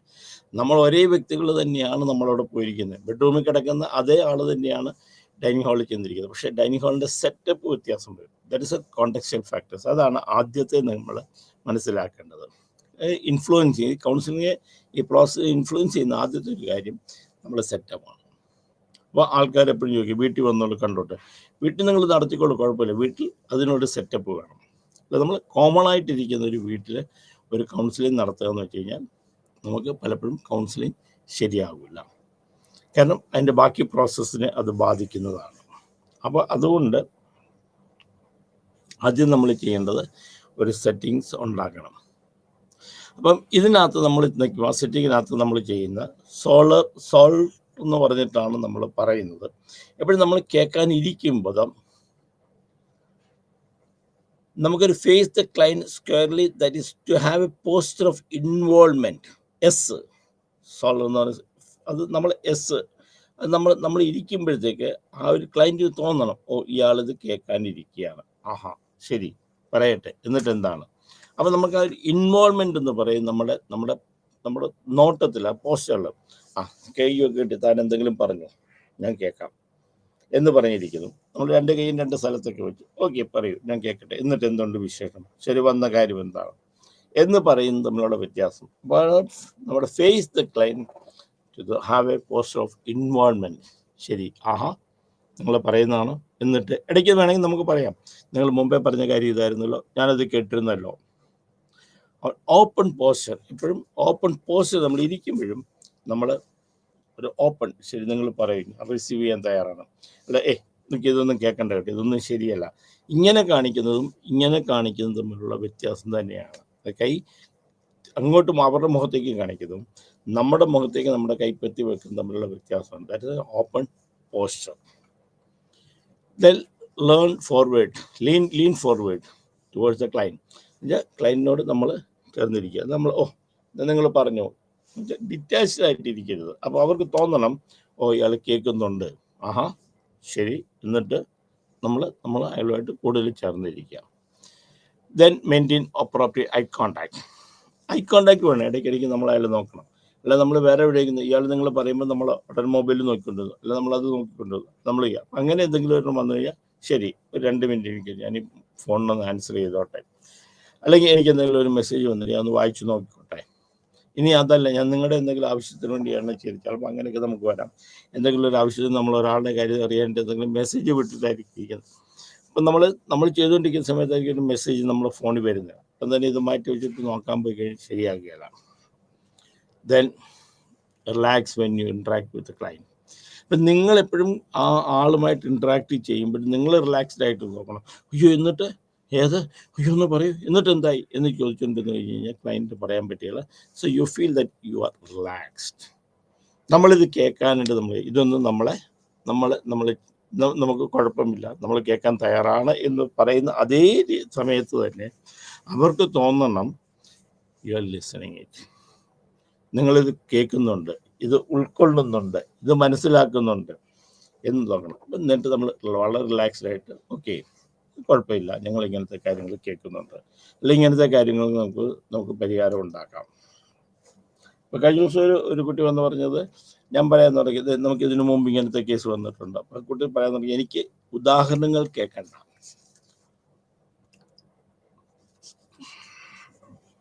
എൻ്റെ കാര്യങ്ങൾ ഒരാൾ മനസ്സിലാക്കുന്നുണ്ടെന്ന്. എല്ലാവരും പറയുന്നത് ഉദാഹരണങ്ങൾ വെച്ചിട്ട്, ഈ ഉദാഹരണം വെച്ച് പറയുമ്പോൾ നിങ്ങൾ ഇതേ ഉദാഹരണം എൻ്റെ ഉദാഹരണം വേറൊരാളോട് പറയില്ലേ എന്നുള്ള സ്വാഭാവികമായിട്ടുണ്ടാകുന്നൊരു സംശയമാണ്.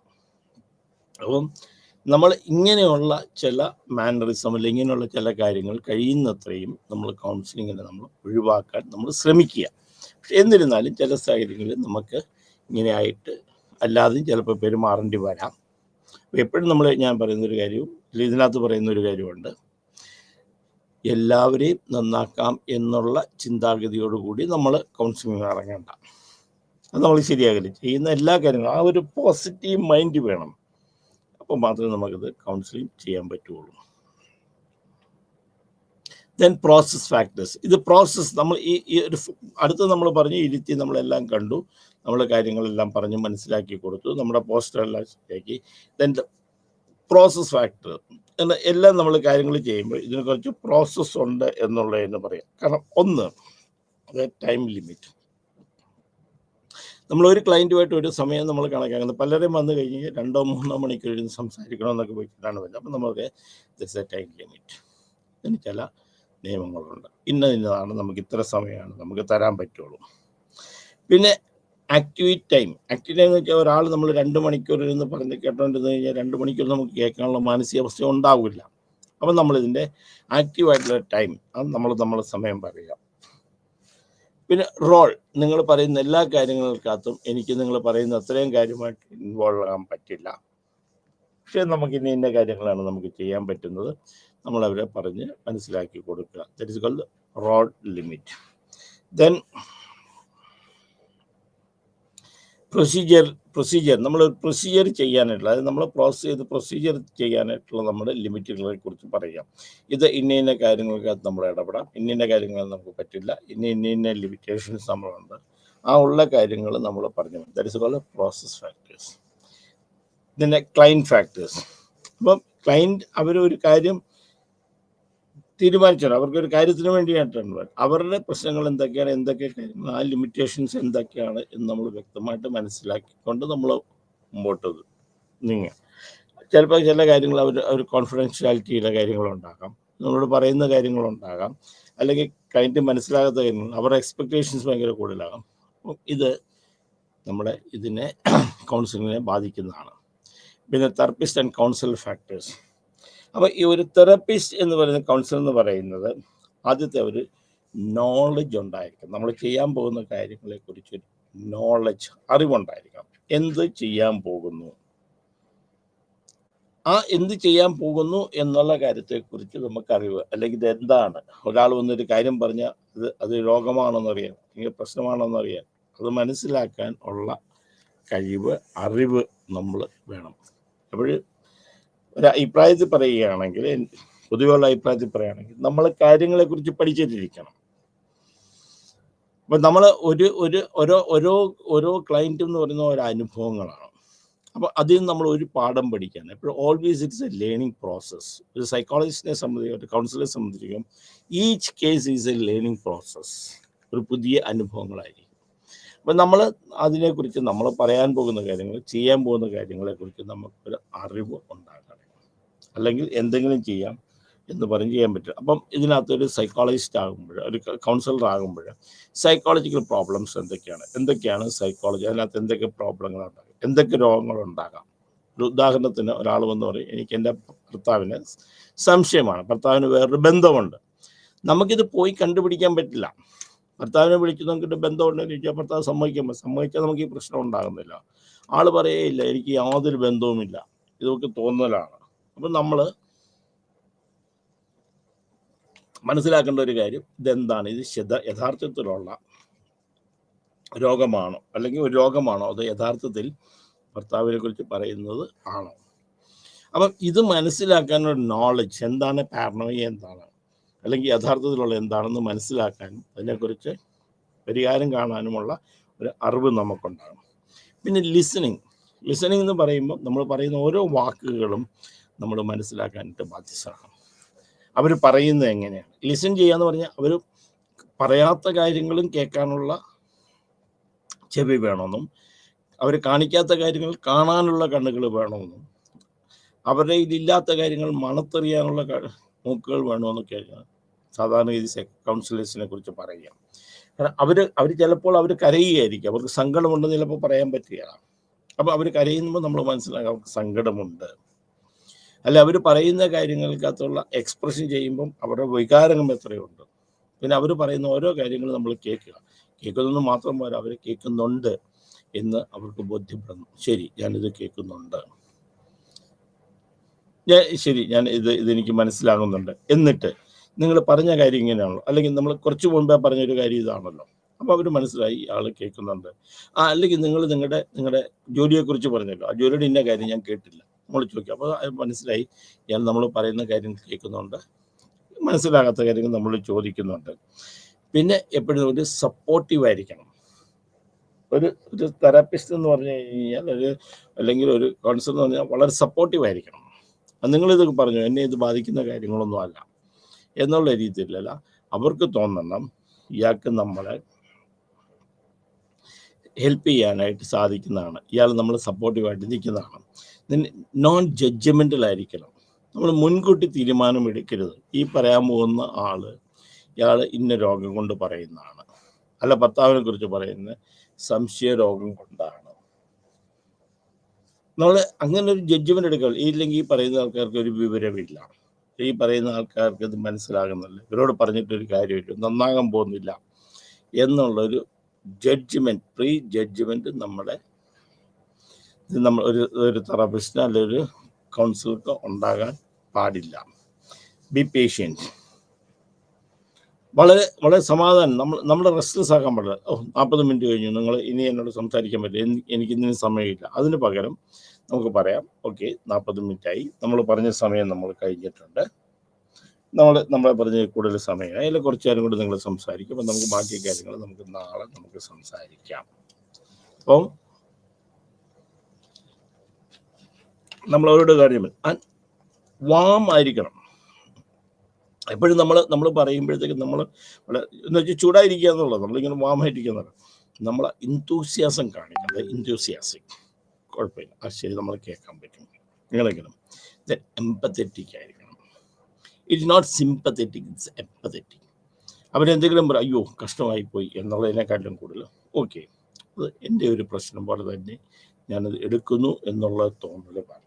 അപ്പം ഇത്രയും കാര്യങ്ങൾ ഈ കൗൺസിലിങ്ങിനകത്ത് നമ്മൾ തെറാപ്പിസ്റ്റ് കൗൺസിലർ എന്നുള്ള കാര്യത്തിനകത്ത് ഇത് മനസ്സിലാക്കിയിരിക്കണം. അല്ലെങ്കിൽ നമുക്ക് ശരിക്കും ഒരു കൗൺസിലിംഗ് സെക്ഷൻ നടത്താൻ പറ്റില്ല. ഈ കൗൺസിലർ തെറാപ്പിസ്റ്റിന് വേണ്ടതാണ് നോളജ് വേണം, ലിസണിങ് കപ്പാസിറ്റി വേണം, സപ്പോർട്ടീവ് ആയിരിക്കണം, നോൺ ജഡ്ജ്മെൻ്റലായിരിക്കണം, പേഷ്യൻ്റ് ആയിരിക്കണം, വാമായിരിക്കണം, എംപത്തറ്റിക് ആയിരിക്കണം. ഇത്രയും കാര്യങ്ങൾ നമ്മൾ ആ ബുക്കിനകത്ത് വ്യക്തമായിട്ട് കൊടുത്തിട്ടുണ്ട്. നമുക്ക് ആമുഖമായിട്ട് കൊടുക്കും. 5 പ്രിൻസിപ്പിൾസ് ഉണ്ട്. ഇതിനകത്ത് ചില പ്രിൻസിപ്പിൾസ് നമ്മൾ കൊടുക്കണം.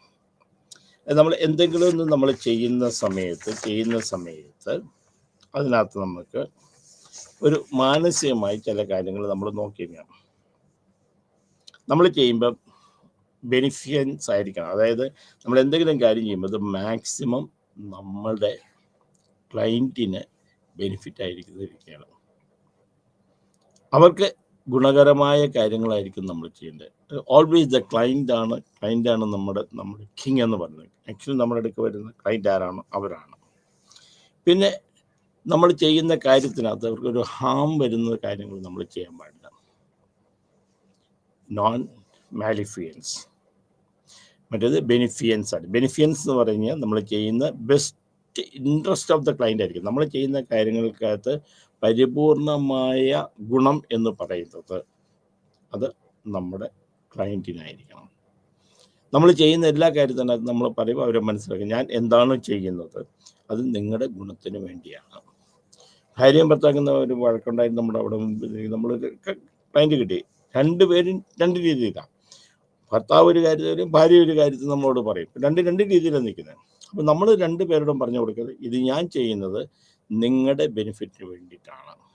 അപ്പം നമ്മൾ നോൺ ജഡ്ജ്മെൻ്റലായിട്ട് രണ്ടുപേരുടെയും ഉന്നമനത്തിന് വേണ്ടി രണ്ടുപേരെ ഹെൽപ്പ് ചെയ്ത് കൊണ്ടും വേണം നമ്മൾ കൗൺസിലിംഗ് നടത്താനായിട്ടുള്ളത്. That is called beneficence. Then non maleficence എന്ന് വെച്ചാൽ യാതൊരു തരത്തിലും നോ ഹാം, ആർക്കും ഒരു വിഷമം ഉണ്ടാക്കത്തക്ക, ആർക്കും ഒരു ബുദ്ധിമുട്ടുണ്ടാക്കത്തക്ക ഉള്ളത് ആയിരിക്കരുത് നമ്മുടെ കൗൺസിലിങ്.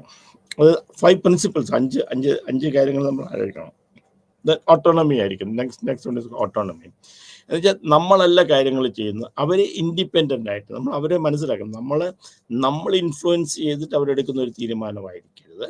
അവർ അവരുടേതായിട്ടുള്ള ഇൻഡിപെൻഡൻ്റ് ആയിട്ട് തിങ്ക് ചെയ്ത് ഒരു തീരുമാനം എടുക്കാനുള്ള ഒരു മാനസികാവസ്ഥ. ഒരിക്കലും നമ്മളൊരു ക്ലയൻറ്റിനെ നമ്മൾ അടിമയായിട്ട് വെച്ചുകൊണ്ടിരിക്കുകയാണ്. നമ്മൾ പറയുന്നത് കേൾക്കണം എന്നുള്ള നിർബന്ധത്തോടു കൂടി നമ്മളൊരു ക്ലയൻറ്റിനെ കാണാൻ പാടില്ല. മറിച്ച് ക്ലയൻറ്റ് അവരുടെ കാര്യങ്ങൾ ചെയ്യാനായിട്ടുള്ള കഴിവുള്ളവരാക്കി നമ്മൾ മാറ്റണം. അപ്പോൾ ഇൻഡിപെൻഡൻ്റ് ആയിരിക്കുന്നത് ഓട്ടോണമി അവർക്കുണ്ടാക്കി കൊടുക്കണം. ദെൻ ജസ്റ്റിസ്, എപ്പോഴും നമ്മൾ ചെയ്യുന്ന കാര്യങ്ങൾക്കൊരു ന്യായീകരണം വേണം. കാരണം ജസ്റ്റിസ് എന്ന് പറഞ്ഞാൽ ഈക്വൽ ഓപ്പർച്യൂണിറ്റി നമ്മൾ കൊടുക്കണം. നമ്മുടെ മുമ്പിൽ വന്നു കഴിഞ്ഞാൽ അവർക്ക് അവരുടേതായ കാര്യങ്ങൾ തീരുമാനം എടുക്കാനുള്ള, ആണോ പെണ്ണോ ആയിക്കോട്ടെ, ക്ലയൻറ്റ് ഏത് ജെൻഡർ ആയിക്കോട്ടെ, ഏത് ഏജ് ആയിക്കോട്ടെ, ഒരു ജസ്റ്റിസ് അവരോട് നമ്മൾ ചെയ്യുന്ന ന്യായീകരണം നമുക്കായിരിക്കണം. അതായത് നിയമത്തിന് അനുസരണം എന്നുള്ളതല്ല, നമ്മൾ മാനസികമായിട്ട് നമ്മൾ ചെയ്യുന്ന കാര്യങ്ങൾ ശരി എന്നുള്ളൊരു തോന്നൽ നമുക്കുണ്ടായിരിക്കണം. ഫൈഡിലിറ്റി, എന്ത് ചെയ്യുമ്പോഴും ആ ഒരു വിശ്വാസത, സ്നേഹം, താല്പര്യം ഇത് നമ്മൾ കാണിക്കണം. അപ്പം ഇത്രയും കാര്യങ്ങൾ നമ്മൾ ചെയ്തെങ്കിൽ മാത്രമേ ഉള്ളൂ. Then faithful, that is called fidelity, that is faithful towards what you are doing. ഏത് കാര്യങ്ങൾ ചെയ്തു കഴിഞ്ഞാലും അതിനൊരു ഫെയ്ത്ത്ഫുൾ ഉണ്ടായിരിക്കും. ഏത് കാര്യങ്ങൾ നമ്മൾ ചെയ്യുമ്പോഴും ഇതിനകത്ത് നമ്മളൊന്ന് മനസ്സിലാക്കേണ്ടത് കുറേ എത്തിക്സ് ഉണ്ട്. ഈ എത്തിക്സ് എന്ന് പറയുന്ന ഇത് കാര്യങ്ങൾ നന്നാക്കി ചെയ്യാനുണ്ട്. അപ്പോൾ ഈ എത്തിക്സ് എന്തിനാന്ന് വെച്ച് കഴിഞ്ഞാൽ, ഈ എത്തിക്സ് നമുക്ക് ചില കാര്യങ്ങൾ ഉണ്ടാകും. എത്തിക്സ് ചില കാര്യങ്ങൾ നമ്മൾ ചെയ്യണേ മാത്രമല്ല. ആദ്യത്തെ, നമ്മളെ സംബന്ധിച്ച് നമുക്കൊരു സെൽഫ് ഡിസിപ്ലിൻ ഉണ്ടായിരിക്കണം. നമുക്ക് നമ്മൾ ചെയ്യുന്ന കാര്യങ്ങളുണ്ട് ഒരു റെഗുലേഷൻ ഉണ്ടായിരിക്കണം. നമ്മൾ ചെയ്യുന്ന കാര്യങ്ങളെക്കുറിച്ച് നമുക്ക് വ്യക്തമായൊരു ധാരണ ഉണ്ടായിരിക്കണം. അതിന് ഒരു തീരുമാനങ്ങളും കാര്യങ്ങളും ഉണ്ടാക്കണം. നമ്മൾ വെറുതെ നമുക്ക് ചെയ്യാൻ പാടില്ല. പിന്നെ ഒരു കോമ്പിറ്റൻറ്റ് ബിഹേവിയർ എന്ന് കോൺഫിഡൻസ്, നമ്മൾ കോൺഫിഡൻറ്റും ആയിരിക്കണം. നമ്മൾ എന്തെങ്കിലും കാര്യങ്ങൾ ചെയ്യുമ്പോൾ ഈ കാര്യങ്ങൾ ചെയ്യാൻ വേണ്ടി ഞാൻ പ്രാപ്തനാണ് എന്നുള്ള ഒരു തോന്നൽ, അല്ലെങ്കിൽ എനിക്കത് ചെയ്യാൻ പറ്റും എന്നുള്ള കാര്യം വിശ്വാസത്തോടു കൂടി വേണം നമ്മൾ ചെയ്യാൻ പറ്റാത്ത കാര്യങ്ങൾ നമ്മൾ ചെയ്യാൻ പാടില്ല. നമ്മൾ കോമ്പിറ്റൻ്റ് ആയിരിക്കും, അത് ചെയ്യാൻ നമുക്ക് കഴിവുള്ള ആളായിരിക്കണം. എപ്പോഴും ഒരു പ്രൊഫഷണൽ ലുക്ക് ഉണ്ടാകും, പ്രൊഫഷണൽ ഔട്ട്ലുക്ക് ഉണ്ടായിരിക്കും. നമ്മൾ ചെയ്യുന്ന കാര്യങ്ങൾ ഒരു പ്രൊഫഷണൽ രീതിയിൽ തന്നെ നമ്മൾ ചെയ്യണം. പിന്നെ ലീഗലി വി ആർ ബൗണ്ട്.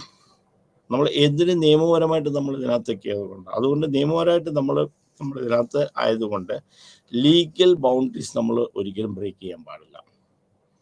കാരണം നമ്മൾ ഒരു കൗൺസിലർ എന്ന് പറയുന്നത് നിങ്ങൾ ചെയ്യുന്ന കാര്യത്തിനൊക്കെ നിയമപരമായ സാധ്യതകളുണ്ട്. ആ നിയമപരമായ സാധ്യതകളുള്ളതുകൊണ്ട് അതിനെ നമ്മൾ ചെയ്യാൻ പാടില്ല.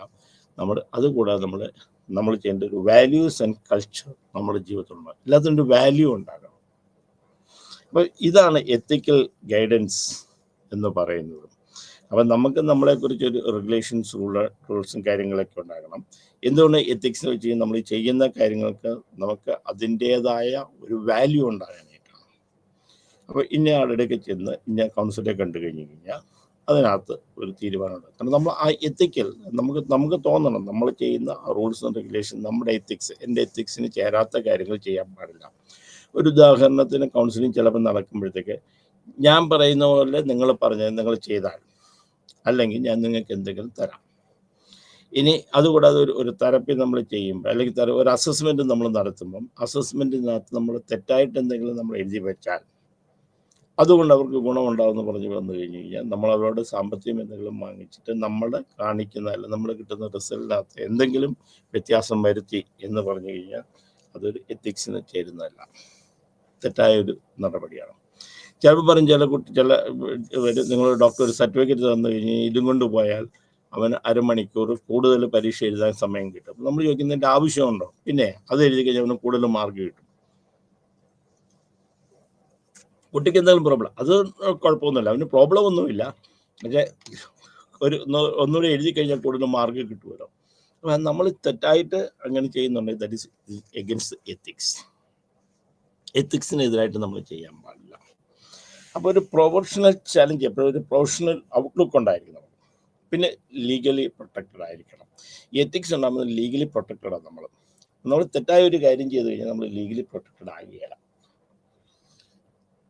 അപ്പം നമ്മൾ ഒരു കൗൺസിൽ എന്ന് പറയുമ്പം, ഈ കൗൺസിൽ എന്ന് പറയുന്നത് അംഗീകരിക്കപ്പെട്ടുള്ള കൗൺസിലാകുമ്പം നമ്മൾ നിയമപരമായിട്ട് നമ്മൾ അതിന് ബാധ്യസ്ഥനാണ്, അതിന് നമ്മൾ അടിമയാണ്. നിയമത്തിൻ്റെ വേലിക്കെട്ടുകൾക്ക് പുറത്തേക്ക് നമ്മൾ കിടക്കാൻ പറ്റില്ല.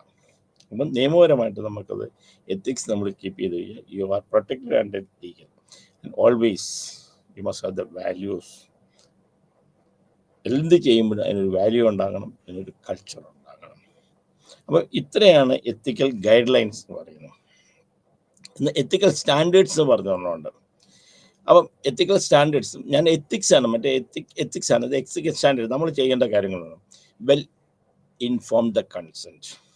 നമ്മൾ ചെയ്യാൻ പോകുന്ന കാര്യങ്ങളോട് നമ്മുടെ ക്ലയൻറ്റിനോട് വ്യക്തമായി നമ്മൾ പറഞ്ഞെടുത്തിട്ട് അവരുടെ അനുവാദം വാങ്ങിച്ചിട്ട് നമ്മൾ ചെയ്യണം. നമ്മൾ ചെയ്യാൻ പോകുന്നത് ഇന്ന കാര്യങ്ങളാണ് നമ്മൾ ചെയ്യാൻ പോകുന്നത്, നമ്മുടെ ഇന്ന രീതിയിൽ നിങ്ങൾ സഹകരിക്കണം. അത് നമ്മൾ അവരോട് വ്യക്തമായി നമ്മൾ പറഞ്ഞു കൊടുത്തിരിക്കണം. ആ പറഞ്ഞു കൊടുക്കുന്നതാണ് നമ്മൾ ആദ്യത്തെ ഇൻഫോംഡ് കൺസെൻറ്റ് എന്ന് പറയുന്നത്. ആ കൺസെൻറ്റ് നമുക്ക് കിട്ടിക്കഴിഞ്ഞ് കഴിഞ്ഞാൽ ദെൻ നമ്മൾ ചെയ്യേണ്ടത് confidentiality. We must keep the confidence. രഹസ്യം നമ്മൾ ഒരിക്കലും നമ്മൾ പുറത്ത് പറയാൻ പാടില്ല.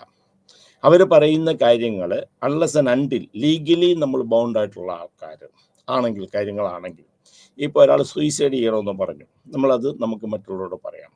ഒരു ഇല്ലീഗലായിട്ടൊരു ആക്ടിവിറ്റി നടത്തി നമ്മൾ പറഞ്ഞു, നമുക്കത് നിയമത്തിന് മുമ്പ് നമുക്ക് പറയാൻ സാധിക്കും.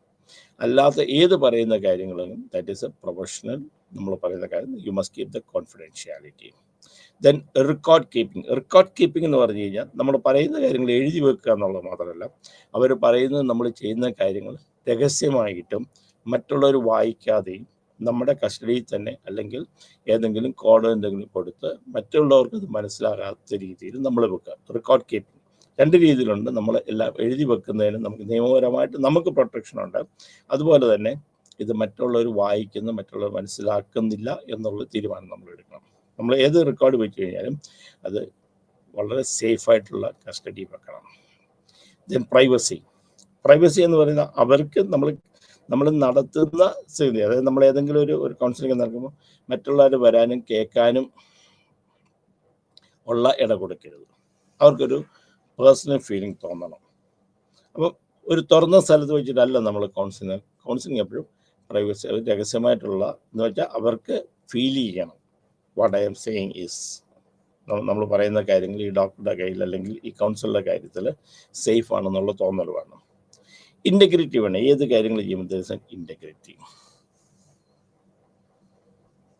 അത് ഒരു പേഴ്സണൽ അജണ്ട വെച്ചുകൊണ്ട് അല്ലെങ്കിൽ പേഴ്സണൽ ബെനിഫിറ്റ് വെച്ചുകൊണ്ട് നമ്മൾ ഒരിക്കലും ഒരു കൗൺസിലിംഗ് നടത്തണം.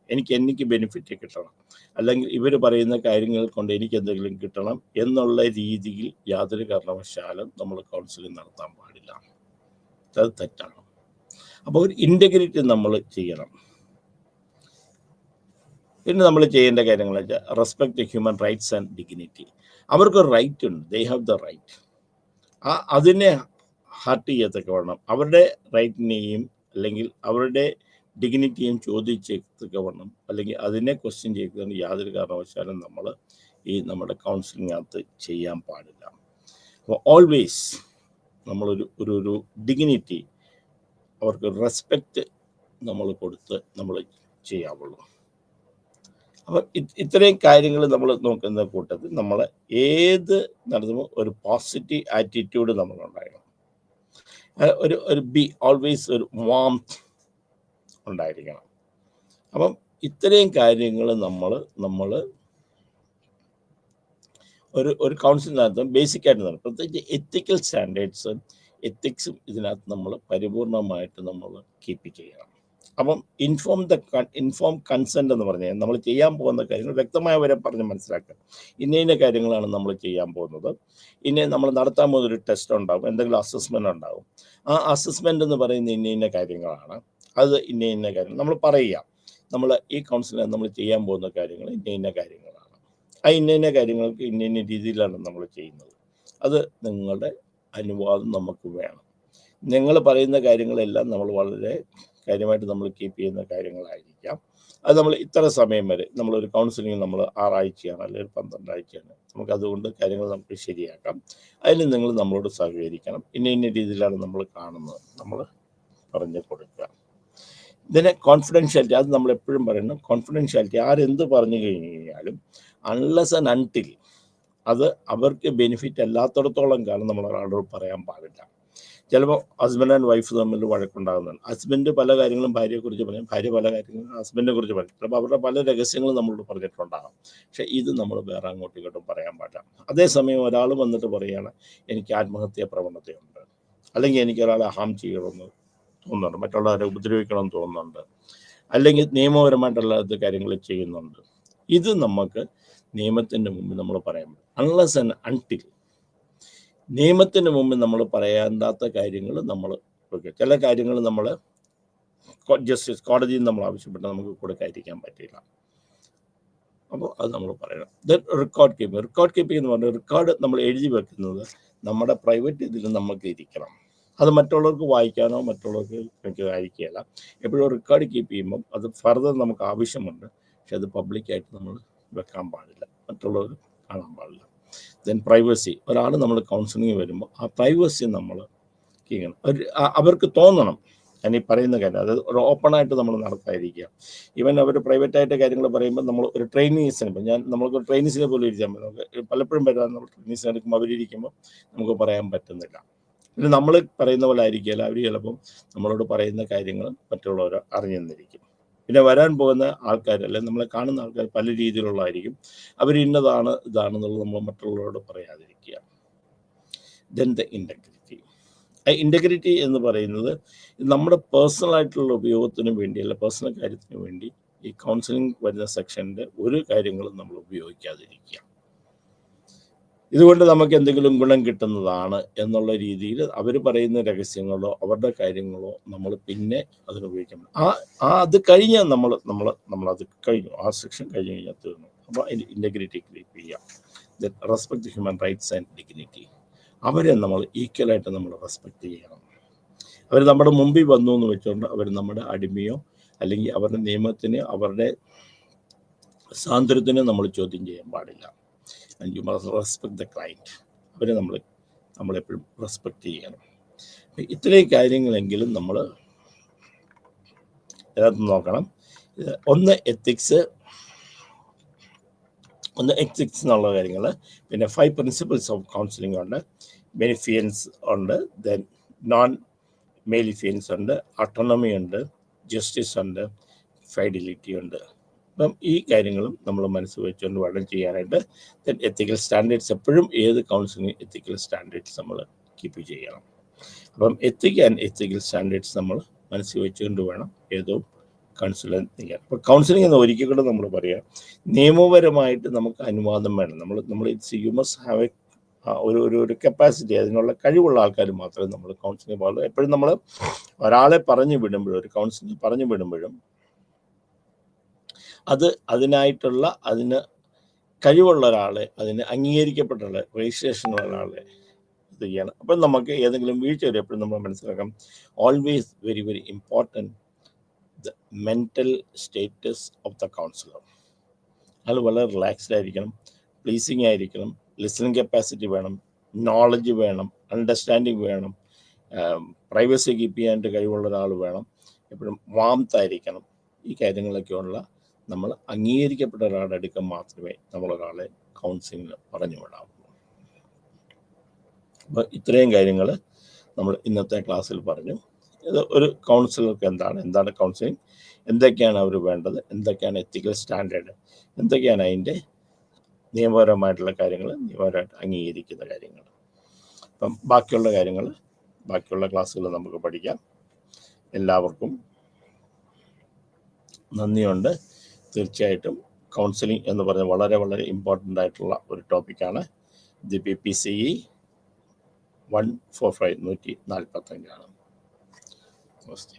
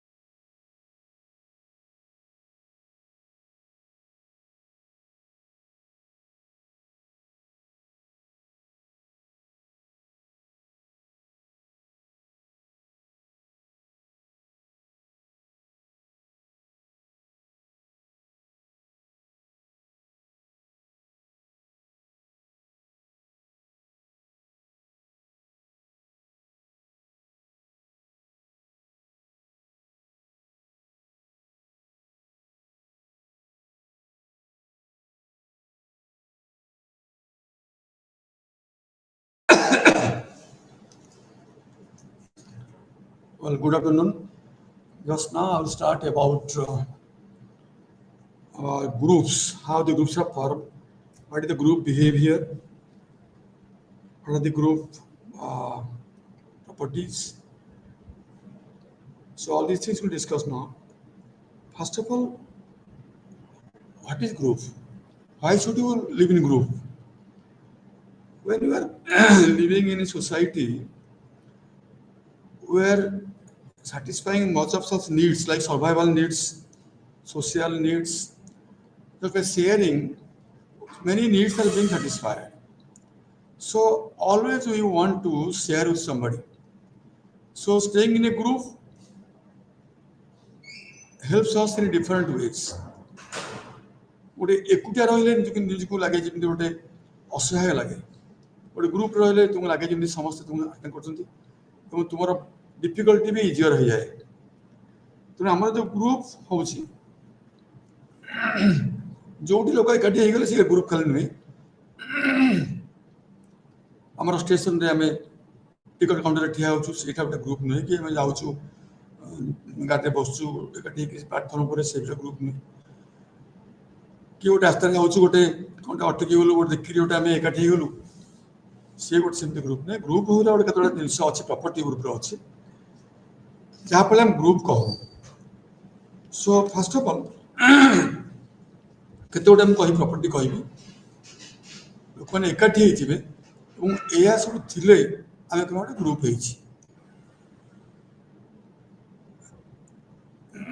First of all group is a collection of two or more persons who perceive themselves mutually as the members of a group.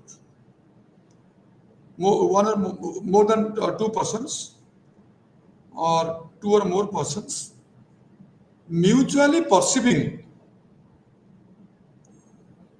as sharing something as a group. Secondly, they should have common motives. Aim thibo, common aim thibo, common purpose thibo. Tapare thirdly, they must be interacting. Khali member hela hobani. They must be interacting. Tangar ସବୁ interaction ରହୁଥିବ. So there must be direct interaction or indirect interaction. कथाबार्ता direct होचंती बा indirectly जने passively attend करछि. So directly by indirectly हो there must be interaction. खाली interaction कल हेनी they must be mutually influencing जनकर प्रेजेंस आउन को प्रभावित करथिबो जनक उपस्थिति रे आउने उपकृत होथिबो एंड लास्टली खाली म्यूचुअली इन्फ्लुएंसिंग कल हेनी से जो ग्रुप टी एकाठी हेथिबे लोक एकाठी हेथिबे apart from common motive apart from interaction apart from mutual influencing they should have some rules regulation governing rules तार ए नियम ग्रुप रो थिबो ए नियम को भांगिबो दे ग्रुप मेंबर हेबरिबनी तेणु गोटे कॉमन रूल थिबो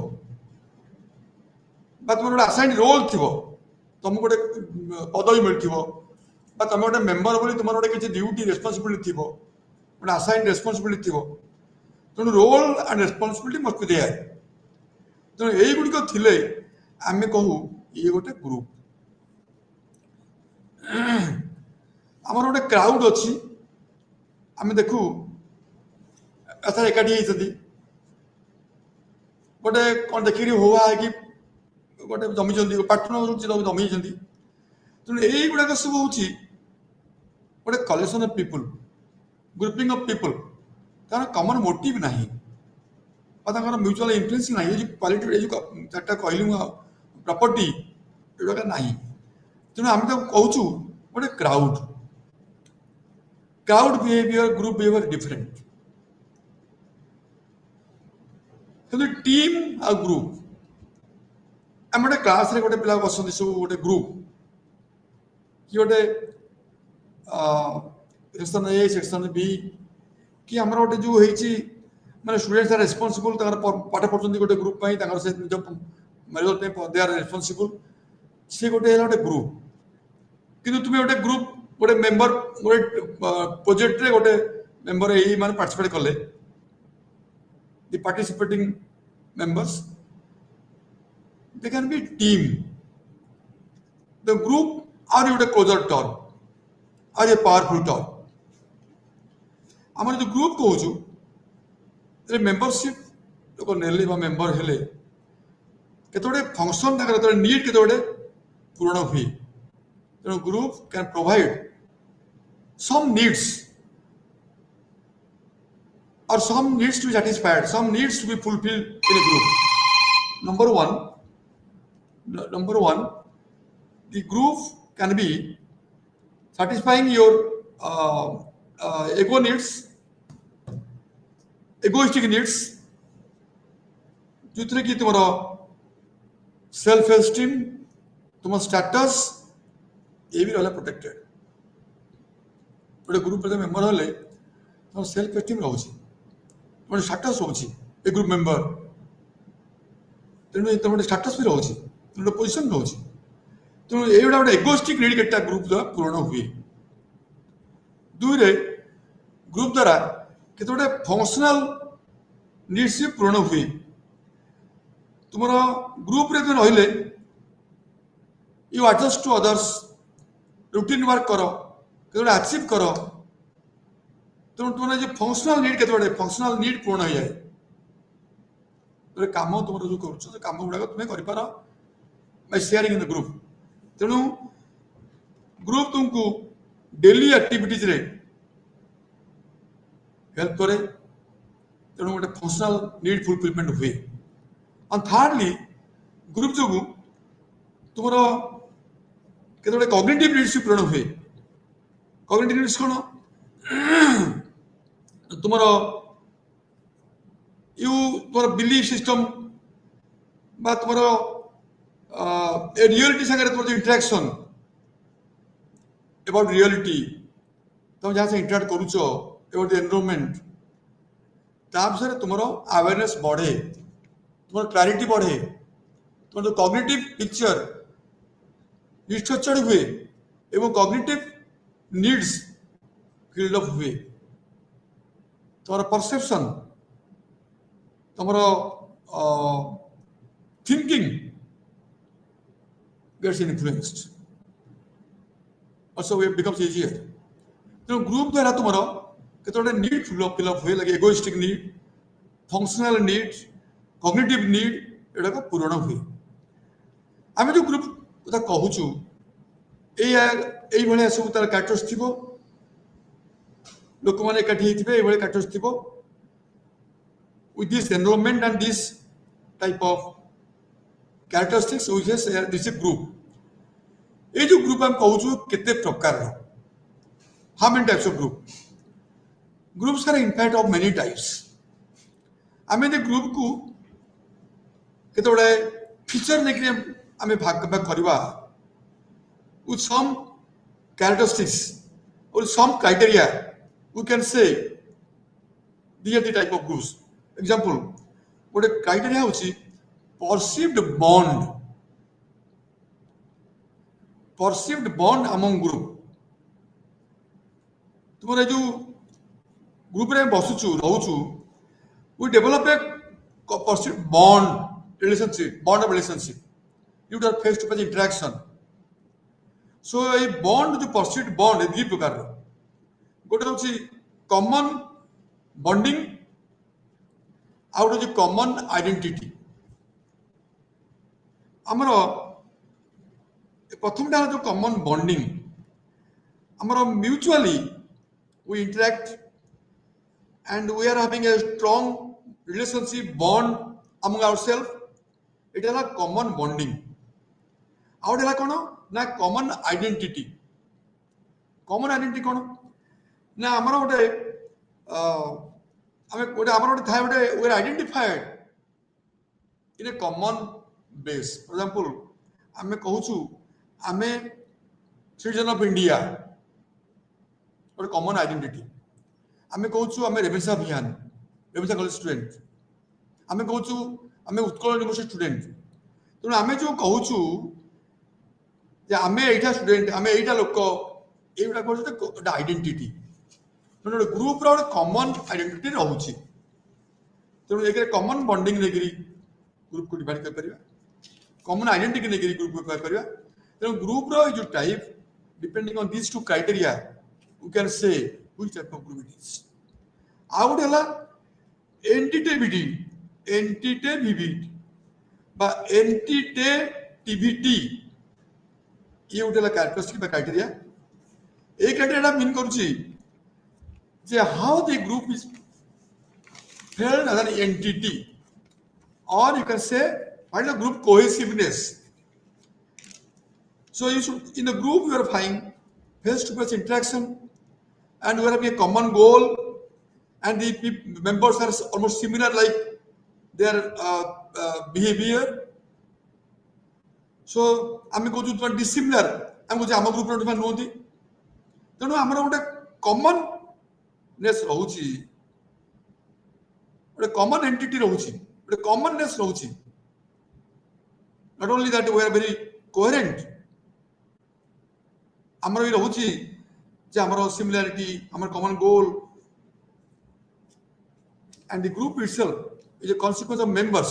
ମେମ୍ବରମାନଙ୍କୁ ନେଇକରି ଗୋଟେ ତିଆରି ହୁଏ।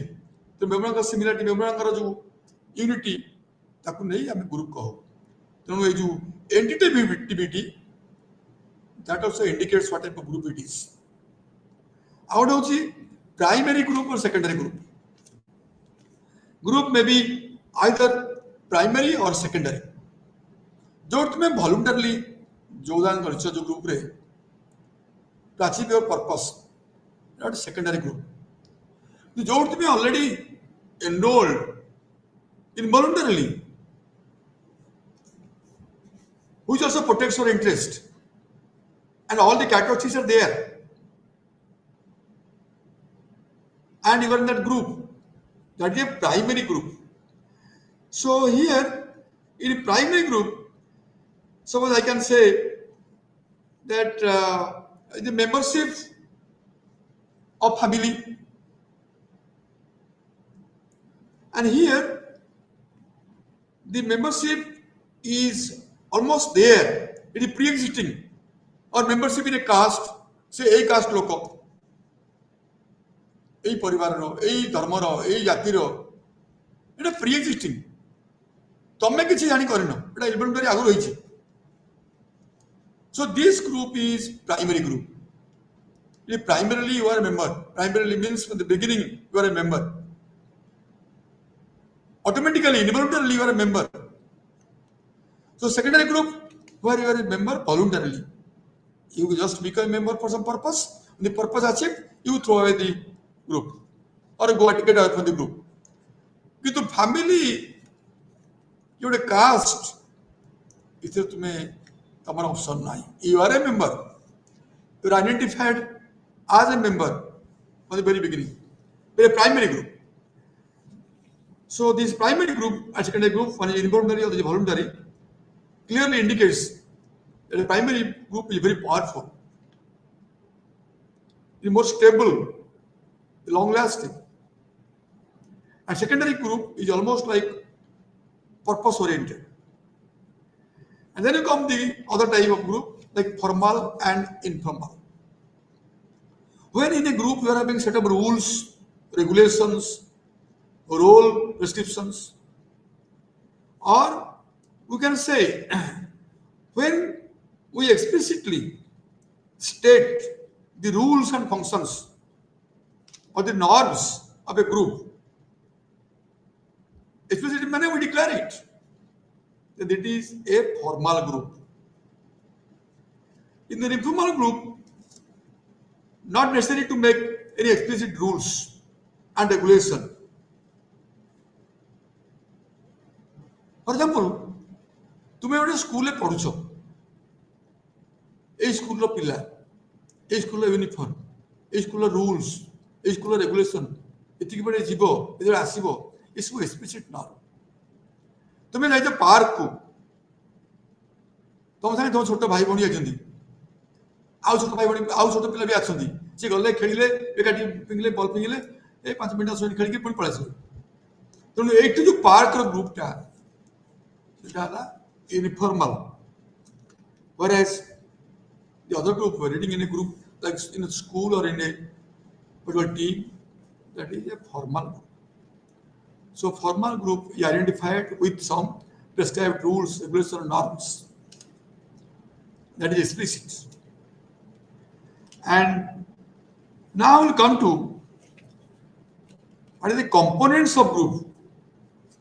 In the group, what you have are the members are having. What are the components?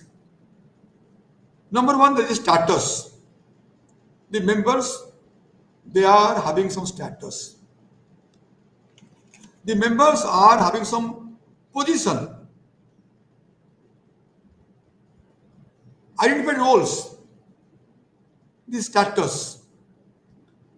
आमे कहबा घर कथा घरे सतरे स्टाटस अच्छी घरे तुम फादर हेले गार्डियन मुरबी सब एजेड घर सी हेले मुरबी he is the most respectful man you cannot do anything without his consent same थी स्कूल भी teacher they have the role teacher टे क्लास आसले तुम ठिया हो आउट ऑफ रेस्पेक्ट तेणु तुम गोटे ग्रुप रे प्रति पिलांकर प्रति मेंबर गोटे असाइन रोल अच्छी एवं स्टेटस अच्छी पोजिशन अच्छी गोटे ऑफिशियल पोजिशन अच्छी ये सब आम ग्रुप गोटे लक्षण आ गोटे हूँ रोल्स ग्रुप रे तो क्या कौन रोल दिया जाए गोटे सो द रोल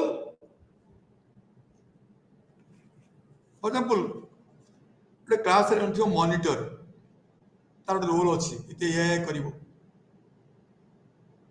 गोटे क्रिकेट टीम रे गोटे थिबो कैप्टेन तो roles are now identified so status the position now roles their function at personal level they have some roles and third is norms in the group you have some norms are implicit rules the rules are implicit and here so all of us agree upon that rule that informal rule and that rule guides them. Say you agreed upon a rule. जहाँ कुछ मानी चलती जोड़ा चला good पर norm. आम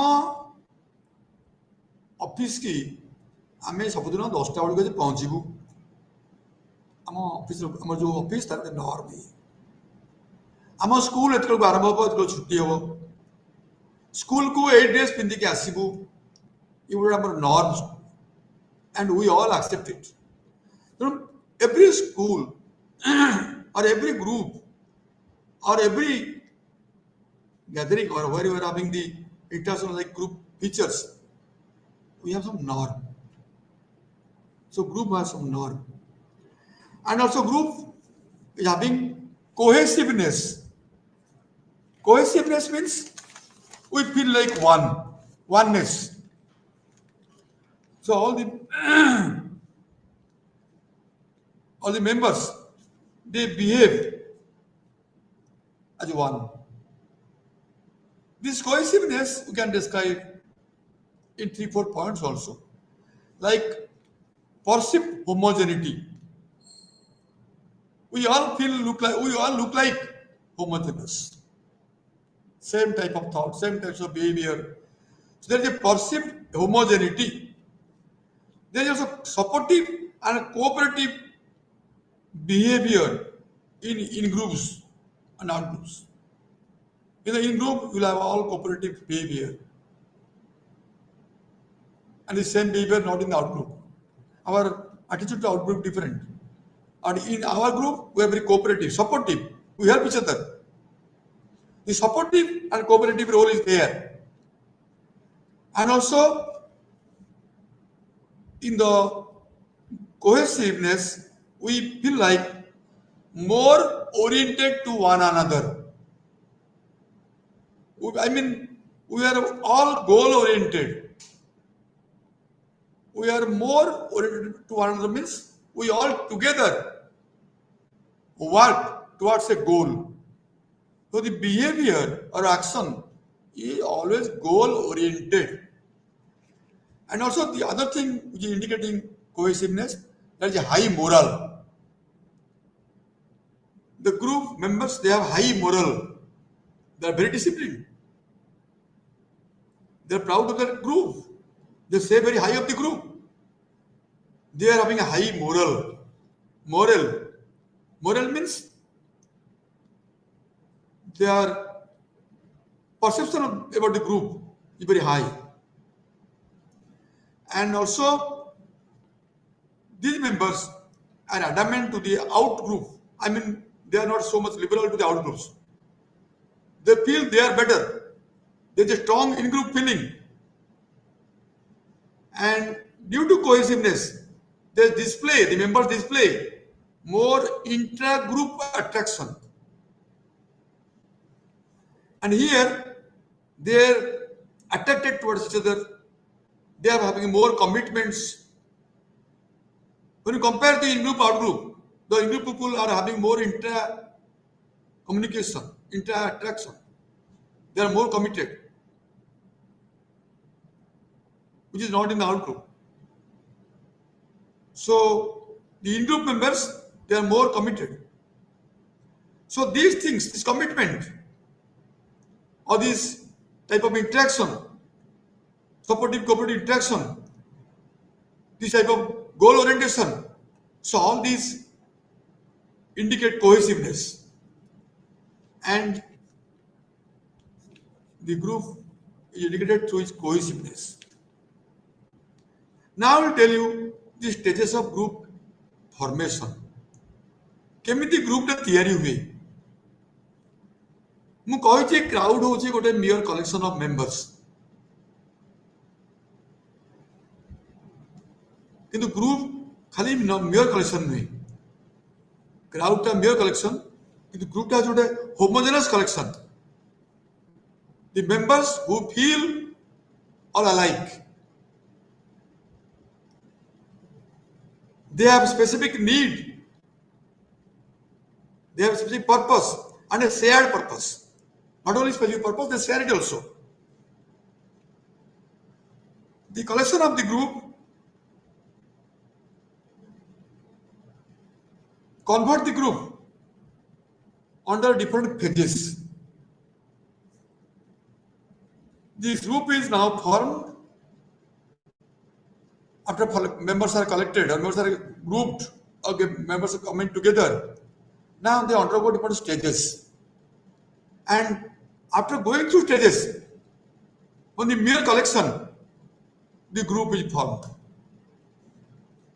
The first stage is forming. So forming stage means, so here the members, they get together and here they do not know each other. They just get together. They do not know, never have met also earlier. They are first time meeting. They do not know the goals also clearly. They do not know the procedures also clearly. They have all come, they have all gathered without knowing the identity, without knowing earlier each other, or without knowing about one another. They are not very sure the name, where from, the position, but they are assembling. So this assembling, this getting together or the gathering is just forming. They are just gathering to form something. Then the storming. So here the next page is storming. In storming, they have a lot of conflict regarding various roles. आमे कौन करिबा कि हमर नेता हबो आमे कौन सब एक आमे कौन हमर अचीव करिया गोल कोथ पे हमें एक ग्रुप तैयारी करिबा. So there will be clarity towards goal. I mean, it is storming. We storm means we think, discuss the strategies. The third stage is norming. So here you finalize what is norms. What should be our norm? How the behavior can be regulated. So what should be the division of responsibility? Who should be what? And also, most interesting thing is this: we have to devise the method how to measure our performance. So all these things are clear when the norming stage is going to be over. Then we come to the next stage, performing. And this is the most important stage, because at this stage we believe in execution. We execute things. The members, they devote their efforts. And here, all of us, all of the members in the group, we try to achieve the goal. It's the goal achieving stage. And the next stage is adjourning. So adjourning means now our goal is achieved. So you can disband the group. Now, not necessary to be in the group now. The group had a purpose achieved. So the group may be adjourned. So all these stages are there. So these stages are there through which, like forming, storming, norming, performing, adjourning. So all these stages through which now we find a group, and ultimately the group starts with a common motive goal, and when the goal is achieved, then there may be thinking whether the group will exist or not. We may think we should think whether to make a review of the functioning. We should make whether there is corruption or not. We should say whether people have all got the benefits or not. You can think that. Or you can just stop the group as such. No group necessary. So like this, we develop groups and also we disband it. Now, what is group effectiveness? So how can a group become effective? So a group is effective in terms of goal achievement. If there is no achievement, you are not an effective group. So not only goal achievement, also the satisfaction, personal satisfaction. The members who are there in a group, they should see, they will be happy that the goal is achieved, and they are also very happy. They are personally involved, sharing, and the success of the groups depends on them, that they feel, their interaction, their leadership, their socialization. So all these things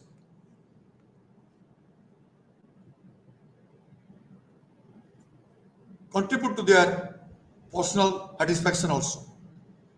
So how the goal is achieved, how the personal needs are measured out, and how they are feeling compatible. So all these things indicate group effectiveness. If the members are not happy, if the goal not achieved, then the group is not effective. And when there is a group, the group undergoes different processes. Most importantly, there are 3 processes through which the group is functioning. The first process is social facilitation. Prathamadhara. Social facilitation. This means where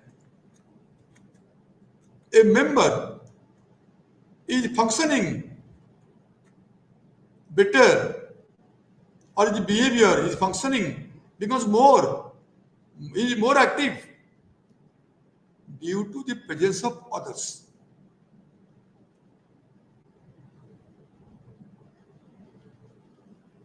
Maybe there is a type of facilitation that is called social facilitation. अन्यଙ୍କର प्रभाव जोगु now he is contributing more, behavior is more easier, he behaves well. So that is called social facilitation. ଆଉ ଗୋଟେ ପ୍ରଶ୍ନ ହେଉଛି କ'ଣ ନା social loafing.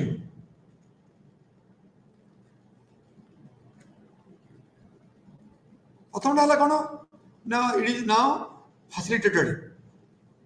Second is loafing ମାନେ ତୁମର motivation is reduced. Individually ତୁମର ଯୋଉ ପ୍ରକାର ଥିଲା strong motivation, the group ହେଇଗଲା with and now you are going to be bound by norm. And here the need or the motive, or you can say the force through which you are working may be reduced. That is social loafing. It may be due to your attention to so many factors, or maybe other positions, so you are not sure that in a group whether you can achieve your own need or not. So these things reduce the motivation. That is called social loafing. Motivation reduced means now the efforts also will be reduced. Members from active membership, they become inactive member. Another thing is, another process is de-individuation. That is one important process we see in the group. In the group, the member, it is a very big group, and the member himself feels very insignificant. In hierarchy, so many other members. In the root level, there are so many, plenty of members. Number is so high, so he may feel himself insignificant. So now, what happens? So because he feels himself insignificant, he thinks others do not know him. So a feeling of anonymity comes to the mind. देखो जो group रे सब लोक थिबे से मन सब मान जोरे पार्टी कर देबे जोरे कहि देबे बाद मोर क्राउड रे देखियो कहू हुए टेका पिन देबे जोरे गाड़ी गुलो देबे जे काई करंती अच्छा जानती जे ताका ना कहि जानतीनी देर जानोनिबिटी ए जा कहले भी जानि परनी कहि ये जो रहा गोटे डी इंडिविजुएशन ये जो गोटे जो आइडिया ये जो माइंड के आसे ये मत जानी परिबेनी ये सेतेल मेंबर असंती कि जान देखुची तो निजे तार दायित्व कहि दी बेबरा देखो हुलिगनिज्म सम पीपल बिहेव लाइक हुलिगन्स एउडा सब एथि पे हुए बिकॉज़ ऑफ द de-individuation. ये निजर जहाँ शालीनता बा जहाँ एक्सपेक्टेड बिहेवियर जहाँ करता बिहेवियर लगनी आउट बड़े करती है जाने नहीं मुझे कॉलेज किसी जाने पड़ेंगे तो group involves the anonymity. We all focus on leaders. Leader टे कौन कला हमें देखो जान लियो तो मेंबर टे कौन करची के देखुची एमटी कोटी धारणा हुए तो ये तीनटा प्रोसेस हमारे ग्रुप रे थाए गोटे आमर सोशल फैसिलिटेशन गोटे सोशल लोफिंग आउट deindividuation three processes, they influence the behavior in the group. Our group behavior, a tinta process influenced way. Now we come to group decision making. So the group is a shared platform, and here the decision is a binding decision for all the members. One thing we find in the group, that is group polarization. Group polarization means the decision is polarized. This means extremeness is there. One member as an individual may not be that strong in the decision, but in the group they can have a very strong decision. But they can have an extreme decision.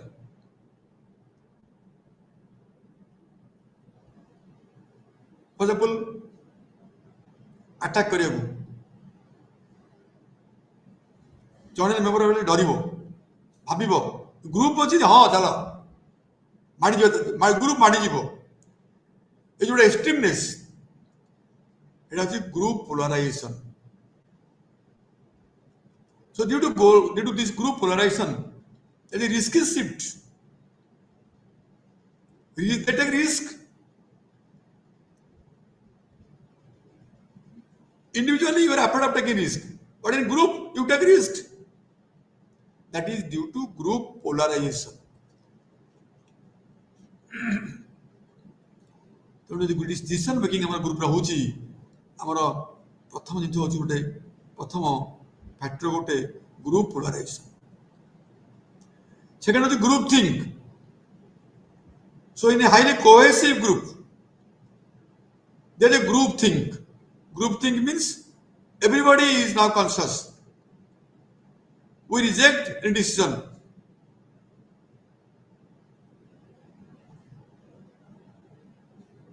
Or you accept a decision because of group discussion. The group thinking, collective opinion.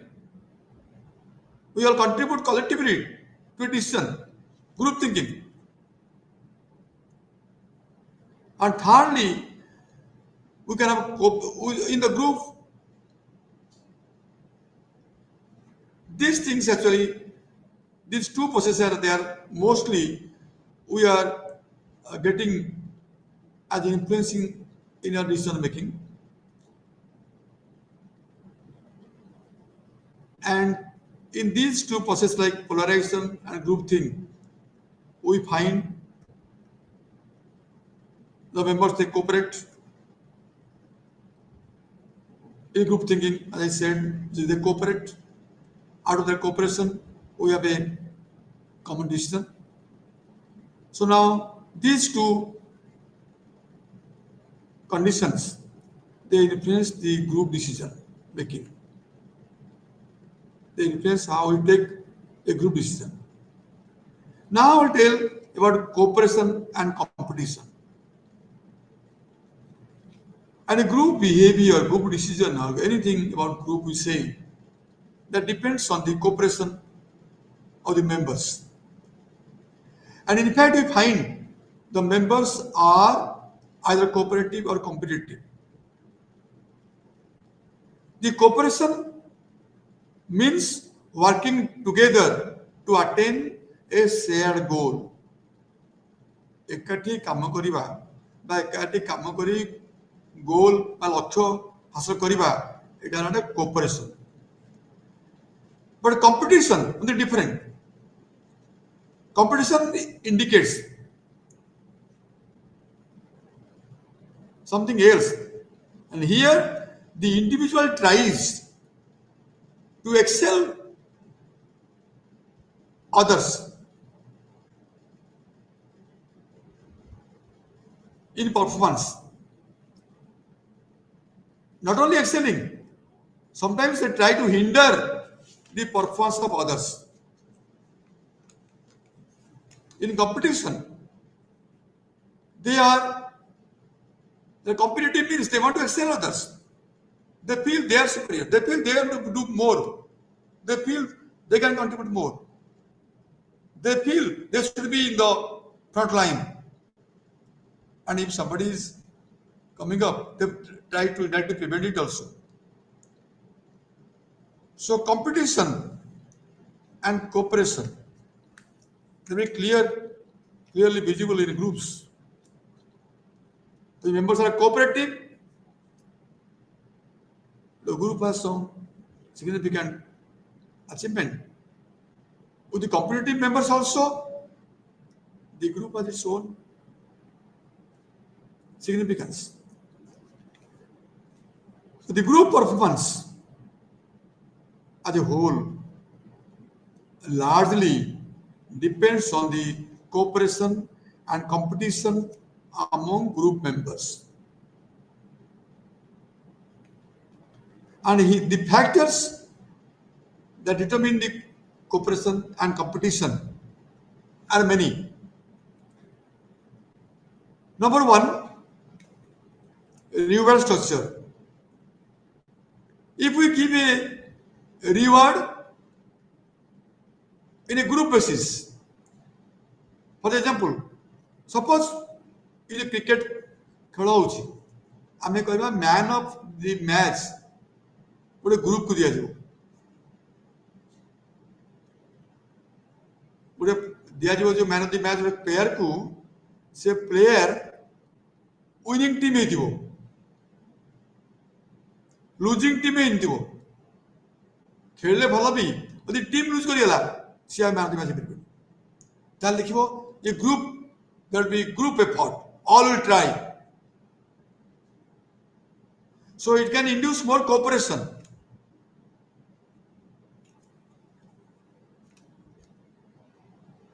On the other hand, the individual efforts will promote competition. Group efforts promote cooperation. Individual effort promote competition. Cricket team re if there is a group effort you will get more results. So now the other determinant is interpersonal communication. If the members in a group they are having healthy communication, if they are knowing each other's problems, they are communicating well, they like each other, then naturally there will be more cooperation. So more interpersonal communication indicates more cooperation.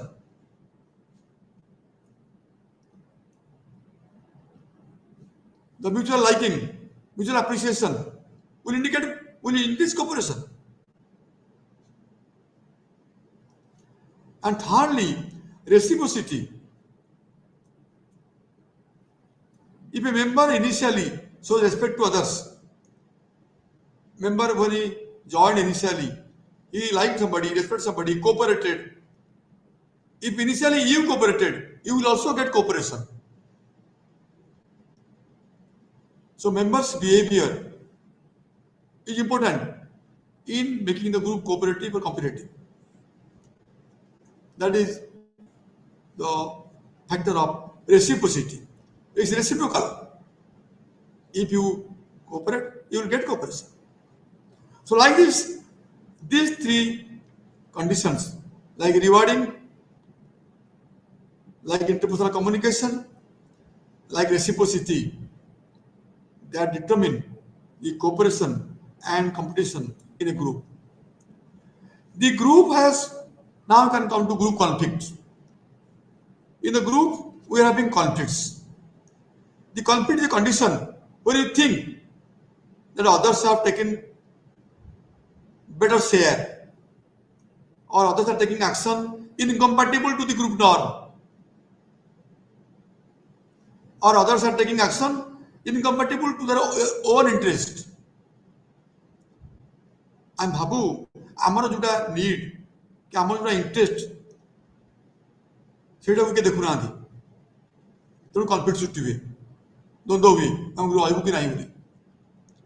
To compete in the group have many causes. Now we can discuss the cause of the conflict. Number one, faulty attribution. We assign cause wrongly. For example, for our failure or group failure, we assign that they are responsible. So we attribute the failure to others' interference wrongly. ତେଣୁ conflict ସୃଷ୍ଟି ହୁଏ। So the cause assignment, wrongly assigning cause, it becomes a cause of conflict. ତୁ ଜାଣିନ କ'ଣ ଘଟଣା ସତ କଥା, ତୁ ସନ୍ଦେହ କରିକିରି ତୁମେ ତାକୁ ଦୋଷ ଦେବା ଫଳରେ ତୁମର ଡିଫରେନ୍ସ ସୃଷ୍ଟି ହୁଏ, ଡିଷ୍ଟାନ୍ସିଂ ହୁଏ। ଆଉ ଗୋଟେ ହେଉଛି କ'ଣ ନା ଫଲ୍ଟି communication.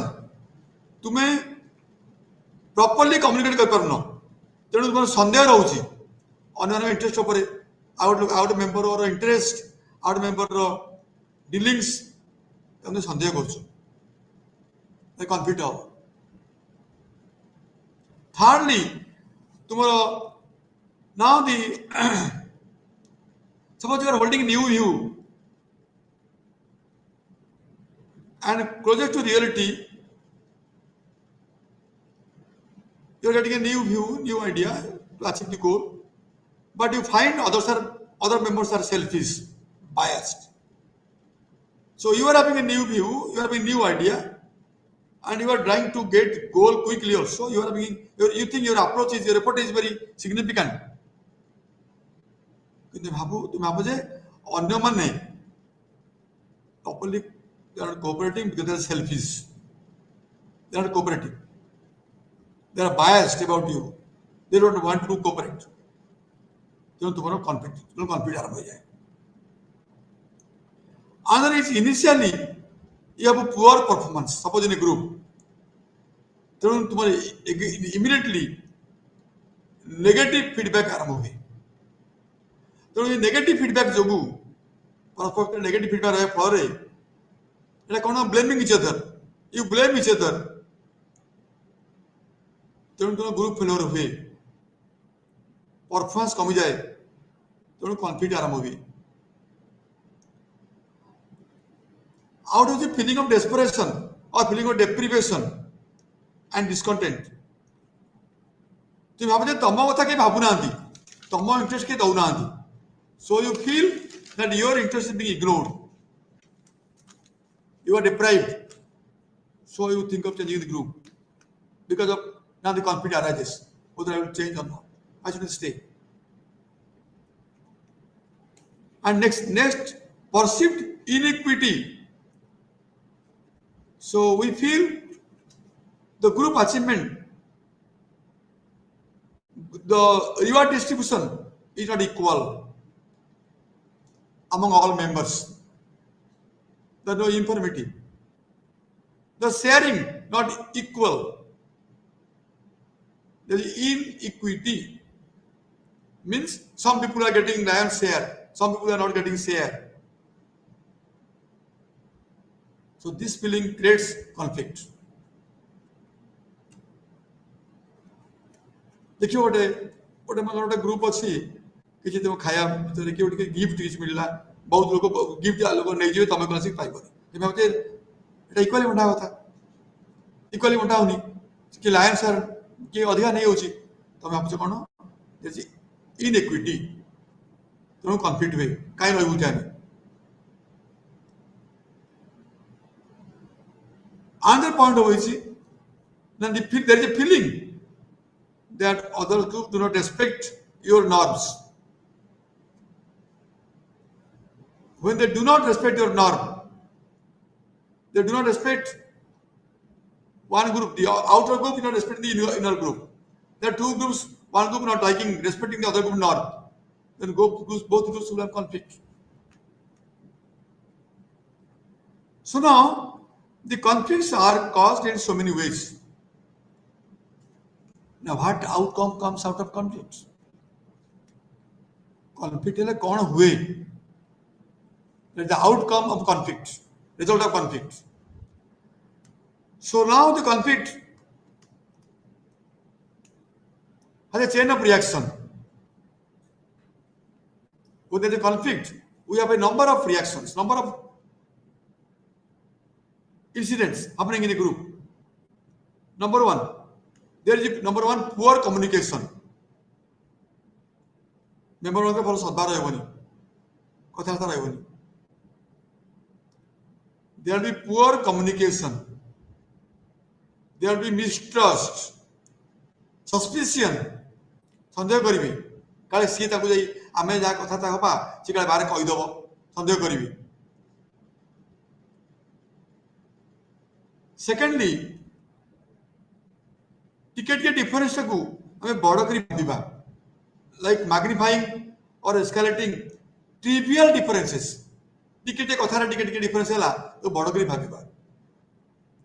By any difference, we think in a very big way. Also, we try to increase our own power over others. ଆମେ କହିବୁ ଯେ ଆମେ ଯାହା କହୁଛୁ ଠିକ, legitimate. And lastly, there may be subgroup formation. A group ରୁ subgroup ତିଆରି ହେଇଯିବ, faction ହବ, ଭାଙ୍ଗିବ group. Now, what are the strategies to solve the conflicts? How can you solve the conflicts?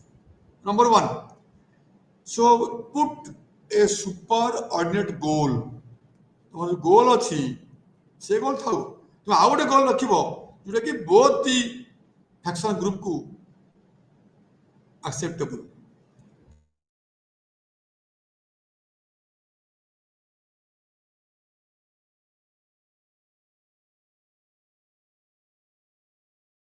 State difference, किंतु country आसे वालों को उड़े subordinate ordinate. Not a nation pi we sacrifice something. So introduction of superordinate goal. Secondly, alter perception. You change the perception by persuasion, by education. You make the members educated. You persuade them. You change the behavior through media, exposure. So this is altering by changing the perception. Thirdly, by increasing contact, inter-group contact. India Pakistan match खड़ा होची, ताकि इन group out group party तुम conflict सब होची. किंतु तुम्हें ता पूर्वरु तुम्हें देखो हिबो ए कर्सी प्लेइंग बा फ्रेंडली प्लेइंग आगुरु मैच पूर्वरु देखो तुमरो ए प्रकार कॉन्फ्लिक्ट कमी थी. So here you increase inter-group contact.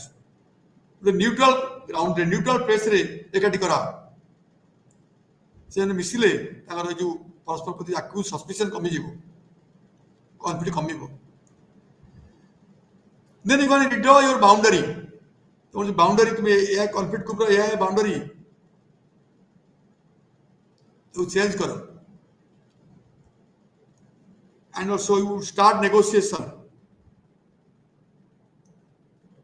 Negotiation is how to have an acceptable solution. You start negotiate. Dita group asagiri discuss karo.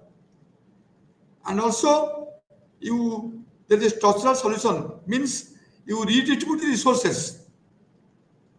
Tomorrow there should be equal distribution the group rate.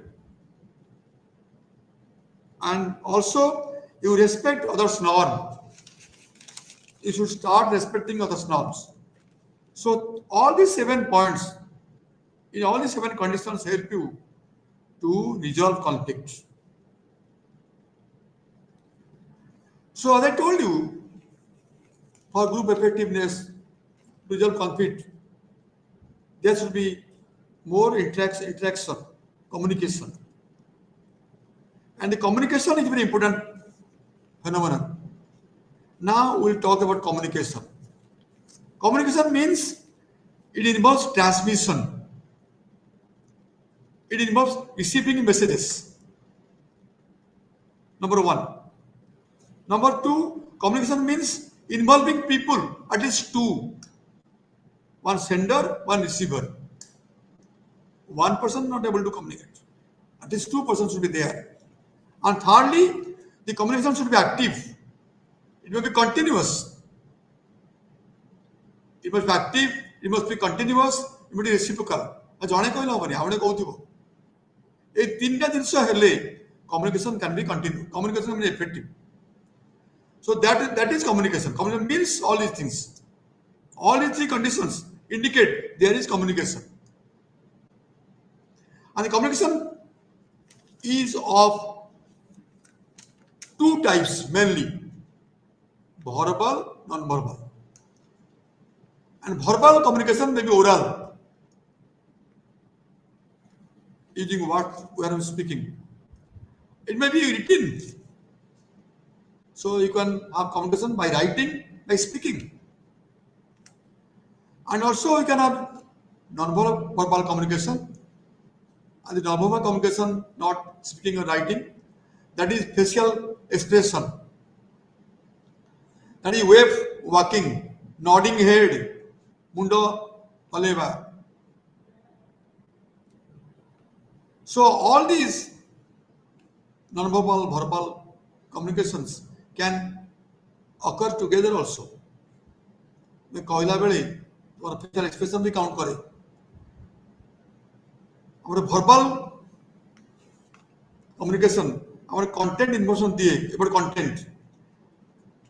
And non-verbal communication, it helps how to interpret the contents.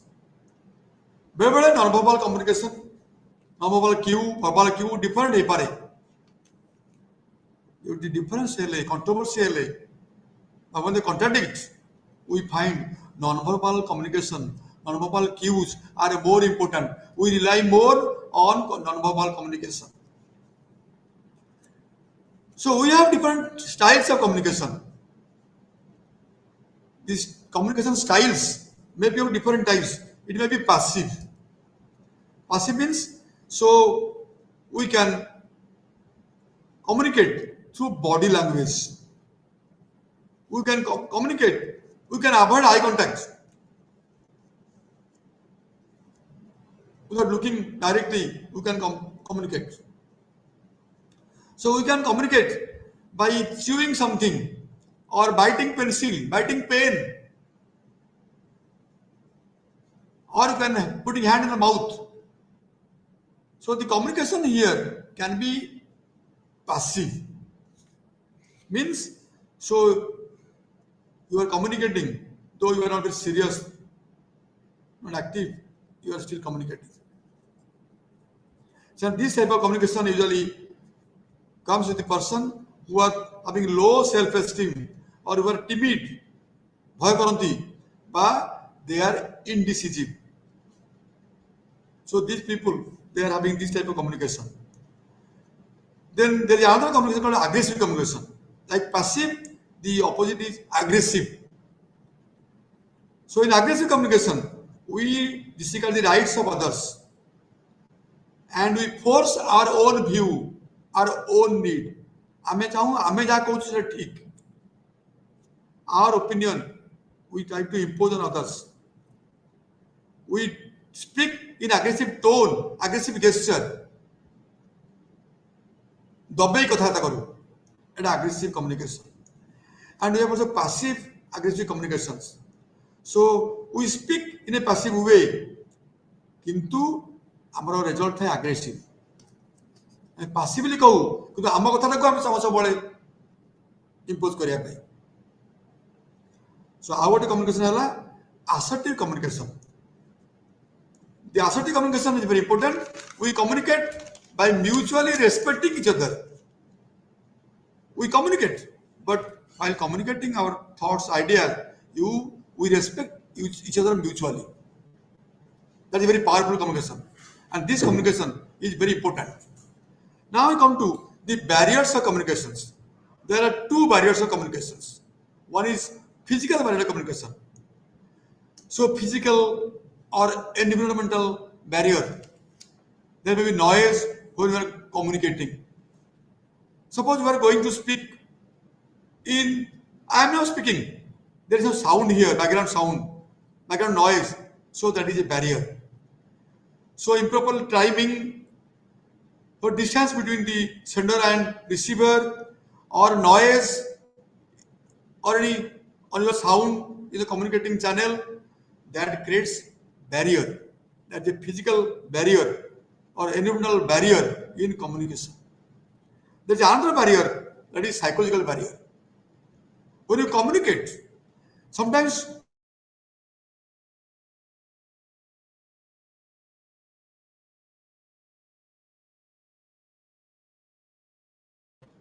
we communicate not very freely.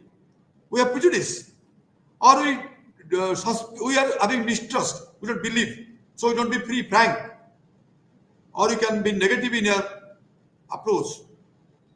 Sometimes we communicate with inhibition, like we have a fear of feeling of fear of failure feeling, or fear of failure, and also the persons who are having an inferiority complex, they are not free to speak. So these are the psychological factors which hinders communications. So like this, communication have two barriers: physical, environmental, other is psychological. So that we are able to communicate properly on our purpose, on our ideas, and thus that affects the interaction. Thank you.